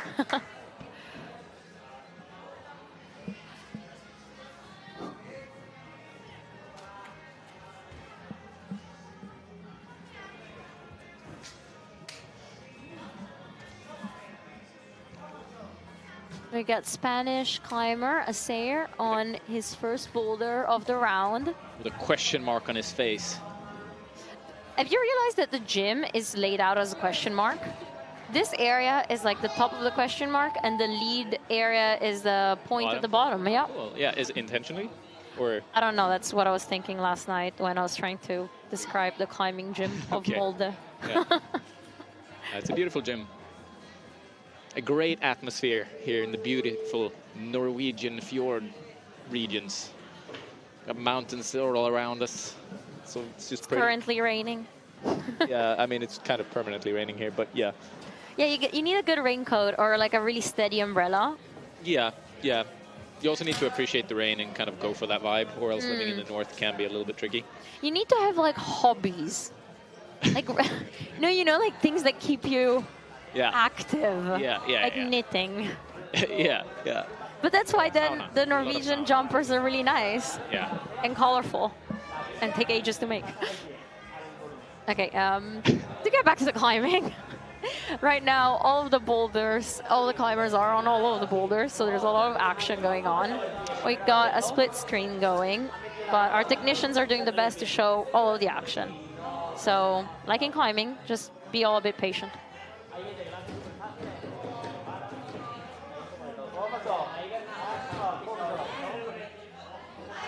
Check out Grad on men B3. He's so close to the top. Inching his way. with taped shoes. Such a precise move, though, and if you just miss that slot by a millimeter, you're just completely off. And I've noticed a lot of people kind of cutting loose from that crimp with one arm before in the last round, which is pretty brutal. But it shows that it's kind of a decent hold. It's not a terrible crimp, although it's probably around 8 millimeters. So it looks like a terrible crimp. But it's more that you don't actually have to keep your foot, which allows you to put a little bit more force into the legs to make sure you actually hit the hold. And if you figure that out, maybe the boulder goes.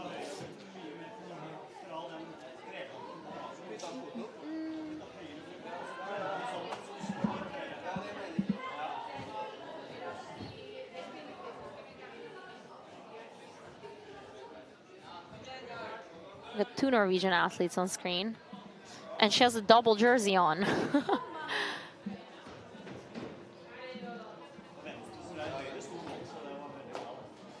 Yeah, I think that. Oh yeah, they changed that boulder a little bit as well. The women's 3 in the A group by actually sanding down the volume completely, so that the backside of it isn't really usable.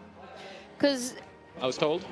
So the hold she's jumping for right now, that one you could pinch like she just tried a lot more easily in the.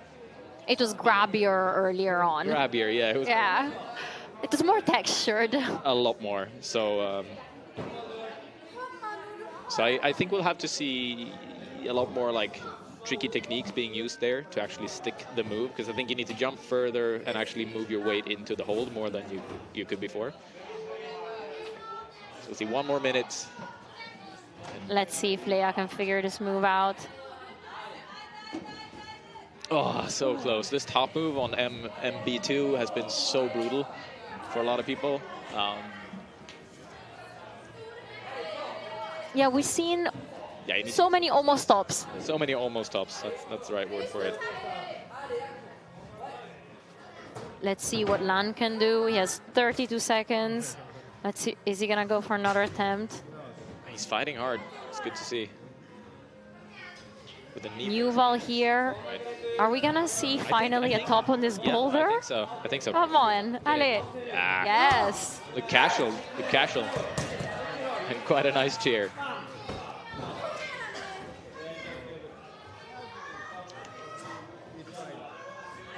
That's a great way to start a round.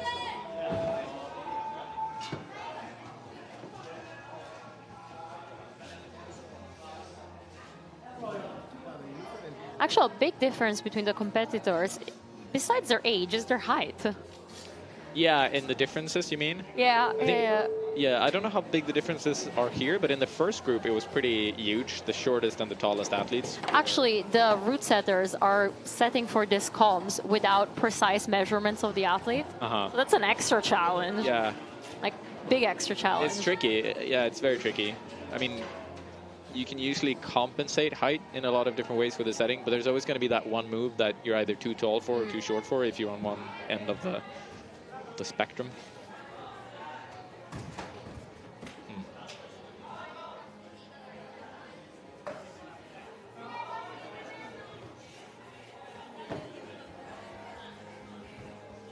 Oh, look, you're meant to pay attention now, Emil.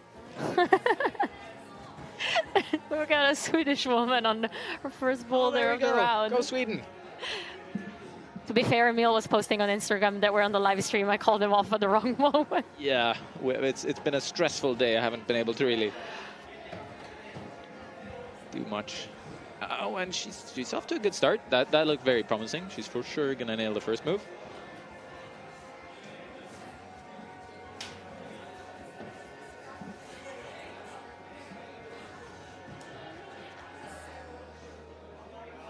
So that's Astrid. She's competed for a few years, and she's one of the few that are left in the Swedish team. I know they've kind of cut it smaller and smaller over the years, but she's a crusher, and she's doing really well. See if she can keep her balance for the top as well. How much do you keep up to date with these young climbers? Like, do you still go to the same gym where they train and stuff like that? I live in the middle of nowhere nowadays. All right. So currently, no. But I try to keep up with what's going on. I'm quite a nerd when it comes to climbing, so I feel like I Yeah, I keep up decently. But it's hard to know how good everyone is. Like, that's the thing that keeps surprising me, how the level is constantly increasing so much. At least, especially on the average, you know? Like, you'd have these generational crazy people back in the day as well. But now it's like the level is so high to just get into finals at one of these competitions.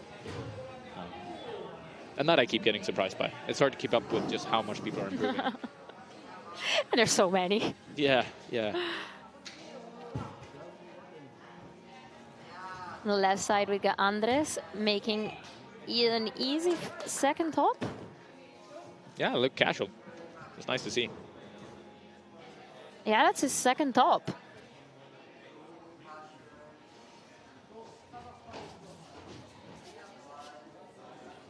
He got 10th place in Graz, so he made it through to the final there. And last week in Kurno, he was 20th. So, are those the two that have been this? No, there was Brussels as well. Brussels is European Cup, though, not European Youth Cup. But in this age category, there's a lot of crossover, like athletes that compete in both, in European and Youth. Yeah, yeah.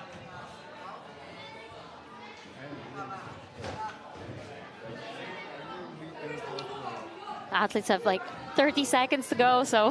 We're so close to getting a top on MB2. Hopefully we can get a replay of that soon. It's like painfully close, you know? Oh, the delicate slab. That should be a top.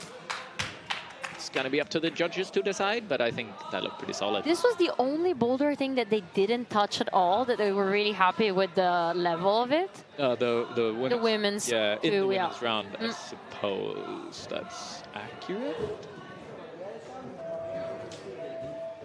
I don't know if, I don't think they'd switched or changed anything on the first in women's A1. The one that's slightly... Oh, the welcome boulder. Well, I wouldn't call it welcome boulder, but it seems like it's a little bit at a, like maybe a little bit easier than we should name them, by the way. The boulders? Yes. This is the pretty flower power boulder. I'll take that. I'll take that. Nice. It's actually a very good name. It was, yeah, that's, yeah. Just suggested by Oscar, who's DJing and producing everything. And it fits perfectly. I didn't realize at first, but this one is basically about power, because you just have to launch like crazy to get to this Come power. on, whee! And after that, you have to activate some power to do the mantle. So, you know, I like it. Flower power. Yeah. Right, Oscar, keep it coming.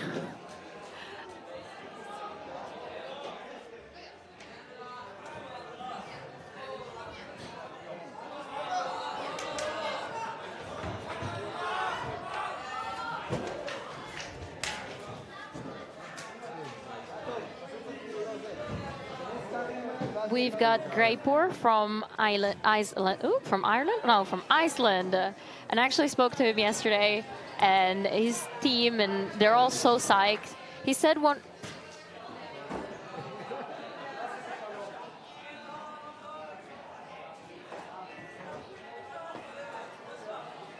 And we got a top on women's one with a new beatle.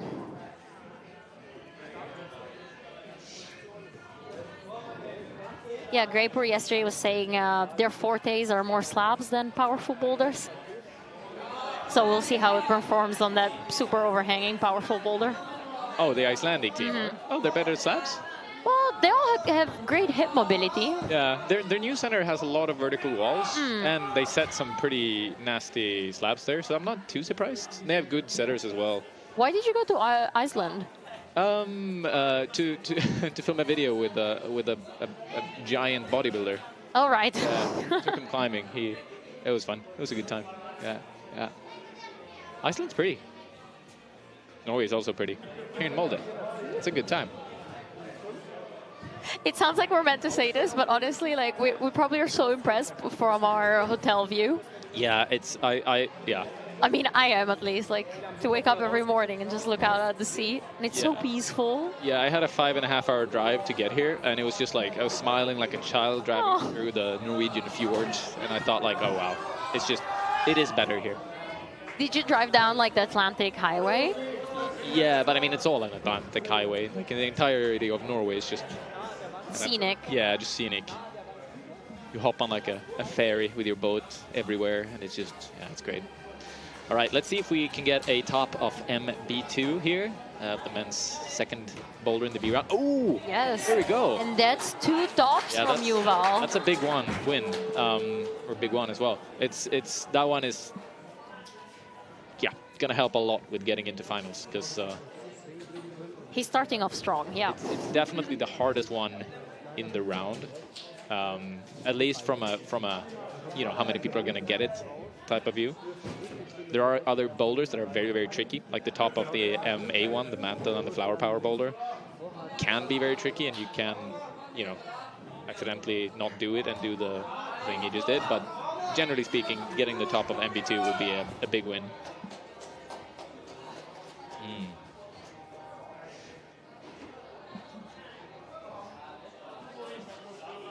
Got 15 more seconds to go for this round.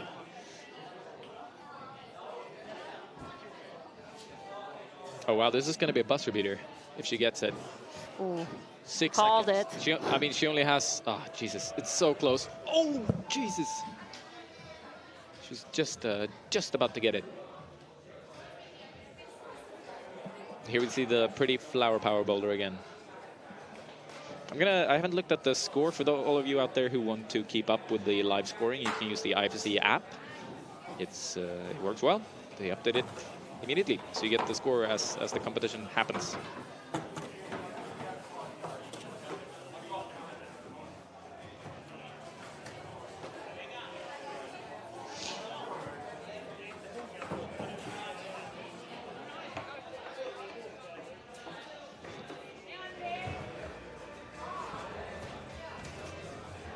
Here we can see Madi from Team Spain.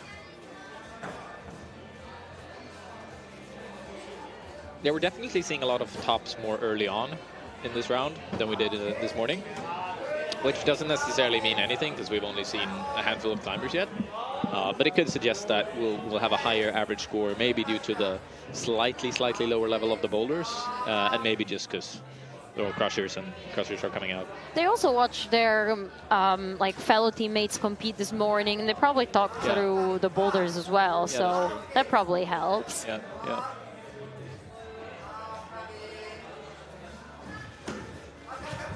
Ooh. We're so close to seeing a top there in the background.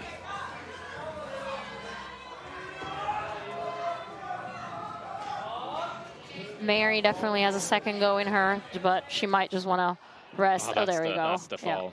Yeah. So she touched the top hold, but she didn't really grab onto it. And that top, the root setters did make it harder. They moved the crimp just a little bit. And the yellow dish hold. Oh, we're going to go back to it. I'm going to talk about it. Swedish climb. Sweden, go Team Sweden. I think she's trying a method that wasn't intended by the root setters. I believe you're supposed to go right hand up to that blue crimp on the higher volume and sort of roll your way around the boxes. But she seems to be doing all right. Got a stable leg there working. Yeah, on these moves we saw some pretty shaky ankles and feet. Yeah, slabs are brutal. This is looking pretty promising. Delicate heel hook.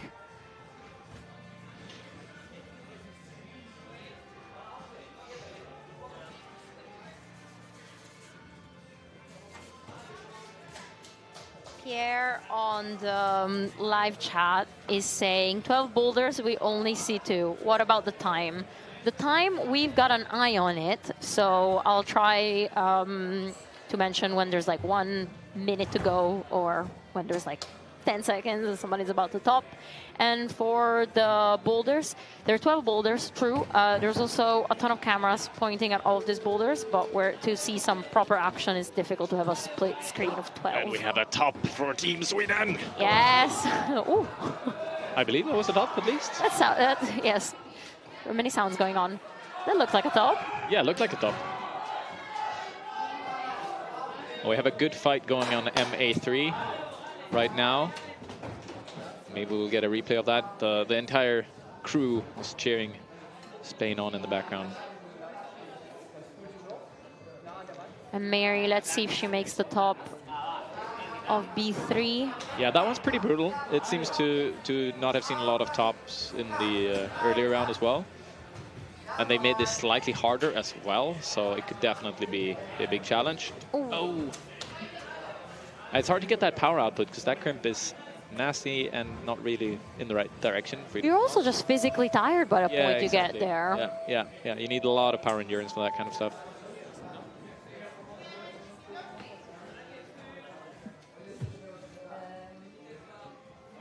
There are almost 500 people watching on the live stream on YouTube, so tell us where you're watching from, what are you doing, is it a rainy day there as well, or you're just really into competition climbing and don't miss any? Yeah, and also ask us questions. Questions are good for us, then we can keep yapping. We'll try to answer them. Yeah. We'll do our best.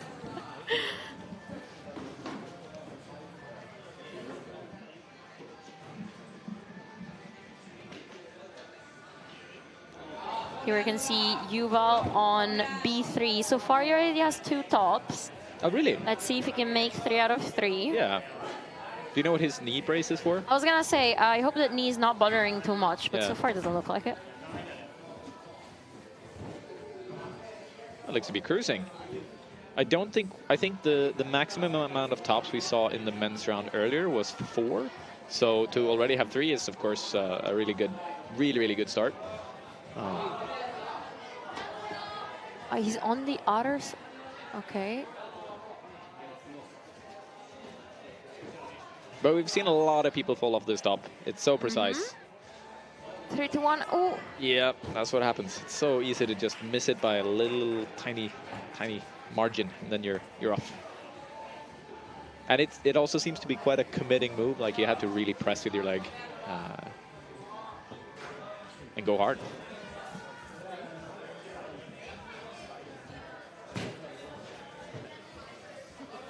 We just saw a fall of Masha from Israel. Yeah, quite a big team, the Israeli team. They came directly from Kurno up to Norway and have just been training around for a couple of days before heading out here. Do you know where? Here in Norway. Yeah, but Norway's quite big. Like, am I allowed to say where? I don't know precisely. Oslo, okay. I guess. Because, you know, all the flights go from there. Yeah, that makes sense. Makes sense.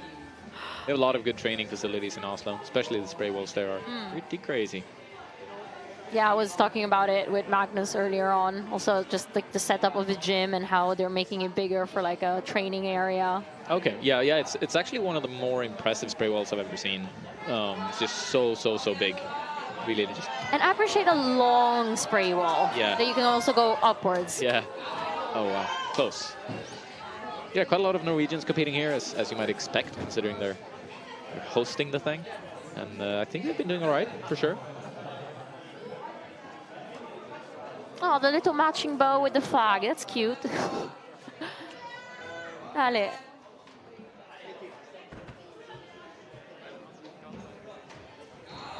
Ooh.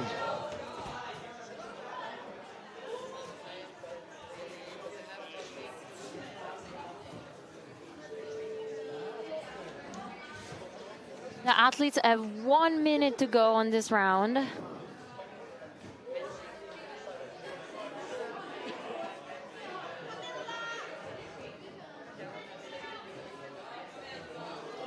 We've got Emma from Italy on Boulder B3. Okay, what are we gonna call? Oh, this is the Flower Powers back again.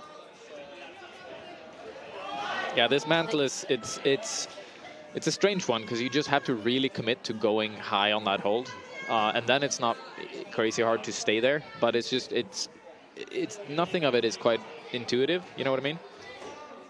So it's all about like. I would like to say yes, but I mean just the run and jump at the beginning. Sorry, on jump. The run at the beginning looks too much. Ooh. That was Team Norway. Yeah, I think he's going to be psyched about that. Oh, come on, all out.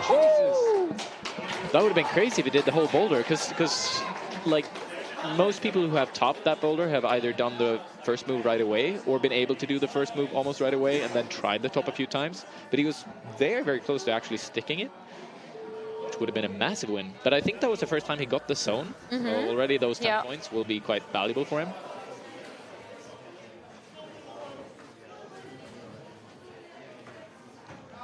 So Ola is one of the local youth from this climbing club, yes.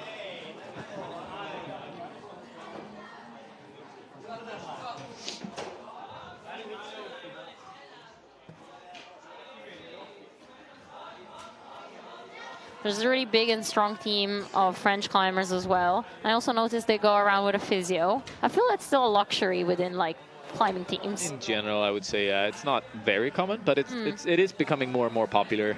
I mean, it does help. Taking care of the athletes. Yeah, that's good stuff. Well, this is looking promising. I mean, it'd be really cool if the teams like organize themselves and like one brings a chef, the other one a physio. Yeah.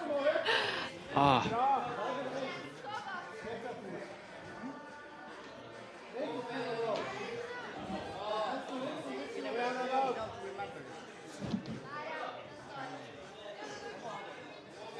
Yeah, but it's no surprise. The French team has always been quite strong, like ever since I can remember, essentially.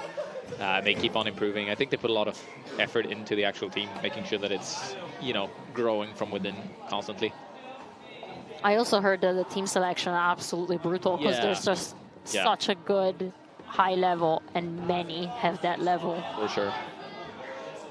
Actually, we were talking about it yesterday, about a like indoor spray wall video of like Jules Marchelin and how he's like so visibly above and stronger than everybody, but then on comms it doesn't quite translate. Yeah, he's kind of crazy in his climbing. He's so strong.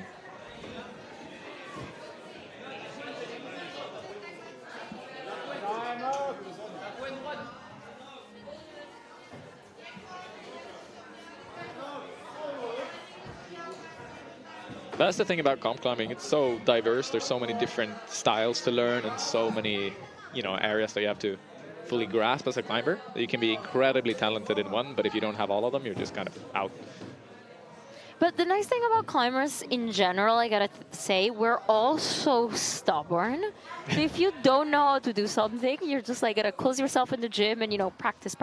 Yeah. If you want to learn it, yes. Yeah. Yes, but you can also be stubborn in the sense that you're like, no, this is dumb. I want to do my crimps. And you just do your crimps and you're done. But the good thing is there's always an option for that, you know. Yeah. Ooh, this is a good fight. Oh, wow. Oh, no. That was so close.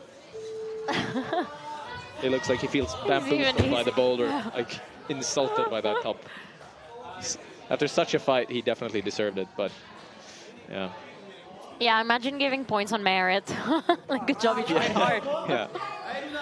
Come on. Like gymnastics, getting a score from the judge. I know, I'm happy, like, there's some, well, like, the points are quite strict in climbing. So either you touch it or you don't. Yeah. Ale, come on.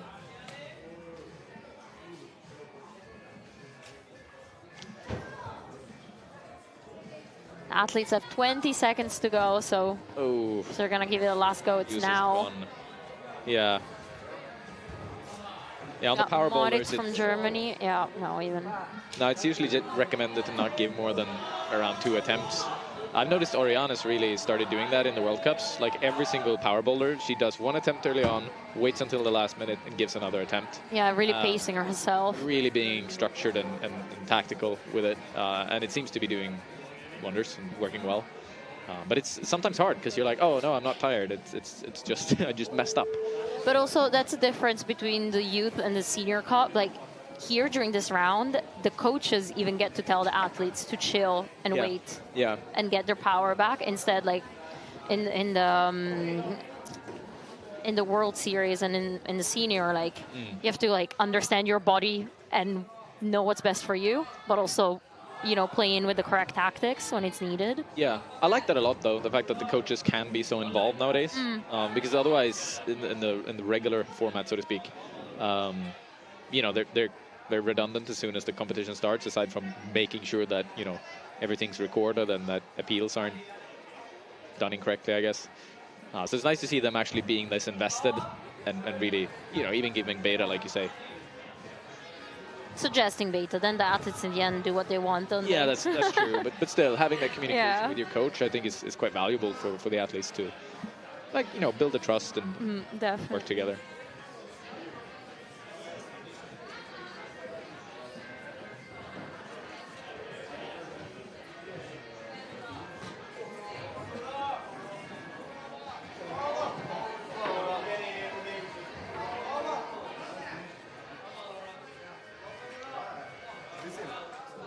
All right, we got Samuel from Team GB.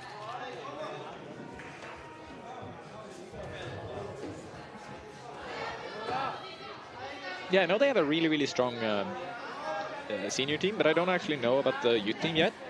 Yesterday I spoke to some of the coaches. For some of the athletes, it's their first competition, Oh, really? as in like international. Yeah. I assume so. First ever. Yeah.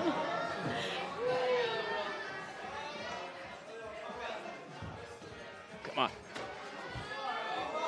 But again, the UK is one of those countries that in the last years really has invested in climbing gyms and structure. I mean, if you think of... Oh, no. So close for Team Norway. So, yeah, he's one of the youth climbers at this gym. Okay. And actually his dad, Thomas, who we can see filming him, he's one of the coaches. All right, yeah. And they're avid outdoor climbers as well. Oh, cool. Yeah, he was the guy who just almost topped B2 before, at the very last second.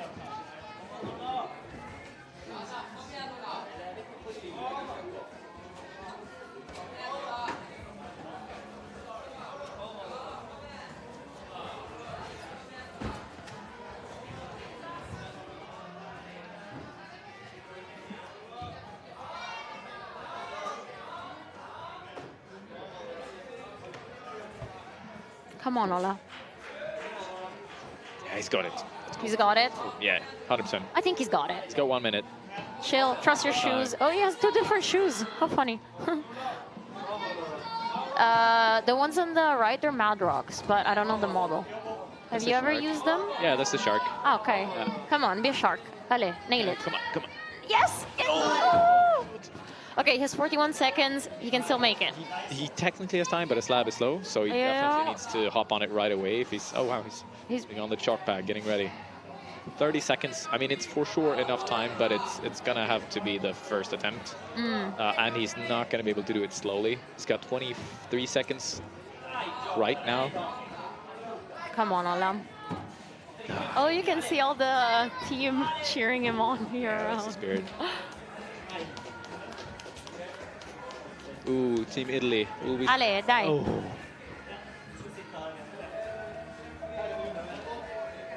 Yeah, because they changed the top hole of that women's first, what is it, B1? Electric. Electric. That's what the route setter had on Or the... the That's name. electric style, yeah, but let's call it electric. I haven't fully grasped what electric is yet. I know they have that for the Olympics. It's A like shock. yeah, No? but it's supposed to be a style, and I haven't fully understood what it means yet. But it sounds cool. Sounds cool, yeah.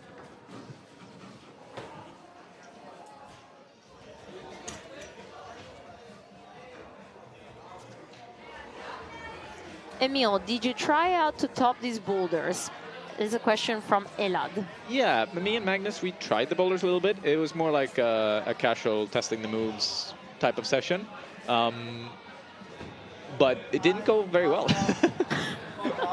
That's not true. I saw them climbing. You were having fun. We had a lot of fun. It was a good That's time. important. We had a really good time. But they're hard. They're for sure really hard. Yeah, all the climbs were hard. It's cool to see. It's really cool to see. And Mario is asking, do you have any tips for pinches when you have small hands? I feel I have relatively small hands, and honestly, I drop the pinch, and I drop also my pinky, and go into 3-finger drag no matter what, so maybe that's not the best tip. I'd say regardless if you have small or big hands, one of the biggest things to do to work pinches is to work on your thumb flexibility, because it allows you to use the thumb way more when climbing. Yeah, we're comparing fingers We're right comparing now. I have like mine goes to 45 90 more degrees. Yeah, I have 45 more degrees to work with in my thumb. And that's what allows me to use pinches a lot, because they're just always ready to be activated. But you're going to choose not to use them so often because you don't have flexible enough thumbs. How do I get more flexible thumbs? It's hard to say exactly what to do. I played the piano, All right. which worked really well. But, I mean, not to stretch out the thumbs, but my left hand flexibility is much higher than my right hand because of it. You do get longer fingers playing the piano. My mom has really long fingers. Yeah, maybe. But it's actually a good trick. Yeah, it's a good trick. And then once you have flexible thumbs, you use them more, and then they get stronger. Solid advice. Pretty nerdy advice, but hopefully it helps someone out there. I'm here for you. Whee! Oh, that... Come on. Ooh, we might see a top here. Exciting. Come on, push up. Oh, Jesus. Oh. And there's the top on the flower power boulder. Nice brick from the Netherlands. Yeah, that was a nice replay of it. Now we've got Casper from Belgium. Yeah, crusher on the boulder before, but I just almost got it. Let's see if he gets the MB2 now. Yes! I think we'll see a top. Nice. That's awesome. Sight with that one.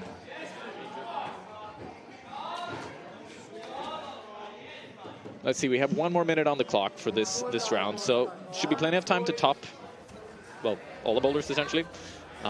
But this is a tricky one, and you definitely don't want to stress too much on it. He's going quite quickly though. Yeah, we've seen a lot of people fall off of this last move by not kind of finding the position.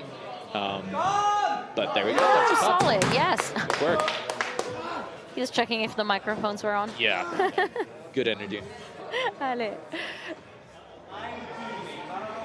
Like the energy when people top boulders is always like just awesome.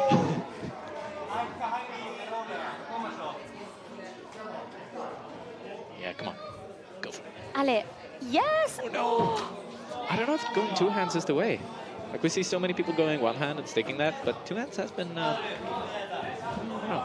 I'm not convinced. You have to be double precise though. It's already such a small hold. Yeah. And also when you're moving your right arm, you're kind of creating a sort of rotation with your body that you also have to deal with, which would be easier if you had 2 good hands to catch. Yeah. But since the right hand isn't really doing anything, I'm not entirely convinced yet. Oh, you see a replay, and that's a top.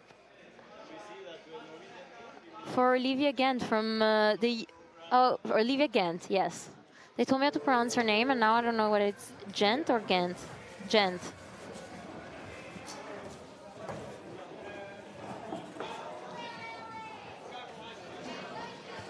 Bunch of brushing going on right now, preparing, and we have a climber on the wall.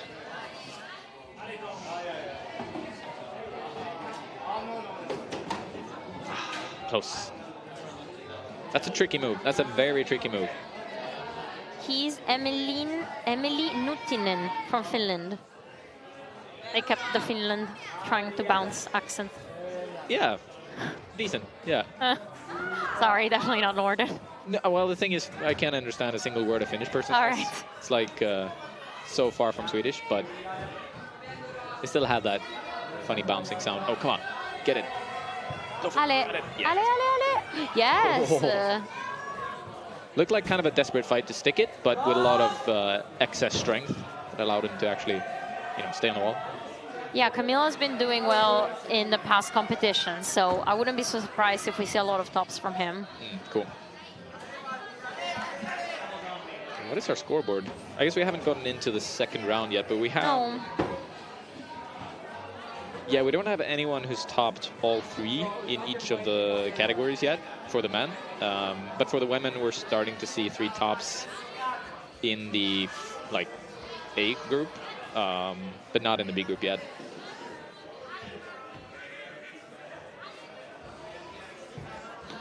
We got Matilda Liu almost making a top. That's it. There we go. Brava, brava, bene, bene.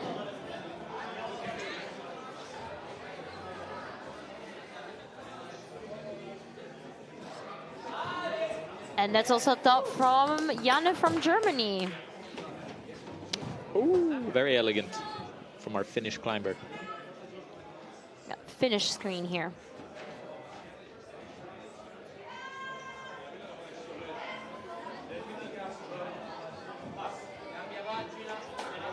No. I love to see up close the faces of the athletes on some holds, because it's like they're almost going apnea, just like because they're trying so hard. Yeah, it gets pretty brutal. Some of these boulders are definitely quite brutal. Close. We've got a Finnish screen. Get it? Because they're Finnish. Oh yeah, that's great. Oh, Swedish climber. Yeah. Yeah, I actually just met her for the first time. She's multilingual. She speaks at least 4 languages, I figured out. Oh, wow. Polish, French, Swedish, and English. Which is pretty cool. That really comes in handy on the World Cup and European circuit. Yeah, well, probably. I mean, most people speak English, but she can definitely sneak up on the others and just kind of, steal some beta.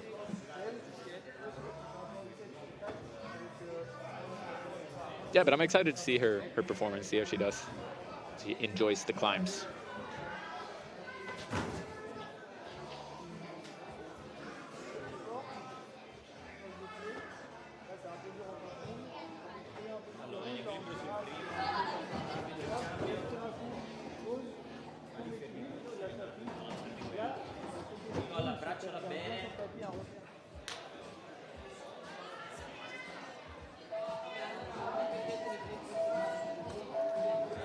And that's the end of that little round. I don't know how many tops we saw there, to be honest. Not many. A lot of the athletes were on the floor. Little resting session.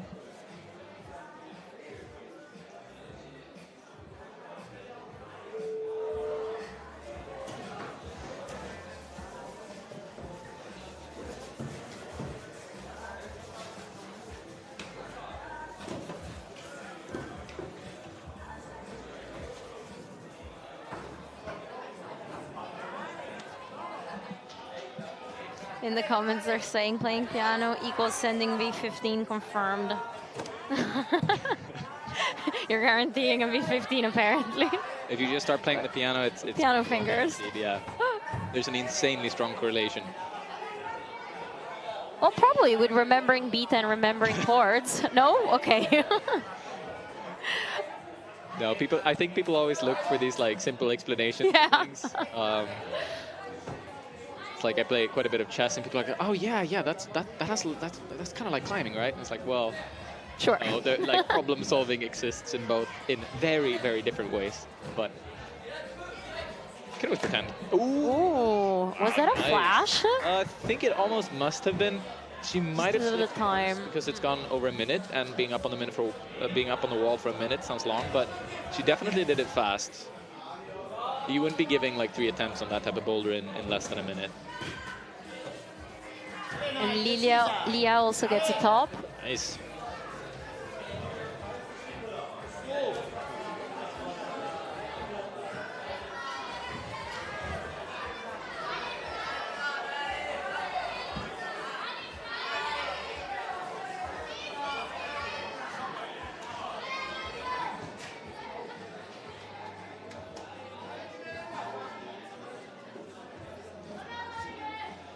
Olivia is just readjusting to get that top. And now she needs to like swing left. Ooh.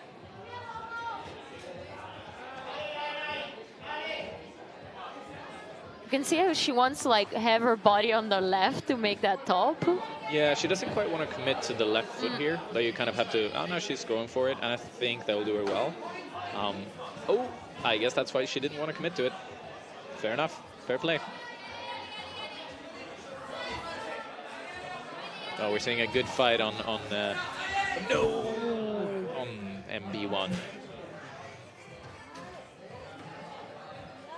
And the top on MA2.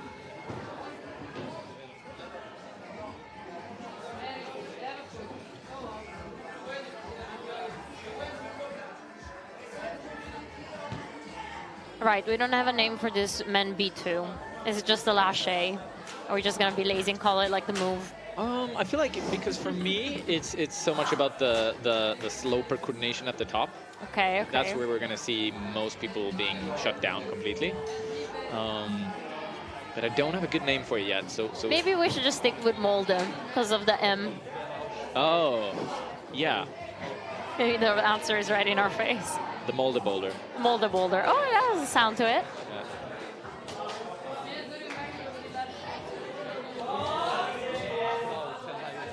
Are we seeing a sender in the background? Come on. Auf geht's. Ooh, so close.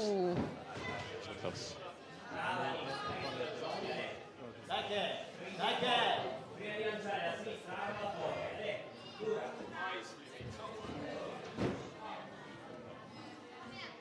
And another top on the flower power boulder. Look casual there at the top also even. Impressive work. First boulder for Francesco and first top.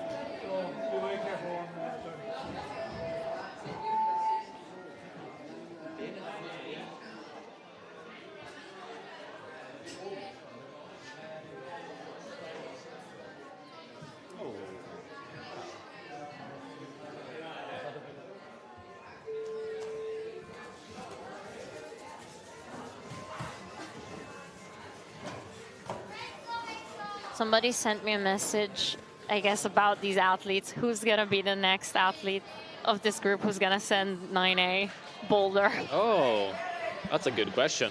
Maybe we'll keep it for finals. Yeah, maybe. It's a fun question. I'd like to geek out on that. That's my kind of thing.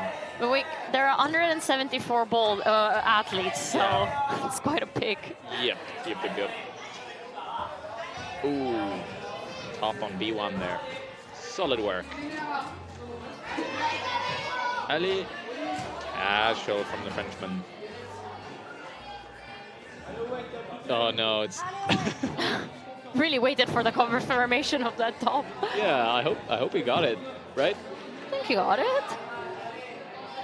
Maybe he's just like, oh, that was super easy. Thought it was going to be harder.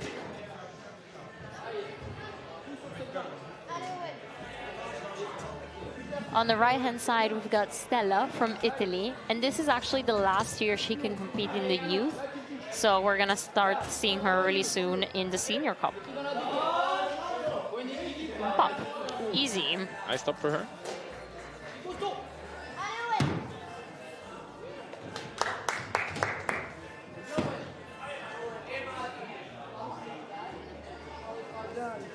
Yeah, this men's boulder is getting a lot more tops, way quicker. Yeah, for sure.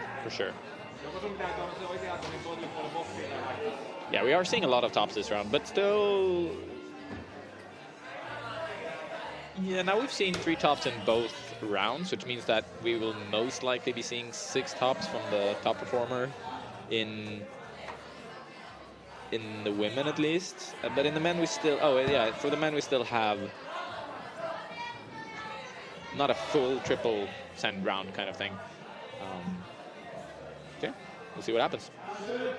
Because in the qualifiers, or sorry, in the under 17. Yeah, we saw, I think it was 2 tops for finals for the men, and just 2 tops. Yeah, and 4 or 5 even for the women. This one, I guess the zones mattered more. Yeah, but even I think it was 2 zones. Or like 4 zones and 2 tops to get into finals.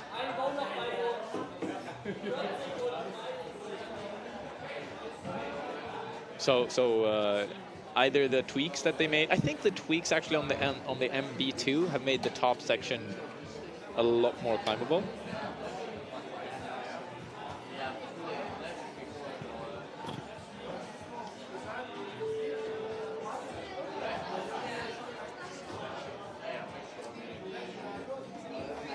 We got Laia from Andorra. Earlier, coach popped in.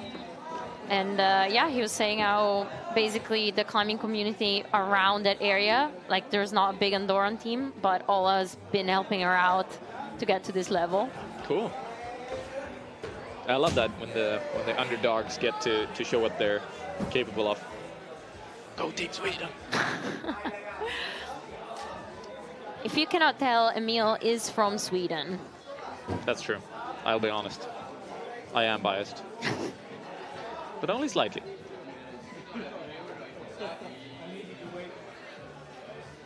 I cheer for everyone, though. I want them all to flash all the boulders.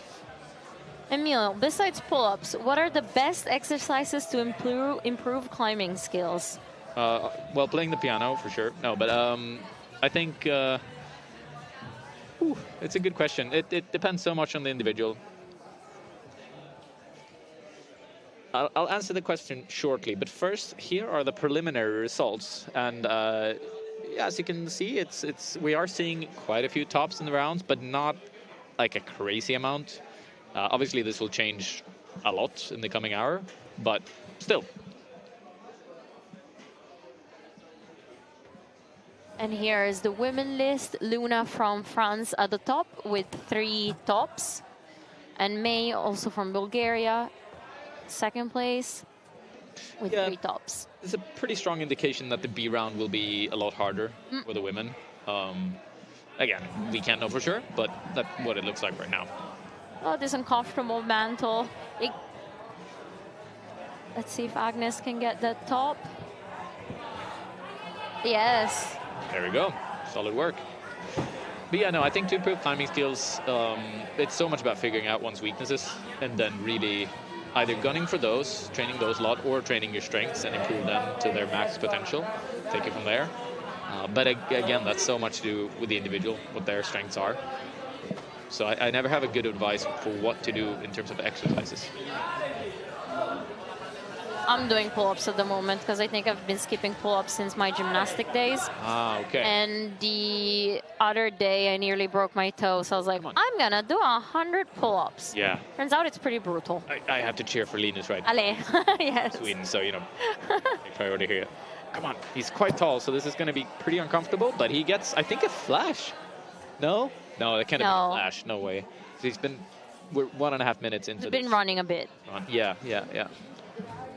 Strong work, though. Have you climbed with Linus? Not very much. No, he's like just the generation below me, kind of. I met him a few times at competitions when he's competed. And I remember back in when he was like 14, maybe. Now he's 18 or something like that, 17 or 18. So a few years ago, he destroyed me on a slab when he was like a young kid, and I had to accept that fate.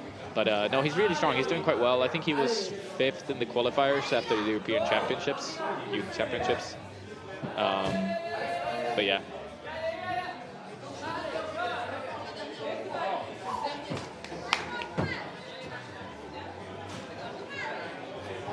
I have your scoreboard up from your climbing days. Yeah. Your last competition was in 2023. Yeah. I kind of stopped to do other things in general. YouTube stuff, lifting grip implements, talking here. Do you miss it? Yes and no. I think competitions are a lot of fun when you're committed to competitions, but they're also quite time-consuming and also, yeah, it's hard to do a lot of other things at the same time. For me, anyways. So it's more a priority thing. I still really enjoy them. And I keep up with the competition circuit quite a bit, like how the World Cups are. You watch all the World Cups? Basically all of them, yeah. Yeah. Oh, Swiss climber, Machi. He almost got the top on that round, and now he has 30 seconds. Yeah, one solid attempt to match that. Ali. Come on. Oh.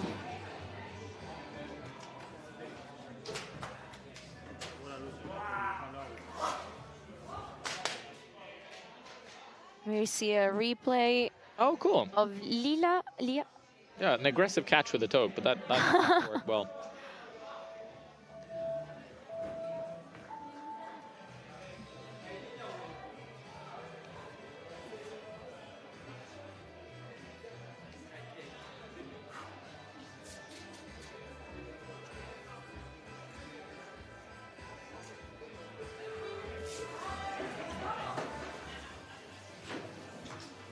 I always think there should just be brushers. Poor athletes, even having to brush the holds. Well, honestly, as an athlete, I kind of prefer this. Really? Yeah, because if everybody's brushing, then everybody's brushing, and it's like, you know, you're all getting the same treatment. You just have to brush, and it's not that much effort to brush. Because when you have brushers, it can be so frustrating when they don't quite know how to brush. You know, because it is kind of an art form, a skill to be able to brush properly. And then you just want to pick up their brush, and it kind of, yeah, can get into your head a little bit, having to stand there and brush because somebody else didn't do a proper job. So, I don't know. I don't mind it personally. No, I think professional brushers should be a thing. Well, that you know, too. like really committed, like side climbers. Yeah. Like I would do a brushing test, and they would need to have a couple of them in their pockets. Yeah, I mean, that's fair. Come on, Camille. Oh, he's really taking his time. Ale, That was yes. such good execution there.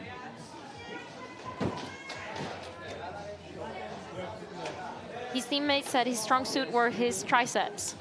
Oh, wow. I don't know if they were joking That's a very or not. unusual strength. And so specific. Yeah. I think they were just joking around. It could be. Maybe he's like fantastic at mantling or something. Do you know a lot of these athletes? Personally, no, but I did try to talk to them between like yesterday and today. Right, yeah. It's always different from what you see online or during the other competitions, you know. Yeah, that's for sure. Just like 5 minutes with a coach or with one of the athletes, you can get actually a lot of information. Another top of the flower power boulder.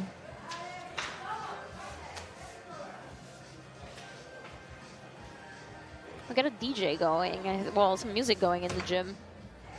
I think the morning round was quiet. Yeah, now it's a good vibe. I mean, it was a good vibe this morning also, but in a different way. Ooh. Hello, Bibi. Last competitor of this round for Until the they women. switch to the other boulders, you mean? Yeah. Which means we should be getting Is it round or set? Because I always get it confused, like group. group. Well, it's group A, group B. Yes, group. Yeah. That sounds right. One set of boulders. Yeah.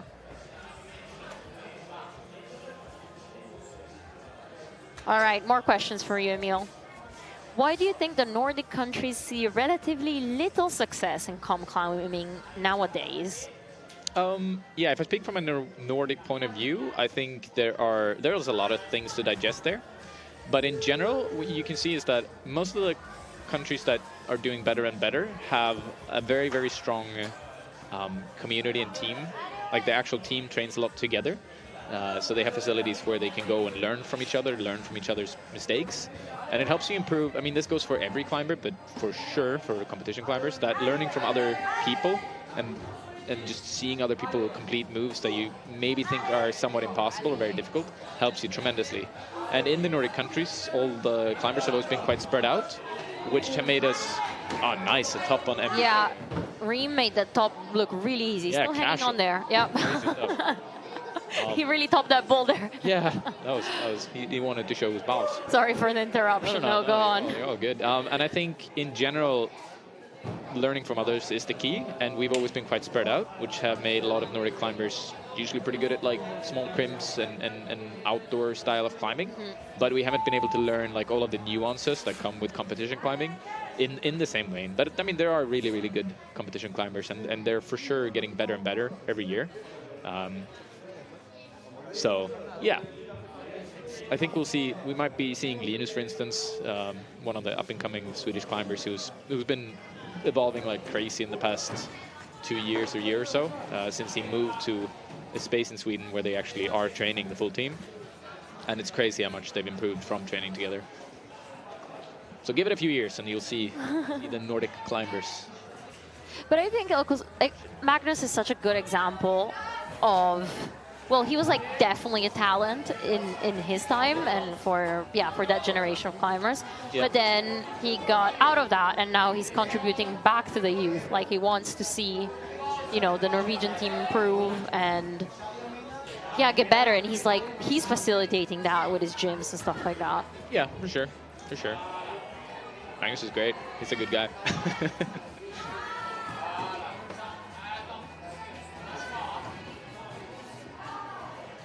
Are we about to see another top on B3?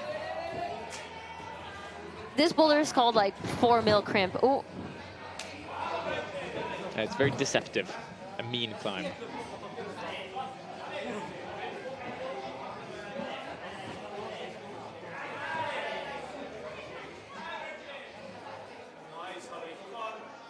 And that's Holly starting her the second group of boulders.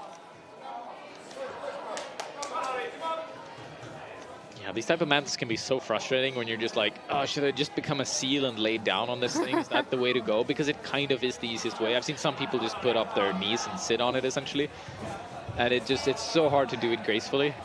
So if you're a graceful climber, it can be so frustrating. Come on. Oh, there we go. A top on women A3 as well.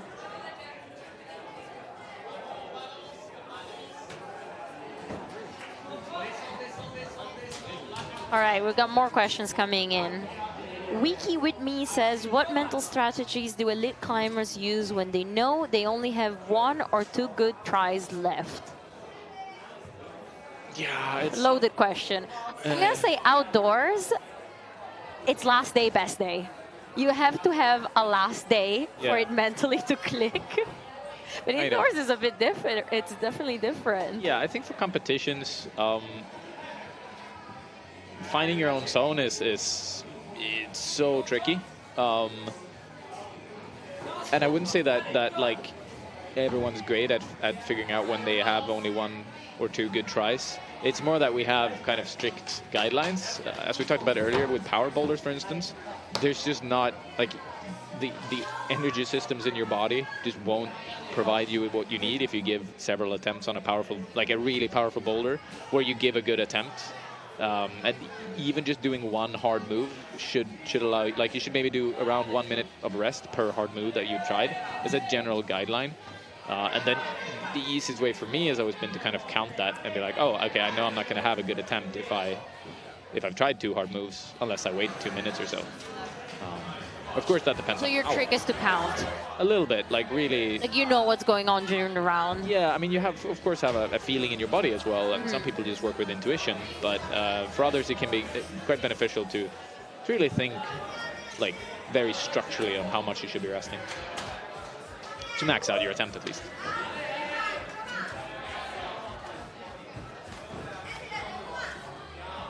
After a competition, how long does it take to recover? Because I'm just thinking of, besides being sore and everything, just your skin like goes on these volumes. Yeah, it depends on how good your competition was. Yeah, I mean, if you flash everything, it's relatively short. Yeah, exactly. Ooh, let's see if, yes. Yeah, we saw a dramatic top there at the end. I think maybe we'll get a replay of it on MB3, the slab, which, you know, became quite the buzzer beater, but it seems like the judge okayed it.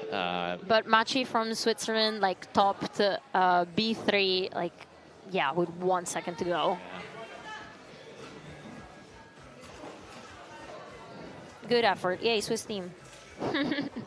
That's all I'm going to say. Yeah, they seem to be doing well. Yeah. And there's going to be a Bouldering World Cup next month in Switzerland, Bern. Oh, really? A World Cup? I didn't. Yeah, well, instead of Meiringen, I guess it moved to a bigger city. Where's the World Champ? Oh, that's in Seoul, right? The World Championship. World Championship in October in Seoul, yeah. Yeah.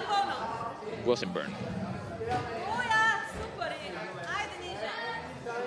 Oh wow, strong work on the women's B2, I believe it is.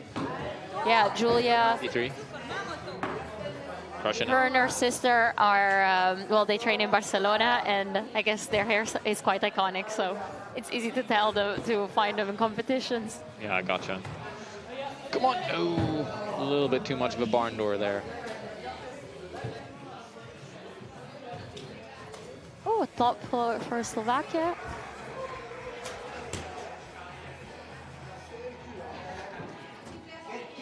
Oh. There we see that one-handed swing from the crimp again, that I talked about it earlier, about some people managing. It's brutal, but it works.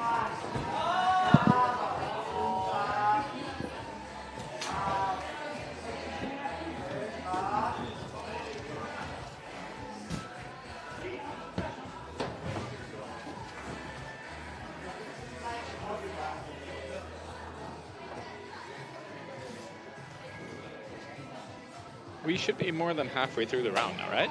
For the women's, we've gone into the second half, and for the men, not yet. No, 3 more, yeah.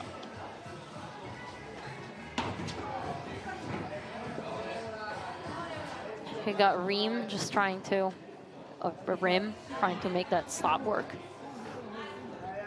Yeah, he was really close. He's got 1 minute and 45, so would not be surprised if we see a top there. He was about as close as you can be to getting it, so, you know. Oh. Still tricky.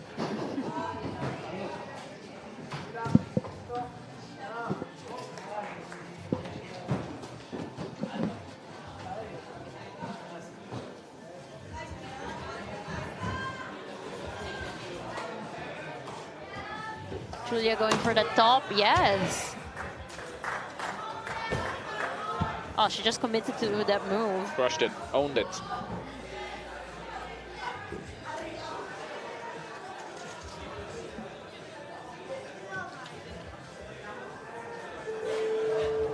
For now, she's topping the charts, actually. Oh, yeah? Mm-hmm. Yeah, that's the B3, so I'm assuming she's topped all 3 then. Solid work. Yes, indeed.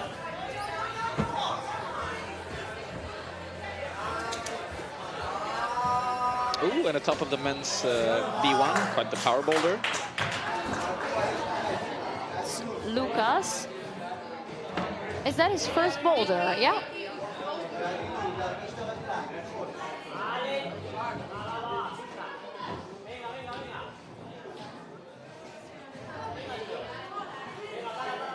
Oh, nice. Using a... Oh, that's a cool method. Slowly letting go. Other people are pressing the right foot off of the volume.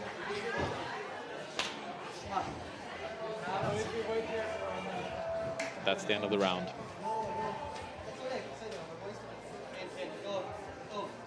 Okay, we still haven't seen 2 athletes in the men's round.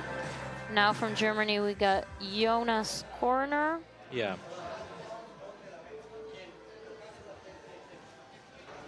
Now we'll see. Linus from Team Sweden has been performing quite well. He'll be on MA3 soon.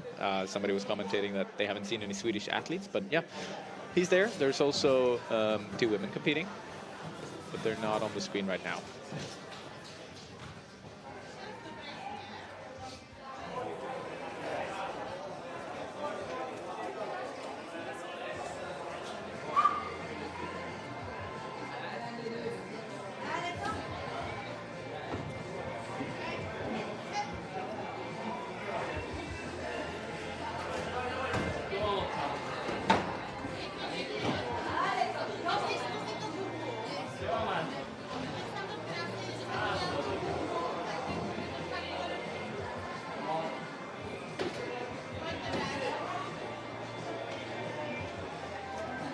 Allez, Team Norway. Emily. We noticed the double jersey. Yeah. I think it's It's unique. It's unique. I dig it. It's actually kind of funny. The setter told me yesterday that the women's slab is quite a bit harder. It sounded like, but they're similar in the style, as you can tell. Then the men's slab. Yeah, than the men's slab. They made it substantially more tricky. Ooh, top for Team Norway. Usually the slabs are very, very similar in difficulty, but it sounded like it was more of a difference this time around.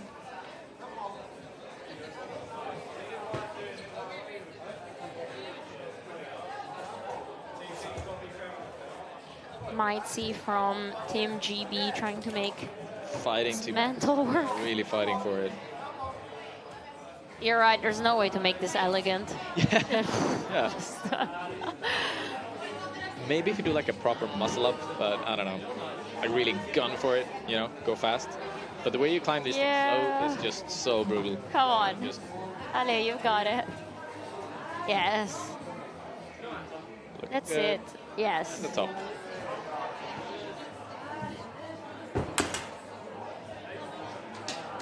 One from the Netherlands, almost at the top. Close.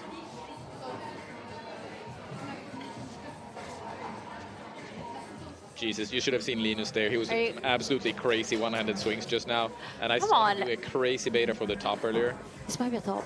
Yeah. Come on, Ale. Oh, no. Sorry, that commentator's curse. I'm sorry. Yeah. He.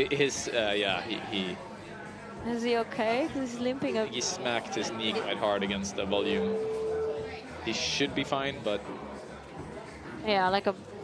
He's only got 1 minute. I think he's trying to figure out if he should give it another attempt. Because yeah, you don't have a lot of them on this kind of power bowler. Let's see if Lucas is gonna make the stop. Come on. Close.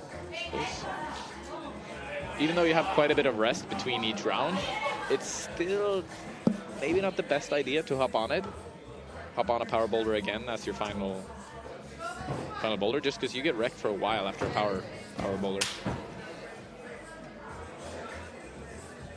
Yeah, he has a long break now before the next. Yeah.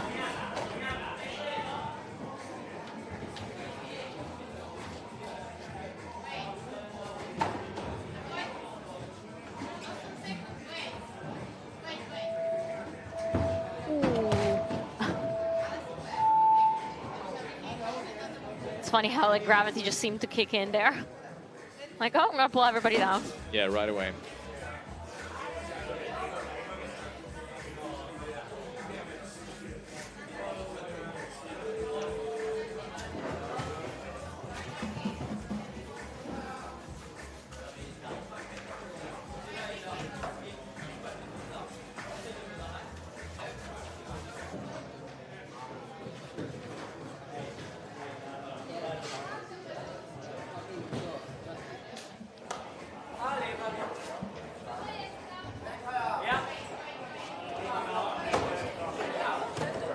We got Nolan from Belgium back on the mats. He's starting his second round.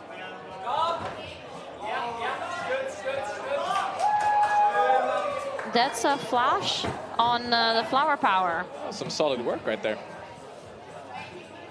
Maybe one of the few flashes. Most people give it an attempt or two before they get it. Team Norway's killing it. Cruising the slab here as well.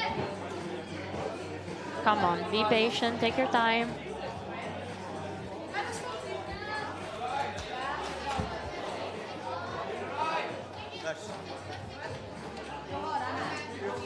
Ale Olai. Ooh, that was a good save. Yeah, very good. Yeah, come on. Get it. Ale, Jeppe. Ale. He doesn't have it. No. Swing off. Come on. Slowly. Decisive. Yes. Ooh, and that's a top.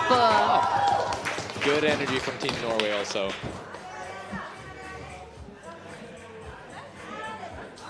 All right. Emil is gonna super swap with Alina, one of the root setters. Thank you so much for your time. Well, thank you. I'll see you later. Yeah, I'll be back. Thank you.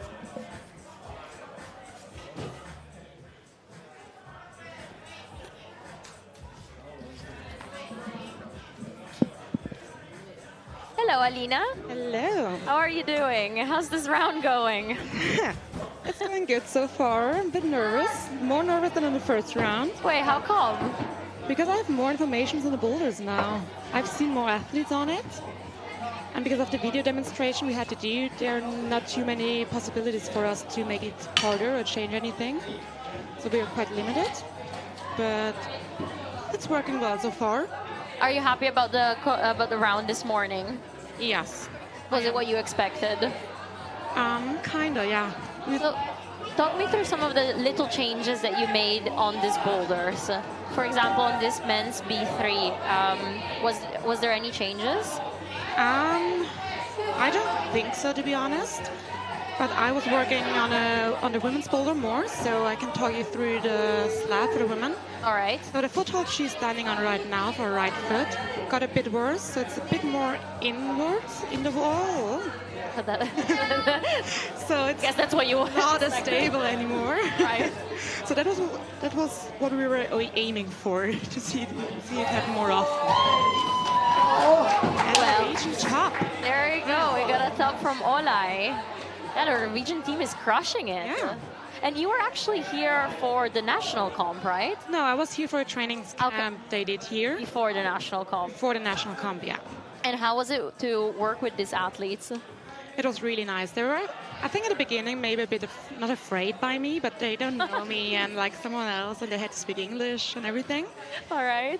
But they were really psyched to try hard and play on the boulders, and not only to sand it, but also work around the movements and try different stuff, which is really good to see. All right, that's the end of this round.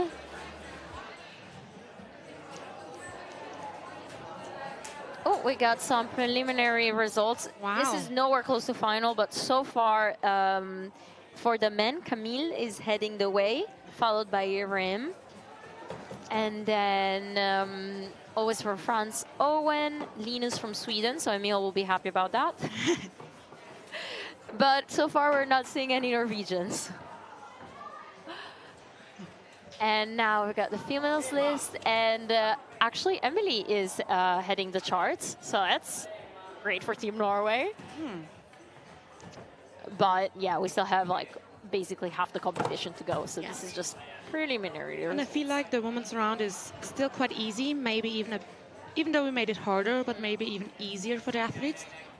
So you're gonna need lots of tops. And quick tops. And quick tops, yeah. Allez, Team Norway. But she's good, looking good on a power boulder. Yeah, maybe the double jersey is doing it.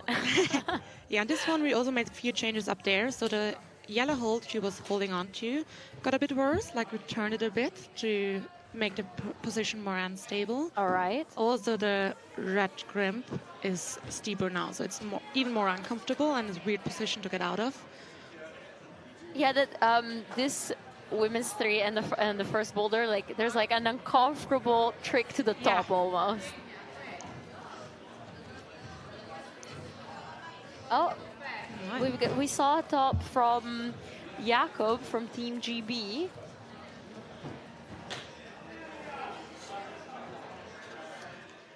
So for the man's boulder, the B2, I know they made the foothold for the top move, the small one, a bit better. So the green one, the black chip underneath. Yeah, it's more positive, and they can use it more to be in a kind of stable position before they're starting the jump. All right. So just by adding the little crib, it's like a millimeter or two. Just by making the foothold a bit more positive.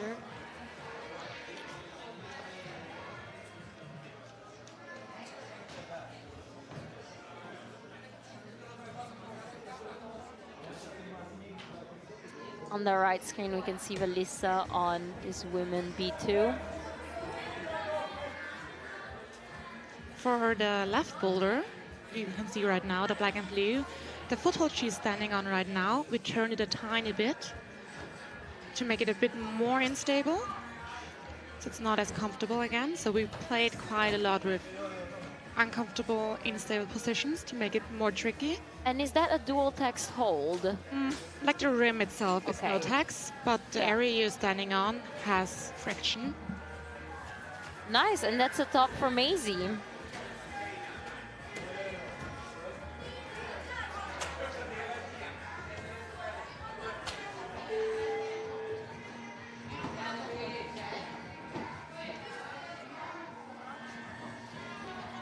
So if anybody on YouTube has any questions for Alina, she's one of the route setters here at the comp, keep them coming, don't be shy.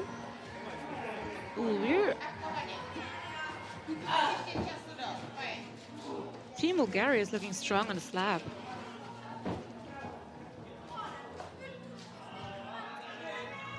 Come on. Allez. And that's a top for Valissa. Wow, she was shaking up there. I think she's heading the charts for sure. Yeah. With 109 points. So that's 3 tops so far and 1 zone. And she only has 1 more boulder to go. On the flower boulder, or I don't know what you called it. We called it flower power. Okay, on the flower power, they turned the top hold 180 degrees, so it's much better now. It's much better on the left side Yeah. when you're going to it. Yeah. Okay. Yeah, we need a couple more like fun name suggestions. Okay, which one is missing? Well, that's the Molde one. Okay, because of the logo of the gym. Yes, that's easy enough. Minimal word didn't get that creative. Yeah, This see. one, yeah. And to be honest, the flower power was a suggestion from the producer. Okay. Okay, this one, MA2. What can we call it? The top of the end of this one is quite brutal. It is risky. Risky, yes. And if you find a good body position for it, you're able to stay in the wall and you don't have to crimp as hard. But it is hidden. Also the zone, it's like, I remember to use it. But you need it. You need it, yeah. If you only from here onwards. use like the big one, you're not far enough on the left to be able to do this feet swap. It's a full focus on a Norwegian athlete.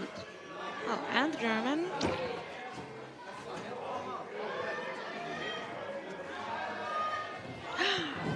He had a foot slip. Yeah, that's guard just missing out on that flash of that boulder, but he has time to top it. Yeah.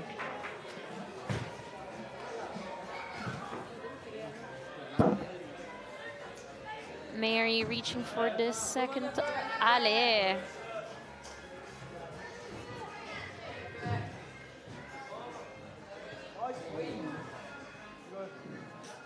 So we've seen Mary in finals recently in Corno.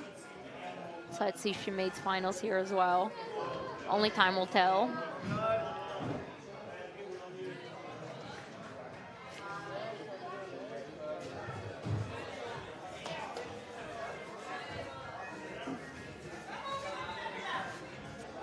So as a root setter, what's the biggest difference between setting like a Boulder Cup or like boulders for a competition and just at a regular gym? By regular gym, I mean like a public. Yeah, like commercial setting. Commercial setting, yeah. I think it depends a bit from the gym to the gym, but at least where I'm from, which is Austria, Vienna, there we try to make the top moves more safe, like more Right. safe, not as difficult at the lower part. So there we try to keep the difficulty on the lower parts, so people are not as like they're falling. Wow, sorry, I was just watching now the guard almost got the top again. It's so hard to stay focused on that topic and so much is going on. Don't worry, you can jump around. But on a comp, you want to have at least two difficulties. Like one difficulty to the zone, and then it should be even harder to the top part. Right. On commercial setting, it doesn't matter. It doesn't matter if like the first two moves are super hard and it's a bit easier.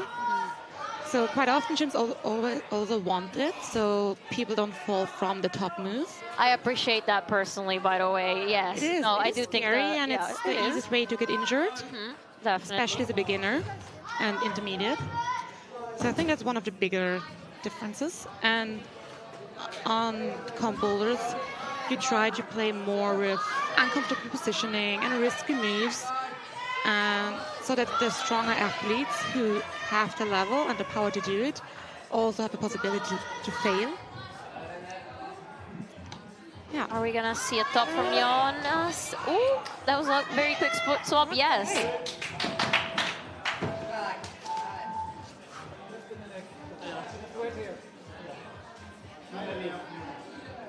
So you think it comes down a lot to like where the difficulty is positioned?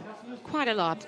And also like on commercial settings, you don't care too much if there's one move which is easier than the rest. Right. Because at the end, people should just climb it and be happy. Yeah. But on a comp, you need the separation.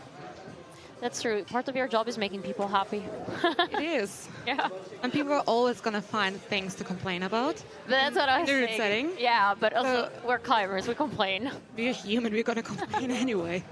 What's your best climbing complaint? My best. Or like your go-to? Like is it like skin or conditions? Like weather? I used to always complain that I'm too small, which I'm not doing anymore. Because I'm actually not that small. I just climb with too tall people. Right, yes, that's a good way to put it. I think maybe skin. Skin. But not in a way that I just complain that it's bad, it's just hurting. All right, yeah. I don't want to climb through the pain. Okay, no, I understand that. Because I often like look at my hands and they're fine, but you know when it's like painful underneath? Yeah. Yeah, so then it's like, well, it's just unpleasant to climb. Yeah. And you can't even show them. Like, no one's kind of believing you. Yeah. What is your favorite complaint? I gotta say it was it never? Besides on slabs, it's not often the thing that I'm short. Also because I checked like my average height in my country and I'm just average. So I think I cannot really complain. Wait, maybe we're about to see a top here on... Okay, sorry, in the corner of my eye, we're watching V3. And also, like, I don't know, as women, maybe you use that a bit as a to-go excuse, especially in bouldering. But then I boulder a lot outdoors, and most of the boulders are set by men. So it's like, obviously, the average is taller and they have a bigger arm span. But I don't know, I tried not to let that as an excuse. I don't know, I'm tired. Simple as that. That's probably the best. I'm tired, I'm hungry. I don't want to do it anymore. Sometimes you don't need an excuse to stop. Like, you should... Yeah. You do it for yourself, right? You don't have to prove yourself to anyone if you don't compete. Yeah. So they want to prove themselves here.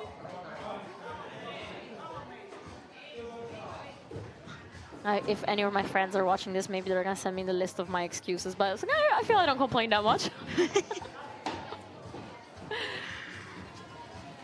I think I give up a bit quickly. As in, I'm not...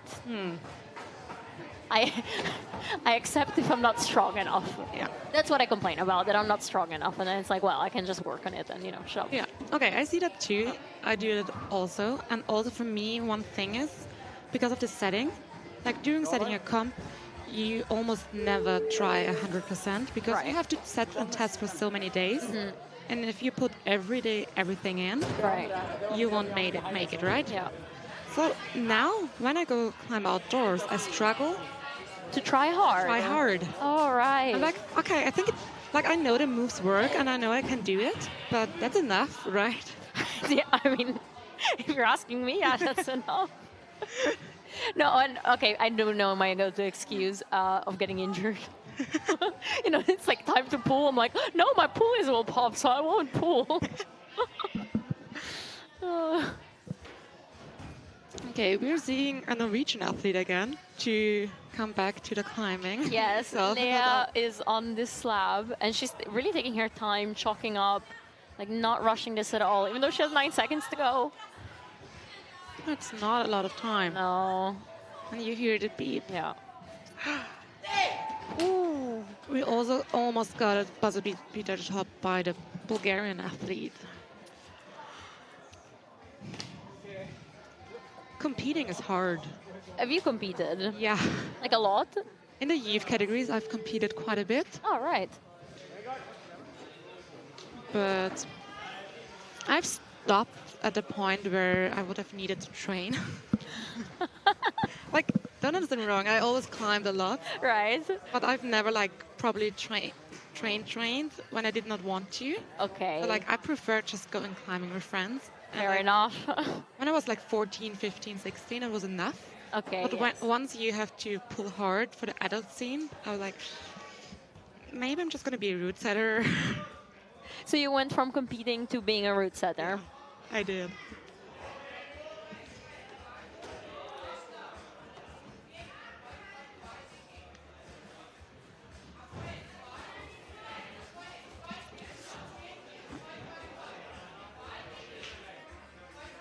I think for the women, it's really important to, if they can do the power problem.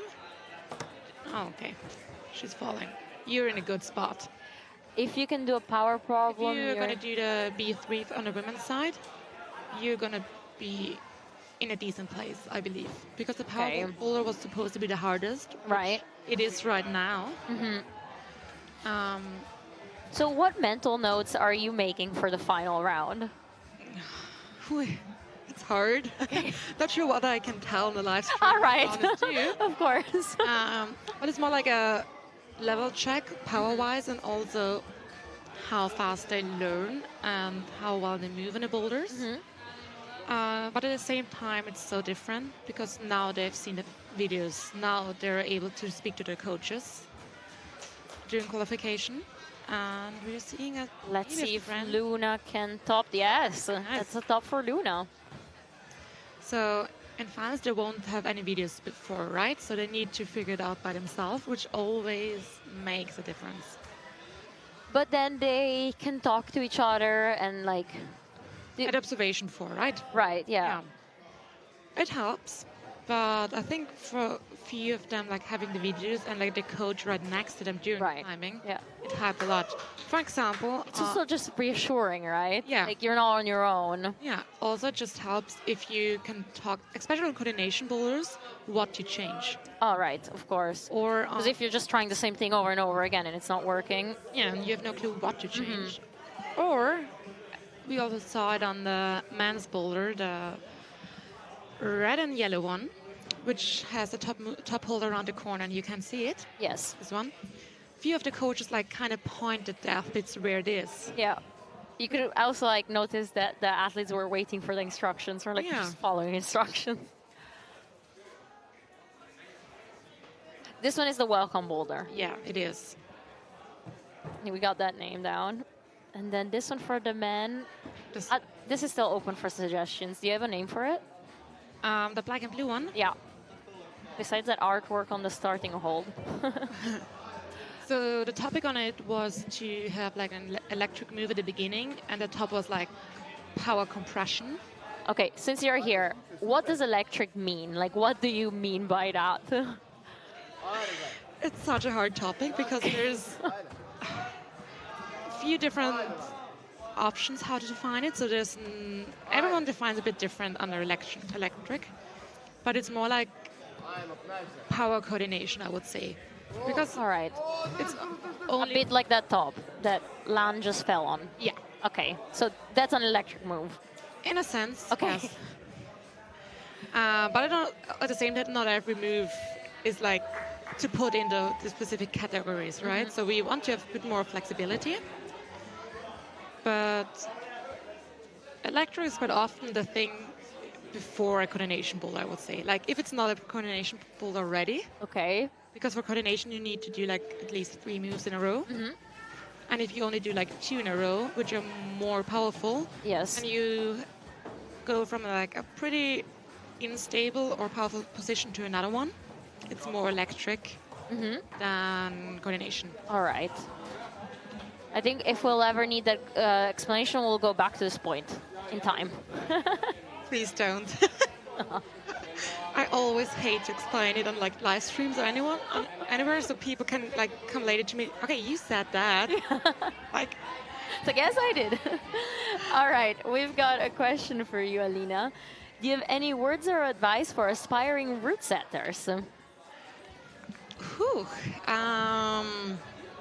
I think for me it made a big difference to set with as many different people as possible. And also in different gyms with different setters, because at the beginning when I started setting, I was always working with the same group of people in the same gym. And almost every setter has their like style and the way they work, not only like climbing wise and like boulder wise, but also like how they start a day and to start the setting process. And if you see more different ways how to do like setting, like few people just like put random stuff on the wall, right? And then figure it out. Few people think about the movements beforehand a lot more. Which type are you? Do you start with a plan? It depends on the day. All right. Because it's still a creative job, right? There's no right or wrong way to do it. And also, I have a friend who's like planning beforehand what he wants to set. Right. If the head setter's like giving you another boulder, another topic, it's not helping you, right? So you have to figure it out on the spot. Yeah. It also depends on the holes and the walls and everything. So I think my advice would be to start setting or try to set it with as many different people and setters as possible. And also, since it's like a creative job, it's a bit like being a painter, I guess. You start off with like a palette. The more colors you can add to the palette, the more colorful and intricate the painting will be. Also, it's just a job you need to learn. Like experience other handy job, I guess. Yeah. Because it's still experience on how move works. So also just like to think about what is a Spanish top. Yes. Meanwhile, we were talking I was away. just surprised because he was held his head afterwards. And I was wondering if he bumped his head on the ceiling. No, I think he's all right. I think he's just like happy about it. I don't know if we have a replay, but yeah, Andres, he topped men's B2. We haven't seen that many tops on that boulder. Let's see where he's at in the standings first. Okay, that's a good spot. And then how can you progress and better yourself as a setter? Yes, I think you've answered that. Yeah. Set with other people. And practice a lot and try different things out and try to understand the movements you set. Because sometimes it happens to everyone that you set a really, really cool moves by accident.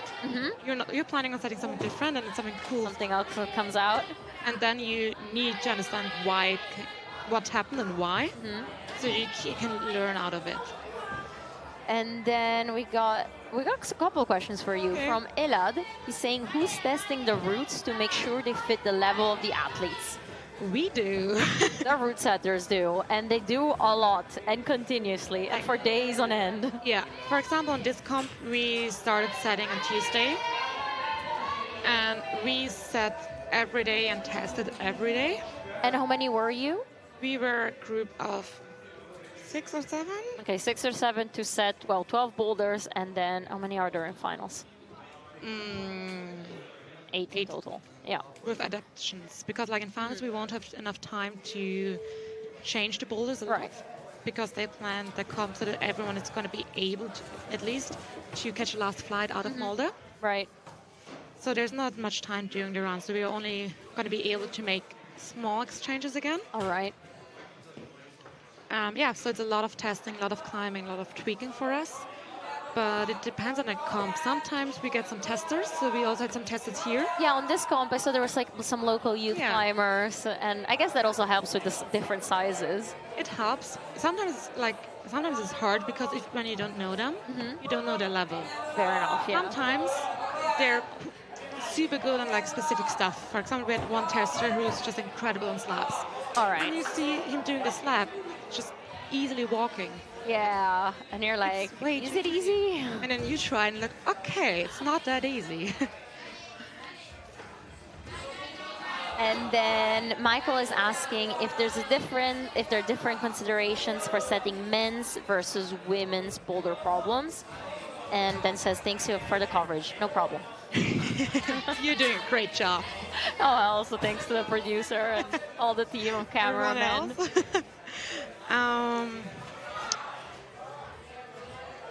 I wouldn't say there are like different considerations, like big ones. Just like usually in women's boulder you can't go as far on coordination because like power-wise they're not able to jump as far. French athlete going strong. Ale Luna. Ooh, matching. Ooh. Oh, we almost had a top from Iceland, from Greypoor. But he has time left, right? Yeah. There's 2 minutes left. Ah, there's the clock. What were we talking about? Oh yeah, men's between female and men. Like I try to not make too much of a difference, but sometimes we go riskier, like on riskier moves with the man and the women. Okay. Especially in the lower levels, because sometimes they're falling, like they're more practiced in falling. All right, because in a way, I understand what you mean. Like, but also just like go man for are it and... some. I don't want to reproduce the stereotypes. Yeah. But while when we test, we know that there are some men who are trying to cheat everything. You mean like actually beat the break? Or Yeah, actually beat a break and just go all in. Right, yeah. But they're trying more dangerous cheats or beat the breaks than women usually would say. But nothing too specific. We're really generalizing also for whoever is listening. Like, this is like stuff that you noticed, I guess, during all of these comps, and also while competing, maybe your teammates are just going at it blindly. Yeah. Okay. But I mean, in a comp, you always just go blindly for it, right? That's what Emil was saying. It's such a weird thing because, like, in a comp, you don't care. You're in it. Yeah, you forget about it in a way. And for me, it was always hard to train that hard. But like on the comp, I was pushing it. And after comp, I was sore for like almost a week. And I could never reproduce it in training. I remember this from like my first gymnastics comp at 7.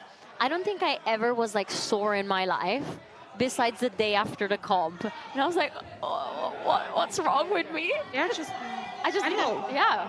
Oh, and then we got a top from Luna on boulder B3. And I think that's it for her round. Let's check the scoreboard. She did all of the boulders, right? Luna.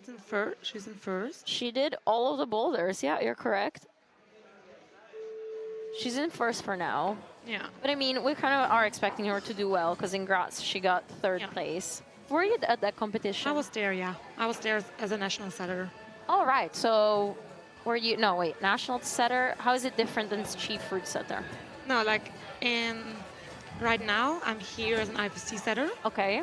And in Graz, I was there as a national setter because, like, the IFSC is always putting on European Youth Cups the head setter, who's level 2, and a level 1 setter on. Okay.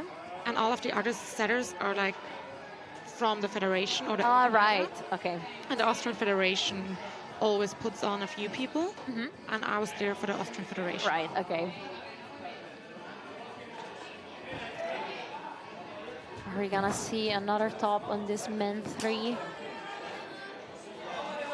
It's like so heartbreaking, but eventually they do get many tops on this one. Yeah.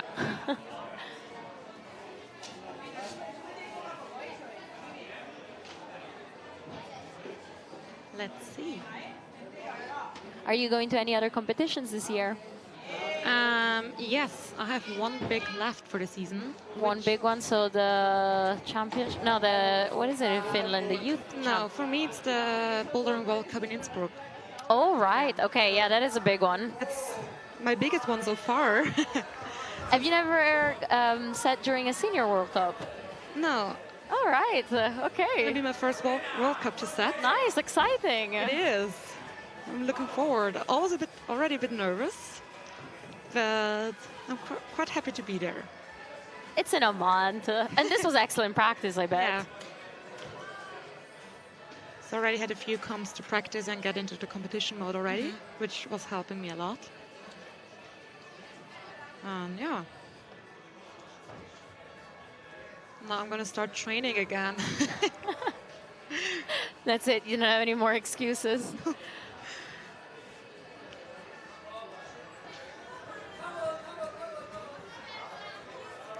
So, Norwegian girl on the slab and Finnish one on the other slabby boulder. Oh, just dropped into it. Nice. Come on. For the right slab, you need such a good ankle flexibility. It's insane. When I watch a few of the girls do it easily, and their ankle flexibility is just so good. And if it's not as good, you struggle more. That was a top for Finnish climber Venla.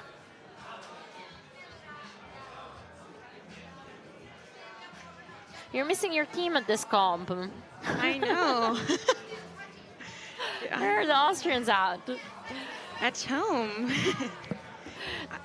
I don't know exactly why they decided to skip it, but I think because there's one youth cup more than usual. Right, okay. And they decided to skip this one because, like, there were the last 2 weekends there were already European Youth Cups or the championships. Yeah, it's quite a busy schedule, like 3 every weeks. weekend. 3 weeks in a row is quite hard. Hmm. So I know a few of the athletes who are here were not in Graz and took a break there. Oh, and just, okay, chose which comp to go Yeah. to. But the Austrian team had to be at the European Youth Cup in Austria, right? Yes, yeah. You're not able to skip that one. Oh, it's also at home, and then probably Yeah. like, yeah, family and friends can join. And Yeah. that's also like a real cool support to have.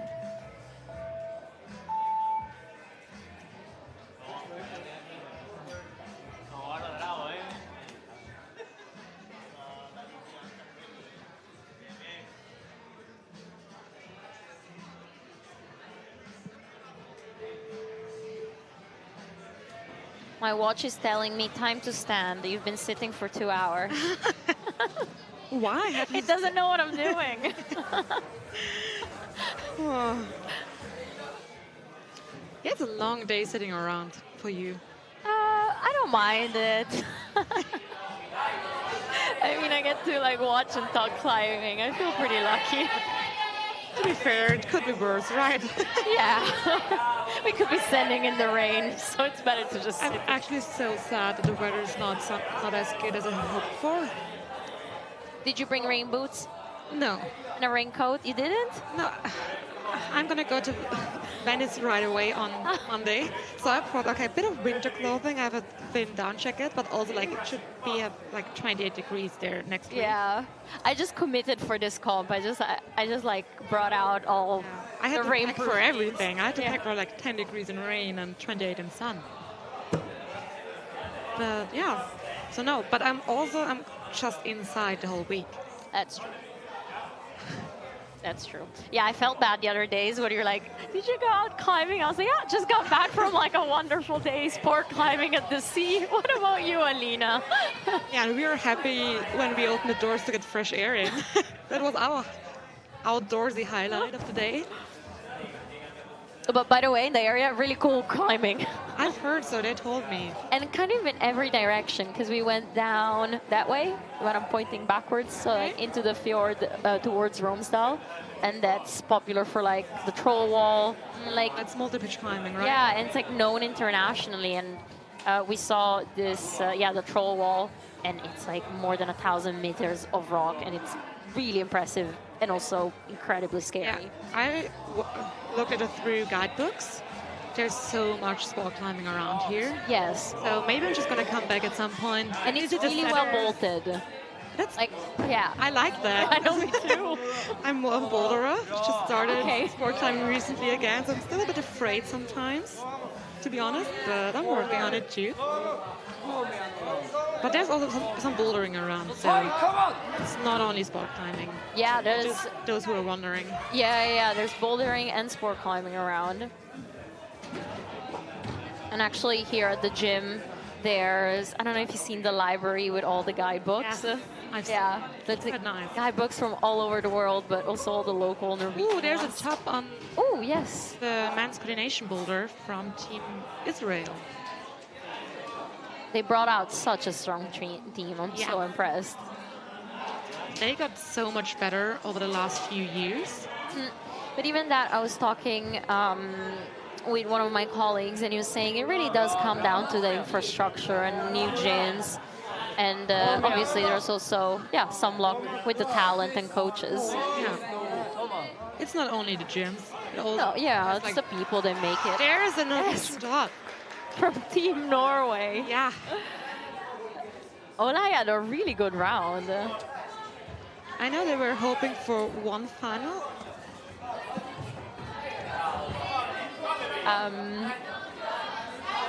Let's just... All right. We got 20 seconds at the end of the round, but we're gonna greet Alina, and you're gonna join me tomorrow during the finals, right? So yeah, I can. Yeah. No, let's do it. Yeah. Okay. And see you here tomorrow. Thank you so much. Hello. Here in the commentary booth, I've got Nikki. Right? Did I get it wrong? Hey, how are you doing? I'm doing really nice. It's fun to see this competition. I think the route setters have done an excellent job. Yes. For the people on the live stream that don't know you, what's your role and what are you doing here at the comp? Well, I'm a sport director for the Norwegian Federation, and since this is an international competition, it's the federation who applies to organize the competition. We did that, but the organizer, in fact, is the local club here, Romsdal. So you applied for the country, but then it was up to the gym to like. So we have a deal with the gym, and they have done everything here, and they've done an excellent job so far. It's really. I said yesterday to the national radio here, we as federation are really proud to have a club like that. Who has done this excellent work and put in so many hundreds and hundreds of spare time working hours. And I also say, like, I mean, personally, with me, they've been really welcoming, but also like the time and effort they've made, they've been doing like, to make this competition even better. Like, they want feedback, they want to know what's going, they want to know all the correct and not correct things that are going on. They're really putting a lot of effort into making this what it is. Yeah, you have a really nice live stream here to comment. I mean, have you seen really these big professional? screens? Yeah. It's amazing. It's not a homemade Facebook live. No, and I really appreciate also all the camera work. Like, it's not easy. There's a lot of going on at the same time. And here we're about, I know, we switched to an Andorran athlete, and she got another top. Nice. And we're still hoping that we can get one Norwegian to the final. We have a girl, Emily Condors. She's right now on spot number 6. Let's check. So if we are lucky, we could have it. Emily, yeah, she's in number 7 right now. Has she finished her round already, though? Ah, okay. Yeah.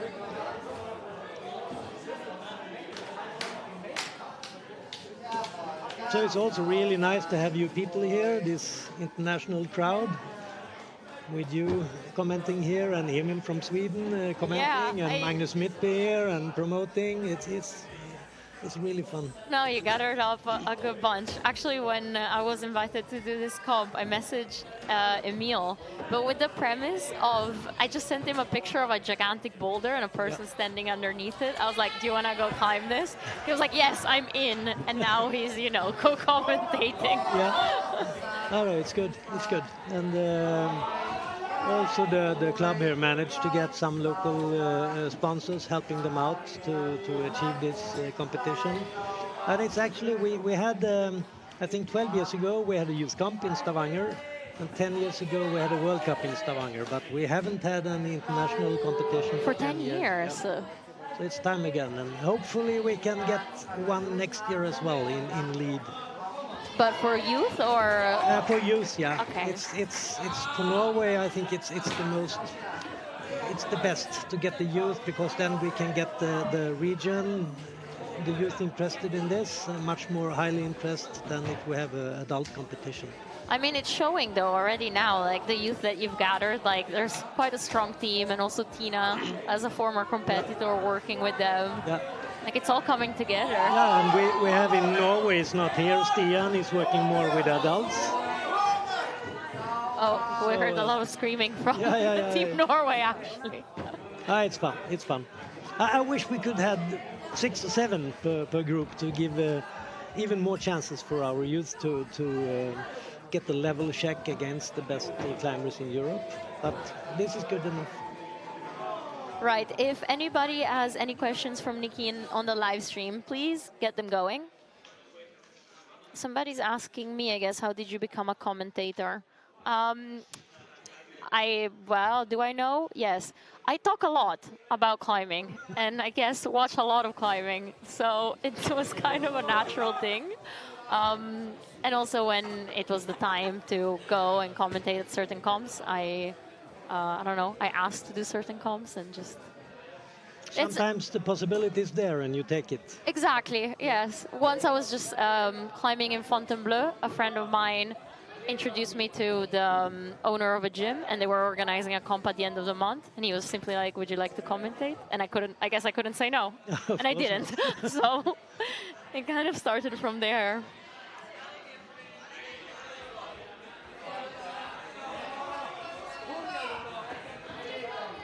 And tomorrow, the setup is going to be a little bit different. Yes. With all the finals on just one wall. So it's going to be more room for spectators here. And I really look forward to that. Yeah, at the moment, during this qualification round, we're basically using the whole bottom of the gym. And it's quite extended. But fortunately, at least we can get all of these boulders in. And there's still a lot of space. But yeah, tomorrow it's going to be focused on the main wall. Yeah.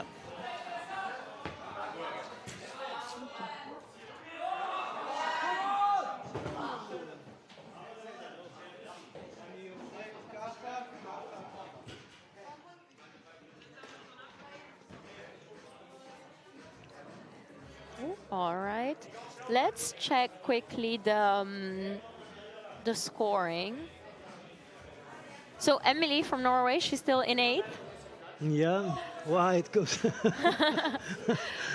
Well, we have some good climbers coming. I don't think she will reach the top 10, but the last thing you should lose is the hope. But she can be really proud of herself. I mean, so far she had an amazing round. Yeah.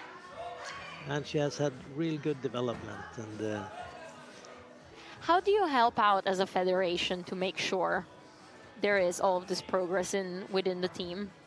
Well, I would really like to have more resources to be able to do much more.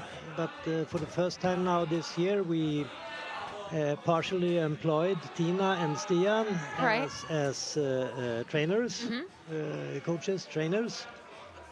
And we also have agreement with Maximilian Klaus from Germany, who was a trainer for the national team Germany. So he is coaching on a lot of competitions in Europe, and to have this interaction between experienced German trainer coach with our Norwegian one, so we can level up the know-how here in Norway. So that's what we did this year. Then we also have a employed trainer for the para team. All right. Yes, we're in Salt Lake City, and we got the 2 bronze medals. I heard. Yeah, so we really have a strong para team. And now the body able have to level up to get to the same level as the para team. That's our goal. That's cool to know that you also invest a lot of effort into the para climbing aspect. How many are left now? You have. Ola is climbing on his last boulder. We're trickling down though, yeah. For the men, there's roughly still 13 to finish the round. Oh, Team Norway is going absolutely wild for Ola. Because he's a local climber as well. Yeah. Come on. Allez. I had some really good tries today. Yeah. And he had fun on the wall. That's the most important thing here. Hopefully I can catch him to come on the live stream for a bit or for the interviews afterwards. I can fetch him for you if you want. Maybe just give him a bottle of water and then ask him if he wants to come on. He has to sit there one rotation anyway, so he can take some water and then he can come here. All right. Okay. Okay, thank you so much for joining me. Thank you. Bye. Bye. He's funny, okay.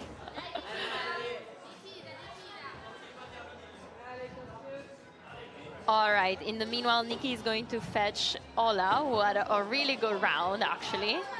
So maybe let's just give him some time to reset, put a jumper on. But in the comments on YouTube, you're asking if there's any French athletes, I assume. Yes, there are many, actually. The French team brought out a pretty big and strong team. So, or keep watching or scroll back. There are a couple of French athletes coming here and there. Right now on the screen, we've got Stella from Italy. and a Norwegian athlete on men B3. Enoch Devil. Just making work of this really delicate slab. Oh yeah, they're both on slabs. And is that gonna be a top for Stella? Oh yes, yes it is. For everybody on the live stream who's been following for a while, we've got back with us Emil Abrahamsson. He's putting on his headset. He's back. Hello, hello, hello. How are we doing? So we're almost at the end of the round. There's like 10, 13 men to go. Did you hear the Norwegian crowd with Ola, how crazy they went on that last boulder? I did not. No, I've been upstairs for a few minutes. Oh. I need to update the score and see what's going on. How's the vibe upstairs? It's lovely. They're doing some grip challenges, and everyone seems to have a good time. We've got like a big screen for the live stream as well, those wanting to watch. So let's see here. So far, we're keeping track of Emily, the Norwegian woman, who's down in number 10 for now. But if it stays like this, she's into the finals. Okay, exciting.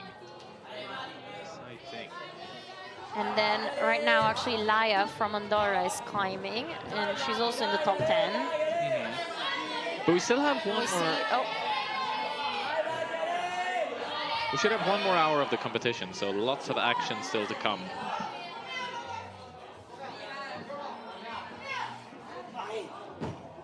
Half an hour.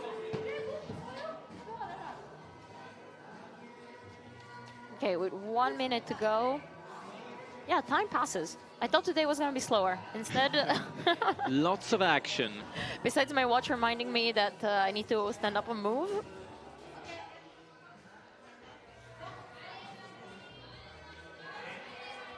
Have you seen anything crazy in the past while I've been gone? I've been honestly more busy talking than watching. Oh yeah? I have to be totally honest. Alina came on and she gave us some good root setter insights. Yeah. And now I just spoke to Nikki, who's part of the National Federation of Norway. Wow, it's crazy. It seems like oh, what a fight. You could maybe hear that in the background, but yeah. Very, very close to a top for Team Germany. Hops on with 5 seconds left on the clock. Very frustrated German young men. Okay. Yeah, it seems like it's a hard round again. Before when I was last, I was like, oh, we'll see how this goes, but. All right. Sorry, Emil. We've got a super swap here. Oh, for, awesome. Athlete interview, right? Yeah. Let's do it. Hey. Hi. Terry. Hey, how are you doing? Oh, good. Oh, it's sweaty out there. So how was this round? Like, first time that you're competing in your home gym, right? Yeah. Or we have had some national cups and championships here before. But yeah, I think this is the first like international competition in Norway for like a decade or something. I can literally see you still shaking from, I guess, that men B3. You really gave it all. Oh, I was very surprised when I hung on that like Spider-Man move there. On the little jib one. Yeah. Yeah, here. Oh, here, we can see a replay of your round. But it was super fun. You went again. Yeah, and I stuck it. What did you think of the route setting at this comp? I was very pleased with it. It was very fun. I mean, this round didn't go that well, but my second run, I think I couldn't have done any better. And how was it to compete with like your home crowd?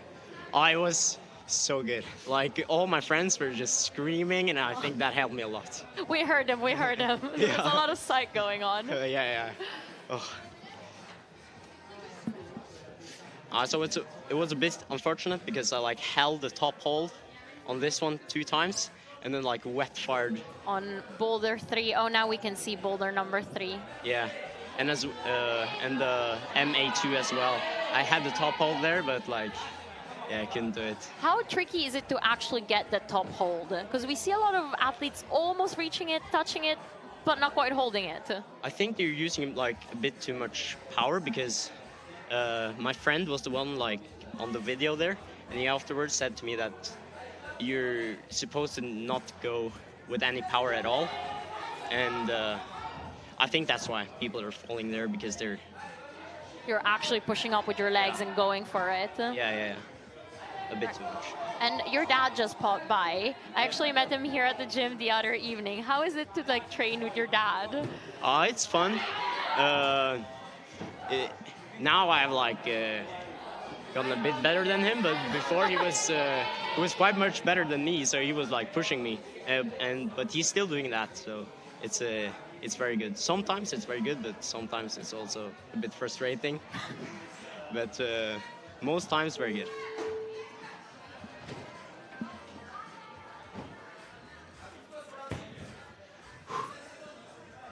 Are you okay? Do you want some water, something to eat? I think I'm good. All right. Or if you want the jumper or anything. No, it's okay. But it's a bit weird that like when you usually go into your gym here, there's like no like very good people, but now we're like stacked up with good competitors, so it's a bit fun. Okay, look at the camera over. Never mind. What was going through your head on this slab? Because you started the boulder so often, and like you still are meant to go quite slow, right? Yeah. What was going through my head? I don't know actually, but when I saw the clock ticking down and I had like been on the top hold already 2 times, I felt the stress coming. But I was like trying to calm down, but then I had the unfortunate slip, and I was like, okay, it's over. But the most fun bowler, I think, was the MA2, because I couldn't stick the dyno before it was like 20 seconds left. Let's see now. There is an Italian climber on it. I think it's not the Netherlands. The M1. Okay, yes. So it was like I couldn't stick the dyno at all before the like last 20 seconds. And I was like very stressed, and I'm not usually good at slopers. That's like my weakness. Okay. But on that try, I was like hanging onto those slopers like so good. I've never felt that feeling before, and I heard the like clock ticking down, so I had no time to set up, but I was like so close to sticking it. Yeah. So it was like real fun. But maybe you unlocked a new feature for yourself. Yeah. But on slopers. Yeah, that's the first time that's the first time ever I've like stuck to a sloper. And now you see Team Germany. Let's see if you can flash this boulder or not. Oh. Oh no. It's slippery, that hold. And also, like, by now, it's really difficult to brush that hold as well. And like a lot of people have touched it or. Yeah. I was like trying to brush, but like kind of gave up because I saw that they weren't getting better. Yeah. Yeah, you need somebody from like above the wall to come in. Yeah. Like drop down and brush it. Yeah, on that boulder actually I had to switch shoes. Wait, talk me through this boulder, this slab, and like the blind hold back there. Yeah. Oh, he topped it. Did you top this? Yeah, I topped you topped it, right? Yeah. It was like before I was going on, I was like checking how many screw hole or how many bolt holds down before the hold is. So it was like 2.5. So I was standing in there, like looking, and then okay, here counting down. Counting down, and then just breathe, and then just go for it. So these slopers you held. Ooh, nice. I was like touching that black one, but I had no time, so I just. Let's break with a top. Do you know any of these competitors well from other countries? Yeah, no, quite a lot of competitors actually. A lot of Germans. Most of them aren't here at this competition, but and of course the people from the Nordic countries and Italy. But my friends there, aren't here for this competition, and a lot of or a few Austrians. And so it's quite a like society that includes everyone. Yeah, Talk to I mean, everyone. the climbing community is. Yeah. I think we might have like the best community as a sport. Yeah, for sure. Because I always think like, oh, we've got. I don't know. It's unlike football. I'd say it's like a personal challenge. Yeah. And even though you're competing against other people, but you're still trying to improve yourself. Yeah, for sure. Were you at the match the other day? I walked in. You walked in? We're talking about the local football club that's actually part of WIFA, right? What is it called? I don't know football. Yeah, with UF. They have been in the Europa League a few times. Europa League, that one. Yeah. Wow. No, I walked into the stadium, made a joke that it's 22 men running around for a ball, and then walked out. Yeah, because here in Molde I go to like a sports class, so I have a lot of football players in my class. So like a few of them is in the the team that is playing top division. Yeah, top division. So it's quite a big sport, football, up here in Norway. Molde. In Molde. Yeah. That's the end of this round. Okay, how many rounds do we still have? I guess that was Tommaso. I think Tommaso was on this round, actually. Oh, gosh. Okay.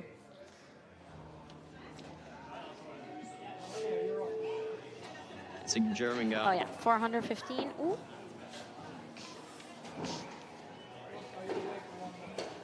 Oh, we just got 6 men to go. Oh. So the women's round is almost coming to an end because there's a couple less competitors.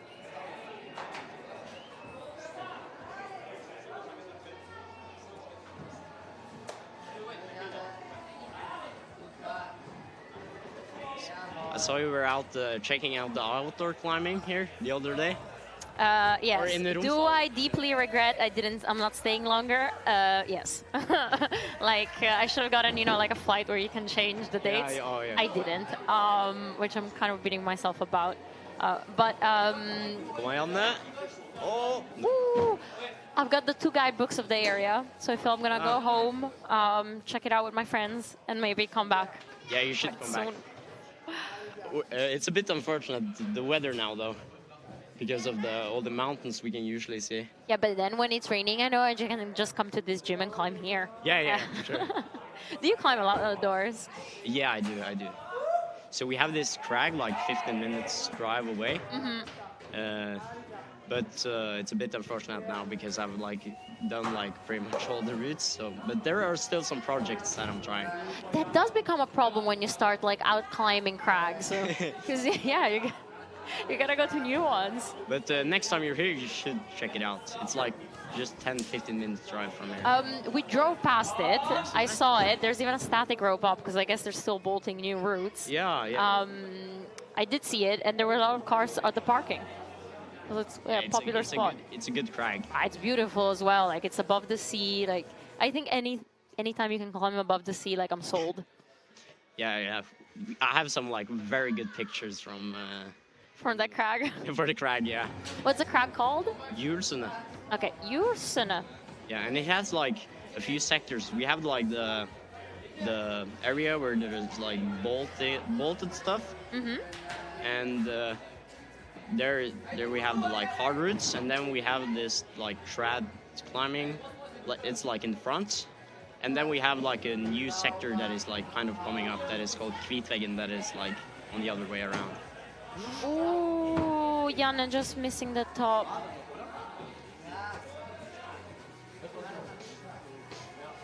Yeah, I think he's going for a bit too much power. And I pretty much asked this to every other person on the stream. Do you think outdoor climbing helps you actually to climb indoors, or not? I think yes, but in some ways, because I've climbed a lot of outdoors, it gets it influences my style.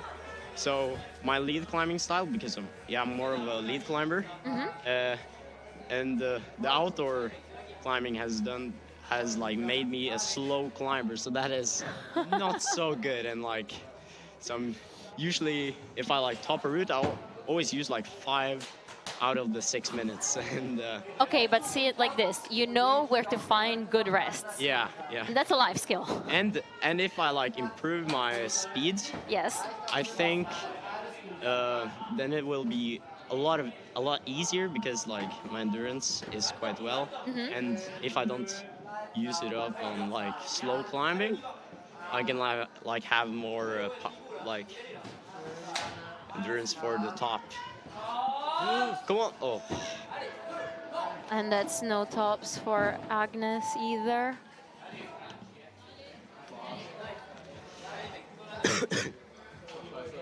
yeah, this round was hard. The B round. Yeah, But more powerful, right? Yeah, Or what do more you mean by hard?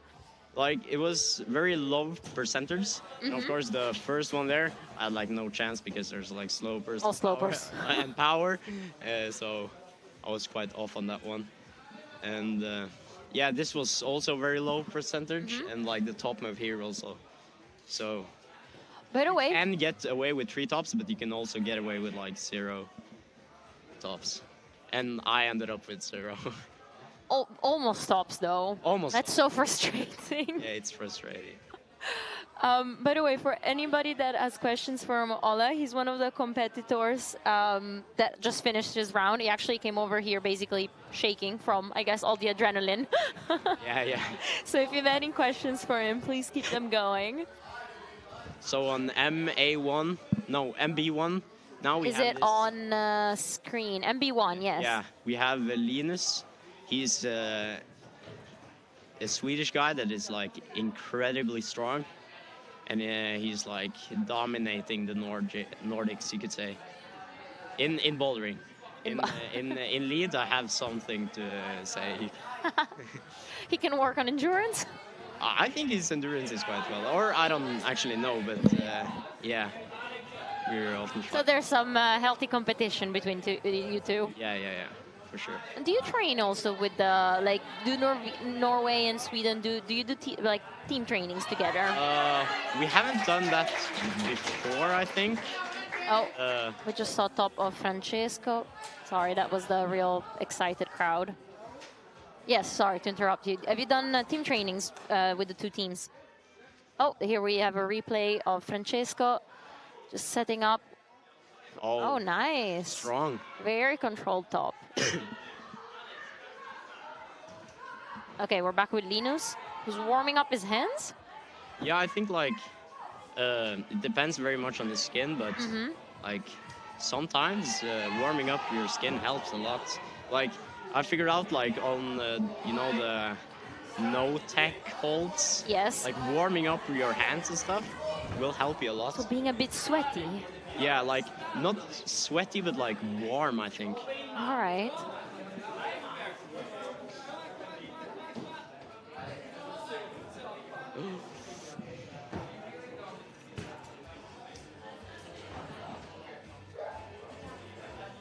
And now Linus is on again. That looks like a really uncomfortable start. Yeah, it was. There's so many people in between. Usually I don't actually quite see it. He's climbing very well. He's like, he's always climbing always doing the right thing. How did you start climbing? From my parents. Oh, okay. Yeah. They just like brought me into it. But before I was loving rest days. Like when we were on vacation and stuff, I was like, ah. And when did it really click? Like, this is gonna be my thing. I'm gonna. Oh, okay, nice. We got a top from Swiss climber. Oh, he had a lot of speed in there.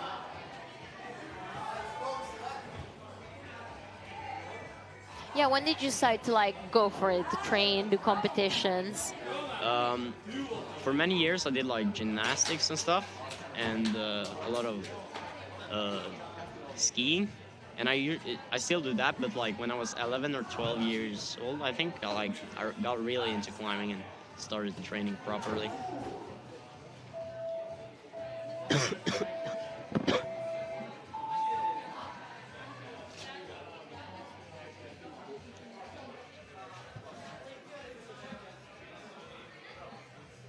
Let's check the results real quick, what's actually happening, because for the women's round, Maybe they're finished. they are Oh no, there's still some more competitors. on the third boulder.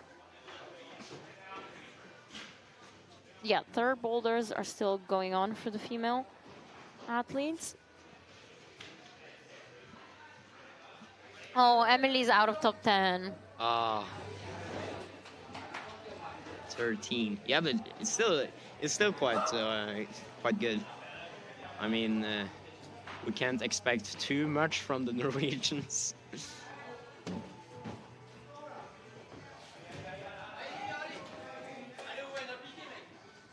Oh shit, this guy's. Lillian.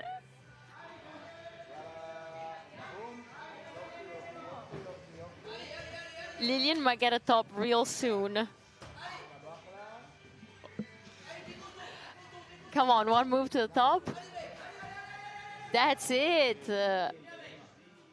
I guess that was a flash. Yeah, I 1 think- minute in. I think I watched the European Cup in Graz, and it was this bouldering qualifiers, and that no one got, not even the zone.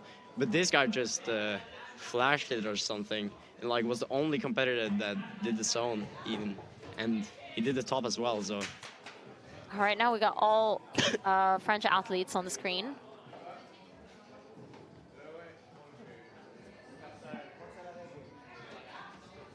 yeah, French athletes is like dominating. Yeah, in senior and in youth. It's the hips, you know. You Moving- think they've got good hip flexibility? Yeah, they're like moving so well. And trusting in their feet correctly.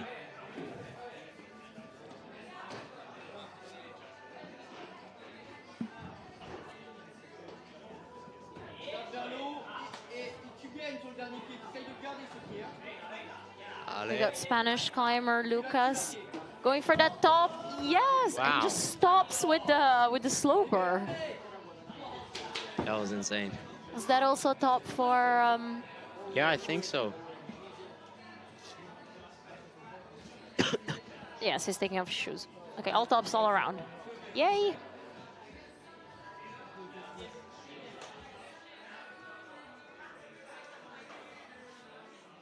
Got Agnes from Iceland. Ooh.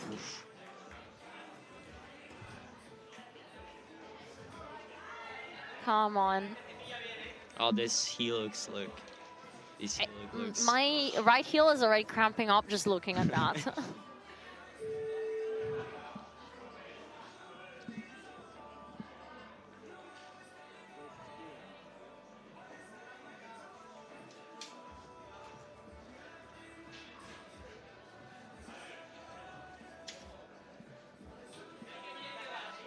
Okay, Emil is approaching the commentary position. Ola, you're dismissed. Thank you so much for joining us. Thank you. I Thank really you very appreciate much. it.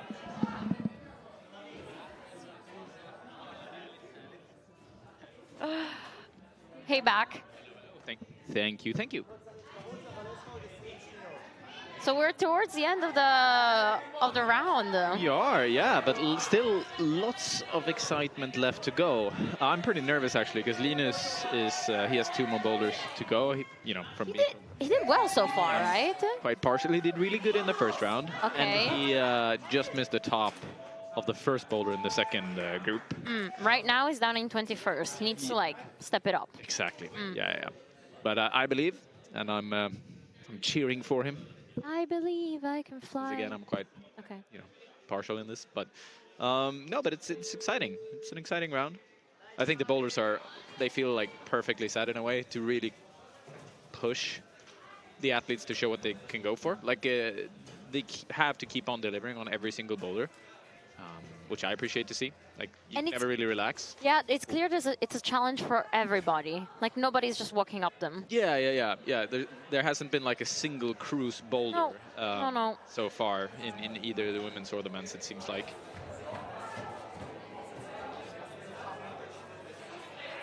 Flower power action. And Let's see if Lucas will also top this one. Oh, now we've got... We should be getting towards the very, very end of the women's round. Yes. Am I right in saying so? Oh, Linus. Yeah, Leah is one of the last competitors. Oh, and a top 14 Sweden on Whoa. NB2. Just on the right of your screen there. Let's go, Linus! Maybe we're gonna see a replay, but good job, Team Maybe, Sweden. but Maybe, regardless, regardless. Regardless, it's the top. Yes, we've top, seen it. You know, I'm psyched. So yeah, Leah is the last woman out, actually. Oh, sick on, yeah. On B3. B3. And on A3 we have BB, right? Yeah, from the Netherlands. BB. She's making good progress. We're currently watching the MB1, which has been kind of a sufferfest for a lot of climbers. I mean, you tried it, right? Yeah. Just what was that? What's the start all about? It's. I mean, it's very much like finding the friction, finding the balance. Okay. That kind of move. The feet are a little bit awkward, but very good. So all of them can do it, but they really need to, you know, activate the very right muscles. And then this swing is, the hold is that you catch is pretty good, the foot is pretty good, but you're coming at it with kind of a weird angle, so. Okay, let's see what he's gonna do here. Compression, oh, stays in. Fighting hard to stay in, but making it Allez, work. heel hook, come on. And Allez, allez, allez, we oh. have seen people get spat off that top a few times already, so. Oh, and that's a top for BB. Strong work. See if that makes a difference for her placement. I'm not sure where she is currently. Ooh, she's in 10th. Oh, she is? Yep. After, nope, but she just topped, so she's most likely in, well, 7th or 8th position then.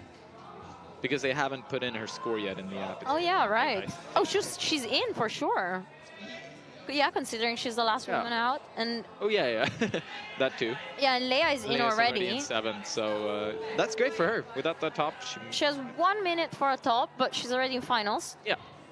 Yeah. You always want to improve your score to not lose on count back or anything like that.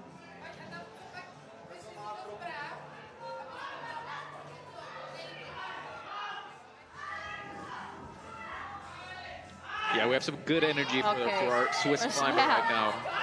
Machi's really going for it. Oh. 30 seconds. You have time, yeah, you have 30 seconds. You Allez. hear the people cheering. It's got time. I think he needs it. Oh, he really needs a top, actually. Or the zone, at least. Oh, no. Yeah.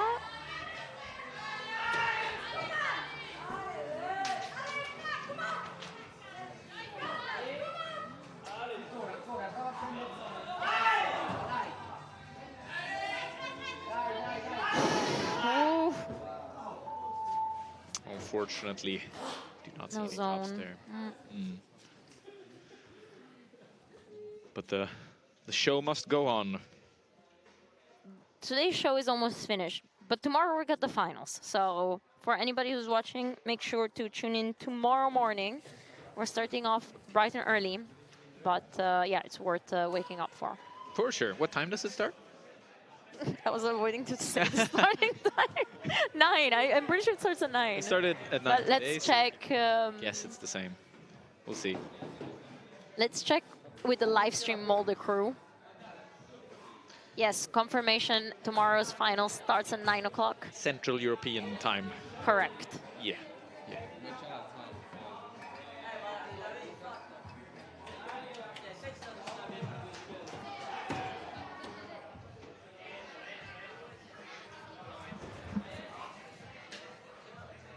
So Jeppe is on B1. Oh, Trying to find some tension from the sloper. Oh, we have a Flower Power is Flower getting Power, another and top. We have another top there.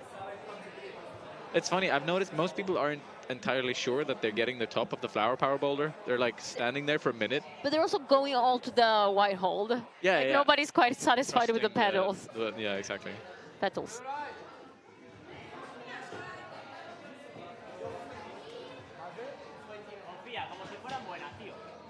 I gotta say, in the first round this morning, there were more men who were trying to like cheat this boulder. Yeah? And now, oh, yeah, with with the the start, mantle, yeah. yeah. That's probably true. Which did not work for anyone, I believe. No. But yeah, people seem to trust the top section of this. I think it's the fact that they changed the foot so that it's now kind of usable. It made quite a big difference for wanting to commit at that top move. I think before it was like if you didn't feel close in the first attempt, you didn't want to try it again, almost. Oh, just because you knew they had nothing to push on from. Yeah, so if you didn't feel, but like now I think you feel confident that it's possible from the get-go, but you might not stick it, and then you want to try the same beta again.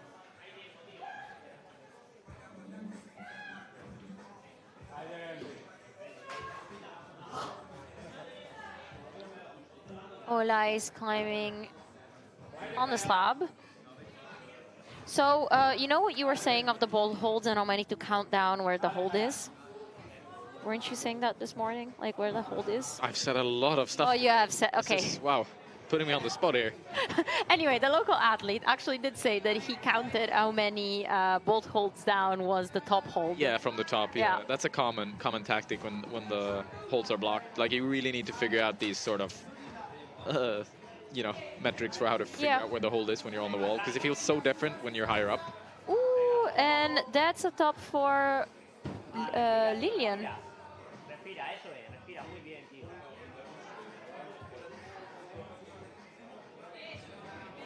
Okay, maybe I feel like Lucas is close to the top again. I feel like we're 1 minute to go, come on. in the finals. Well, to be expected. Yeah, true.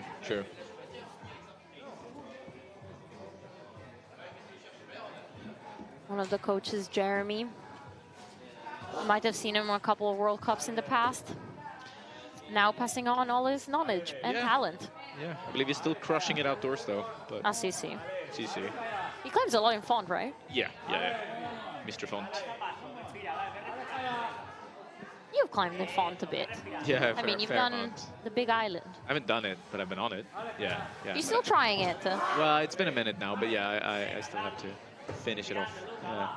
How long has that project been going on? I technically tried it quite a few years ago, 5-6 years now. I swear I saw the vid. Didn't you do it? Are you sure? We'll have to in my mind, I saw you doing it. We'll have to double check. That'd be a good dream. But yeah, no, I've spent a lot of time in Font. It's one of my favorite areas in the world to climb in. You just have such a wide variety of amazing movements. So yeah, here we have the preliminary results for the men at least. There's still a few more climbers to come. So far, Linus is in finals. No, he was in 11th. 10th. And these are for the women. And this is it. Yes. So Bobby from the Netherlands is in 10th place, and then we've got Valisa from Bulgaria, Mary from Germany, Lea from Slovakia, and then topping the charts is Luna from France.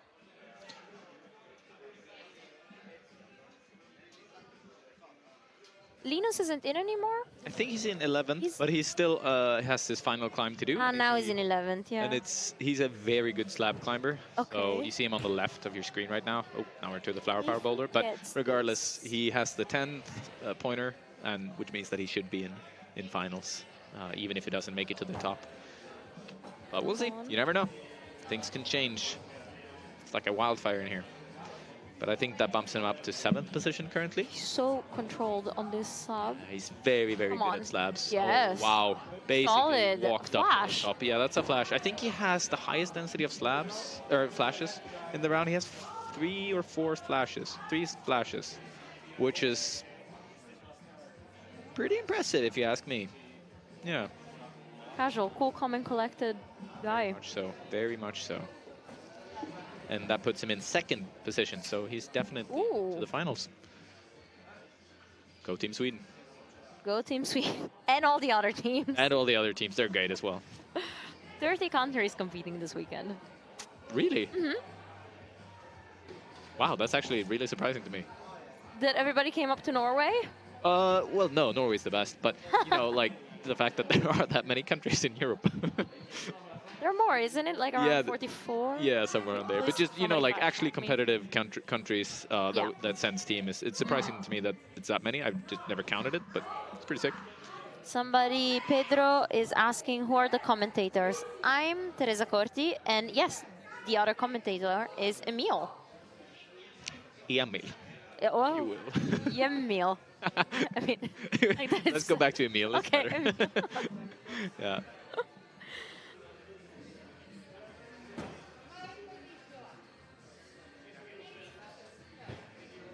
Yeah, if you guys have any questions for us, please, please feel free to drop them in the top chat box thing, and we'll try to respond to as many of them as possible.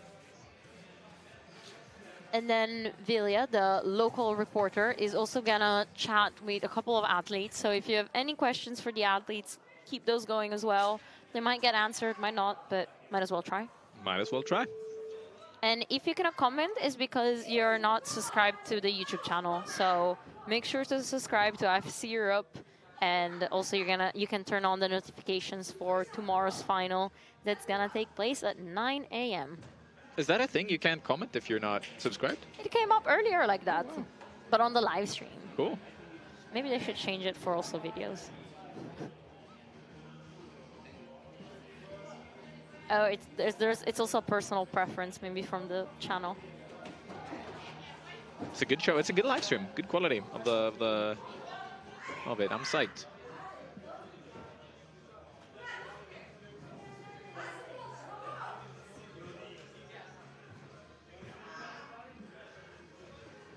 Oh wait, is this the final round? No, there should be one more. no, We're slightly no, behind, right? yeah. Yeah, that's cool. Ooh. Who do you think is the favorite to win in each category? I don't know yet. What, for, for you? no, no. I was about to say, like, I find it quite exciting because I just do not know.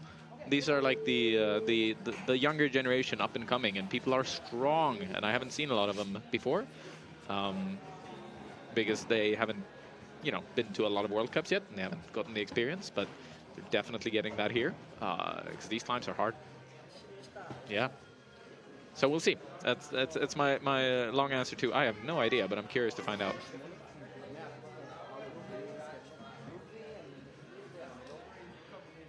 Okay, we still have 4 athletes to go on the men's side. The women's results are final. If you want to check those out, they are on the IFSC app. You just got to go under European Youth and then under 19 in the Molde Cup.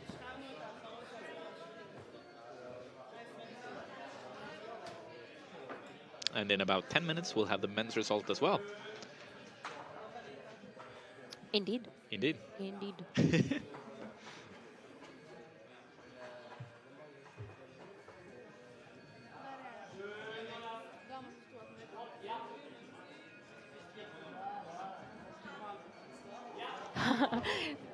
He's just pointing out.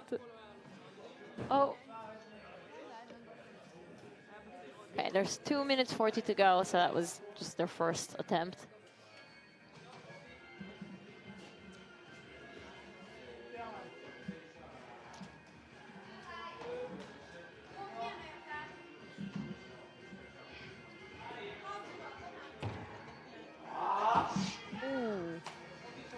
I believe Lilian, who's on that boulder, is in the finals regardless, but I think he'll want to get that top because I would expect him to be put into second or even first place if he gets it. Yeah, because he's 0.2 points behind. So if he gets that top, it'll be in a very good position going into finals. He didn't get in the zone yet, though. No, he did get. He does have the zone. On the last boulder. Yeah, and Jonas Körner from Germany just finished off, well, his round and hit the final boulder. Or does he have one more even? Jonas has one more to go. Oh, wow. He's in a really good position then. Yeah, because he's in second place with one more boulder to go, which means that if he gets that one, and, well, if he gets it, he's in first position, and if he gets the zone in 3 attempts, he'll also be in first position.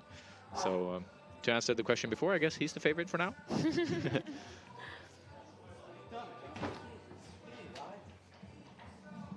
There's currently an Italian athlete, Francesco Marchionni, who was on appeal, but so far he's in 12th, so maybe it's on appeal to get him more points? Yeah, We don't know the thing is, he doesn't have the zone on the final boulder, which is the slab. And I'm not sure why. I'm not sure if he got it and thinks, you know, if there's a discussion with the judges, but something's going on over there. So maybe he'll get a chance to try it again. And it's quite important for him because if he gets that zone, he's into finals. But maybe that's a powerful boulder as well. No, the slab. He's on the side. Francesco, the Italian, he's on the slab at the end. So we'll see if Okay. he gets to make it into finals or not. It depends on if his appeal is okayed or not, which we'll find out in a few minutes.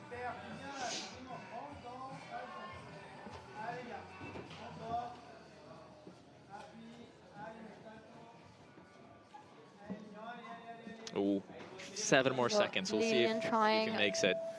He's got to hurry, but he could do it. Come on, come on. Oh, so close. No cigar. That sound reminds me too much of the speed climbing. Oh, right. I haven't seen a lot of speed climbing competitions in real life, actually. They go by really quickly. Yeah, I can imagine. I can guarantee you that. Especially nowadays.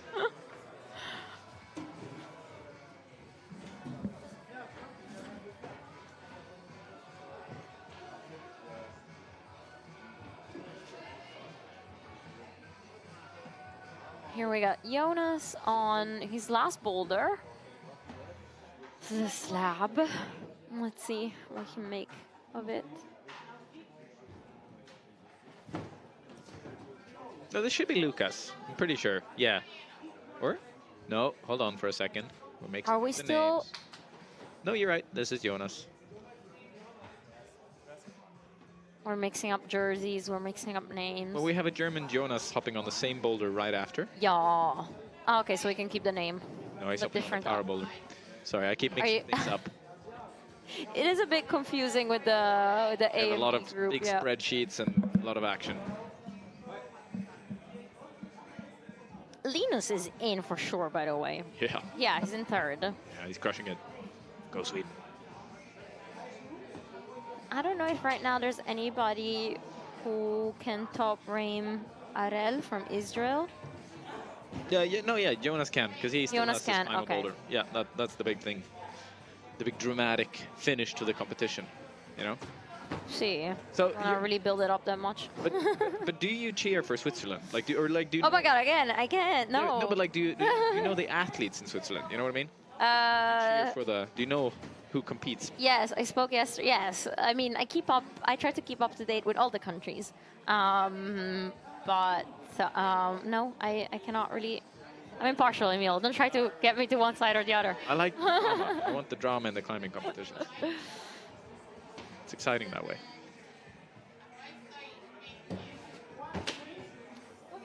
Here we got GB athlete.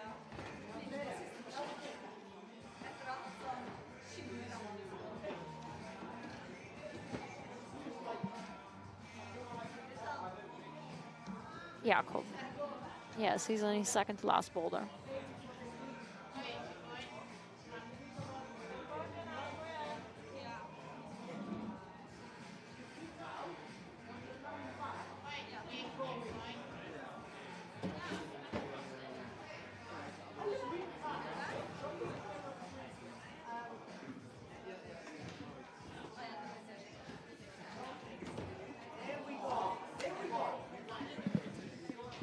What's the time left on this round? They have 1 more minute to go.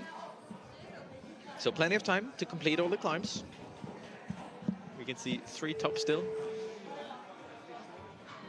You also might hear one of the British coaches in the back, Eder Lomba. Quite a strong endurance rock climber, as in he has got a lot of endurance. He's climbed some of the hardest routes in the UK, but originally from the Basque Country. Yeah.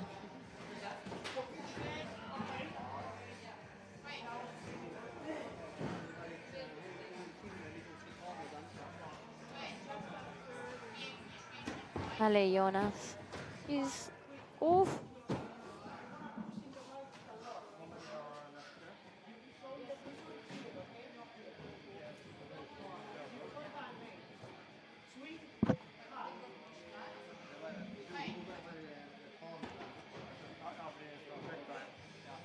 All right, so as the competition is nearly drawing to an end, I would just like to remind everybody that tomorrow will be on the live stream at 9 a.m. There's already a link available on the IFSC Europe YouTube channel, so you can just turn on a notification for that, and I guess your phone will go like maybe like 5 minutes before. But also you're gonna find the link on Instagram and Facebook and places where you get to click on links. So tell family and friends to tune in at 9 tomorrow morning.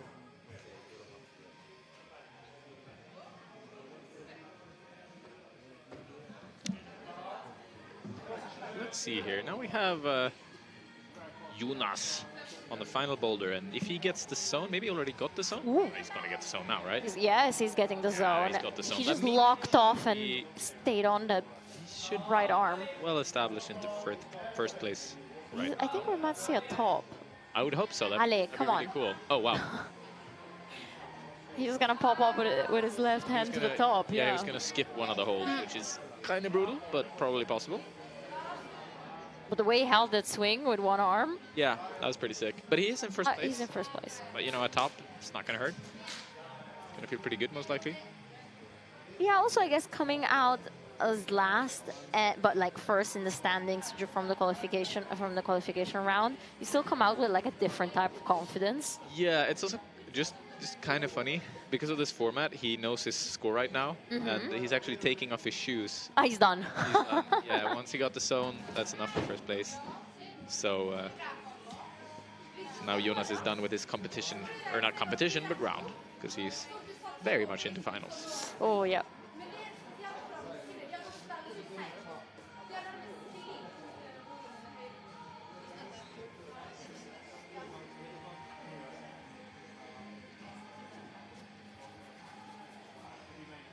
All right, I got good news from our producer saying that we're gonna have a couple of interviews at the end of the round. So when the climbing will be done, we're still not done with the stream, just hang on, we got a couple of videos for you, so we'll be here.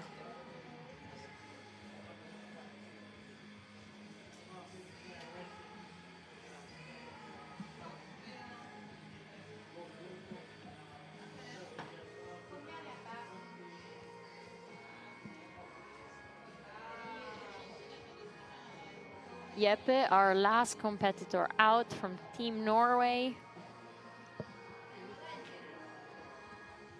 Legs shaking, but his heart is strong. Ale. Leaping towards the top. It looks good. He's shaking so much, come on. But he's also Ale. moving it further and further. Ale, Ale. Did you hear? Yeah, you can hear him breathing. Yeah. This is exciting. Everyone's kind of quiet right now. Yep. Come on, you got a minute. Ale. Minute to establish on this. Ale. We're really close to him. Oh, come on, go! Heartbreaker. He was so close. He does have 50 seconds. He does have time for one more attempt, for sure. And I expect him to go for it. Go for it, yeah, because this is the last boulder of the competition.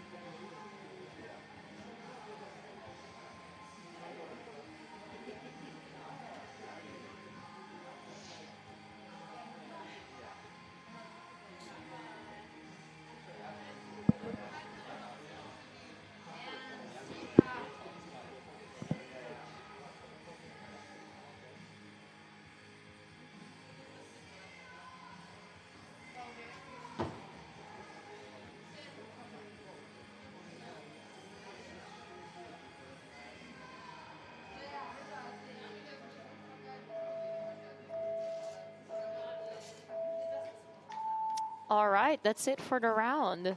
Stick around because we've got a couple of interviews coming up. Emil, thank you so much for... Oh, there's... What are you pointing towards? Still have one more We climber still have to one go. more climber to go. Oh, oopsies. Sorry about that. But you are right. Stick around because we will have some very exciting interviews. Okay, he's our last climber.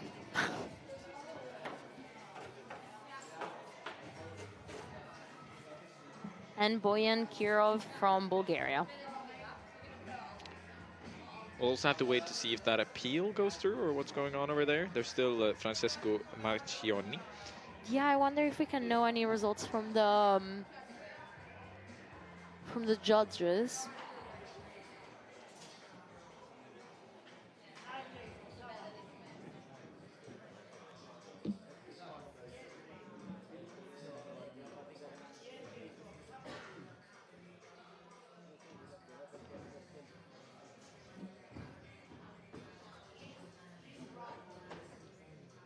I don't believe we've seen a top of the A3 boulder in this round. No way, it got This one topped in that the we're looking at right now. in the round before. Yeah, I'm almost. Yeah, they definitely. In the round before, it got topped. Yeah. But did we not see a top now? It seems like it because that's A3, and according to my app, I do not see any tops of the third one in this round, which is a tad surprising because.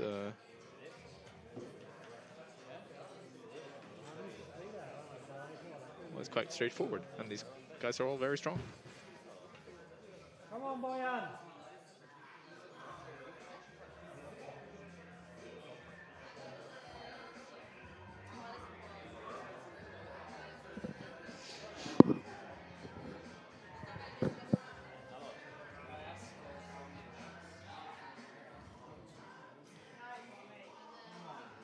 Allez, Jacob.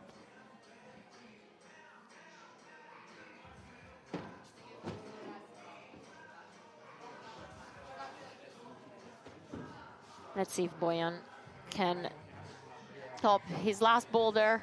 Yeah, if he is the only one to Come top on. this boulder, Yeah, he's he's in finals. Come on, allez. it's a little bit unclear right now. I think he might be out of finals anyways, but it would be pretty epic if he did. Yeah. I mean, he's definitely fighting for He's it. putting up a really good fight. Come on. Allez, allez, allez. Oh, wow. Yes! He's looking at the time if he can give it another go. Just have 1 minute and 20 seconds, Yeah. which is quite a bit of time, but it's also an incredibly powerful boulder, so I'm pretty sure he used most of his reserves on that attempt. But, you know, sometimes you can pull something out of the bag. Last go, best go. Last go, best go, for sure. Well, doesn't quite apply in competitions, of course. No, I don't think so. Fairly common that last go is Your worst yeah. go.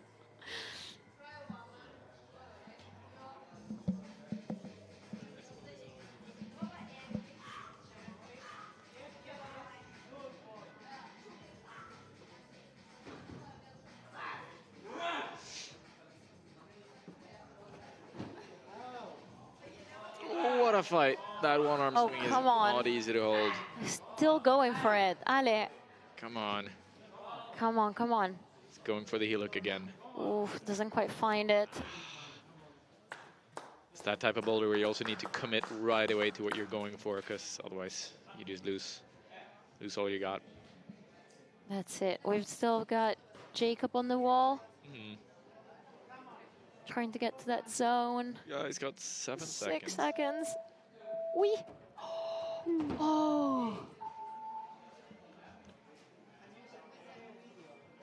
Almost. It's an almost zone. Yes, definitely.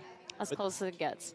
But that is the end of our round. That is the end of our round. Sorry for the quick end of the round before. Thank you so much, Emil. I'll see you tomorrow in the finals. You will? Not in- well, not well, in the in finals. the but I see what you mean. Yeah, yeah. I'll be around. Oh, do we get to say goodbye as well? Okay. Yes. Our local reporter has a competitor ready to interview, so we'll cut to Vilja. Hello, who am I standing here with today? My name is Eklo. And where are you from? I'm from Iceland. That's so good to hear. I heard rumors about that the Icelandic think of this kind of as a home competition because of how close it is. Have you heard anything about that? Yeah, I feel a little bit like home. That's so good to hear. I saw you were very close on WA2, the boulder. What went through your mind when you fell at the top? I was a little bit disappointed, but it felt nice to just be close, I guess. But it was the shoe. It was getting a little bit too soft, so I slipped. So it was fine. Yeah, and would you say that this is your style of bouldering? Sorry. Does this fit your style of bouldering? Did you like the boulders? Yeah, it was pretty good. Yeah, that's good to hear. And were there any boulders that surprised you after trying them versus looking at them? Yeah, it's always like you look at them and you think they're always a little bit different when you look at them, and then you try it and it's more difficult than you think. But yeah, that's close to anything I see. So what's next for you after this event? Is it more competitions or just training? I'm going to focus more on training, I think, yeah. And then I'll come back with more experience. Well, thank you so much for your time. Goodbye.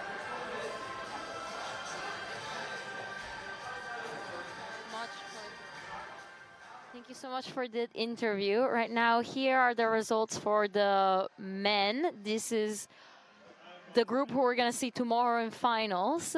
So Janne Eisenkolb from Germany is in, Yuval Yeager from Israel, Yefen Levi, another Israeli climber, and then we've got Andres Villandres from Spain. In sixth, there's Lilian Bonois, and in fifth, Owen Marcus Cellier. In third, we've got Camille Claude, with Linus, our competitor from Sweden. So I think our co-commentator, Emil, will be extremely happy about that. And then we've got Raim Harel from Israel. And topping the charts, we've got Jonas Corner from Germany. So we'll see all these competitors tomorrow for the final. And here are the women's finalists. In 10th, we've got BB Hammers from the Netherlands. And in joint 8th, we've got Germany's Marie Kupler and Valisa May from Bulgaria. In 7th, there's Lia Slobodova from Slovakia. And in 5th, Neza Zayak from Slovenia. And then we've got from Andorra, Laia.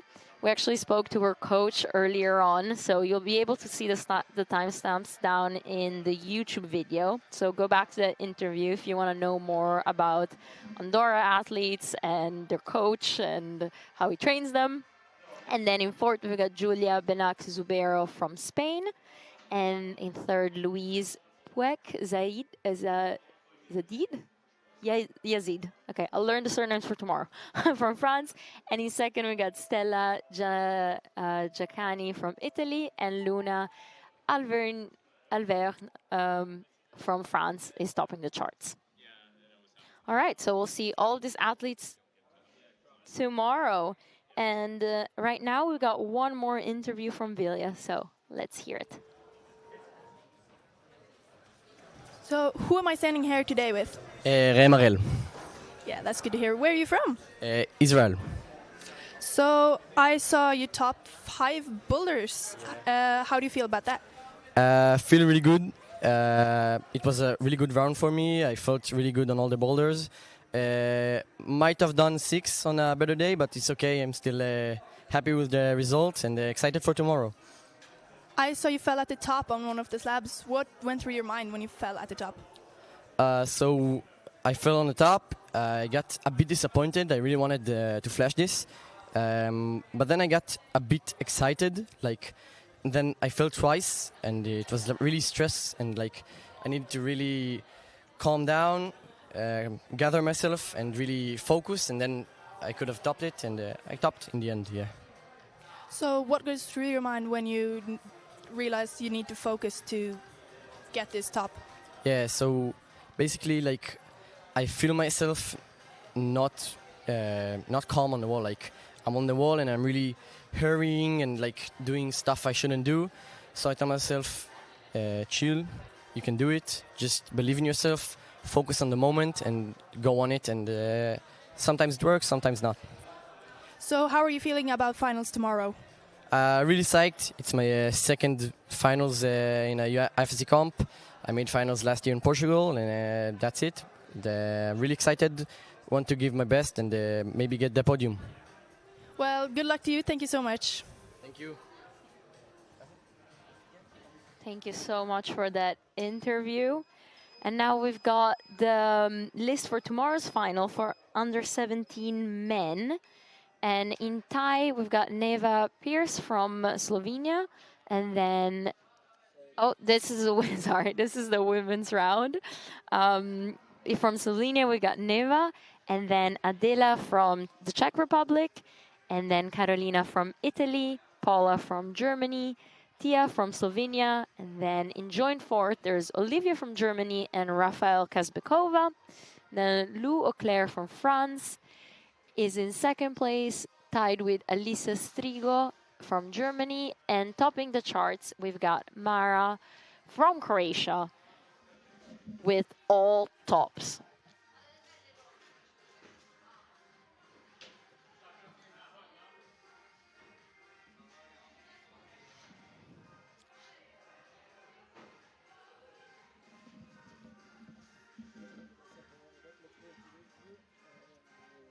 We got some more interviews coming your way.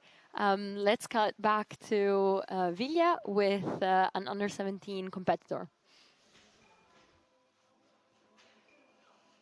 So I'm standing here with one of our very local climbers. Can you tell me a bit about who you are? My name is Enoch Devil.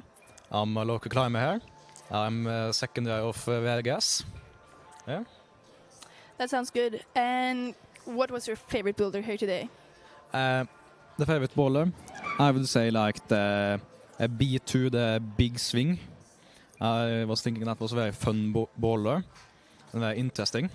But I didn't climb it, so I haven't tried the top yet. But it seemed fun.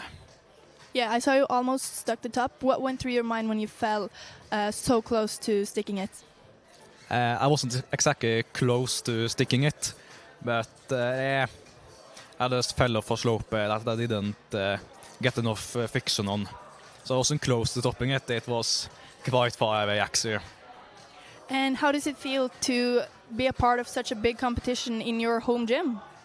It's fun. It's like you get a little bit more like home feel advantage. But for me, it's not like so good for me to climb here because the walls are way too vertical. And I'm much better at like steep overhang boulders. So this didn't really fit your personal style?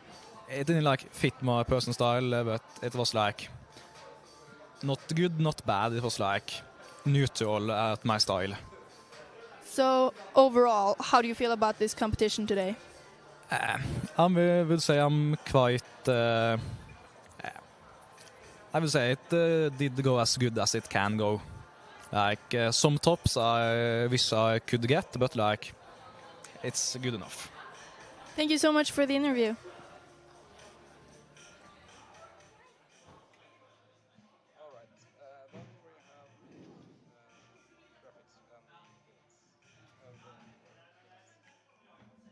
Here we got the starting list for tomorrow's final competition.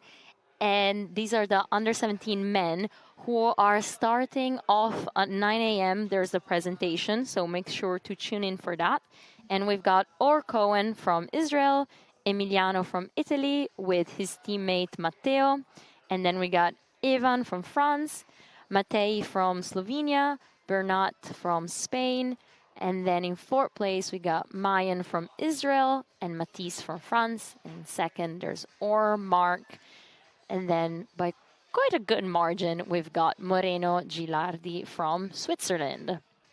And we'll see them tomorrow at 9 a.m. So make sure to come on the live stream, jump on the comments. I'll be here with Emil probably and some other special guests. I don't want to give everything away. Right. Thank you so much for watching, and I'll see you tomorrow.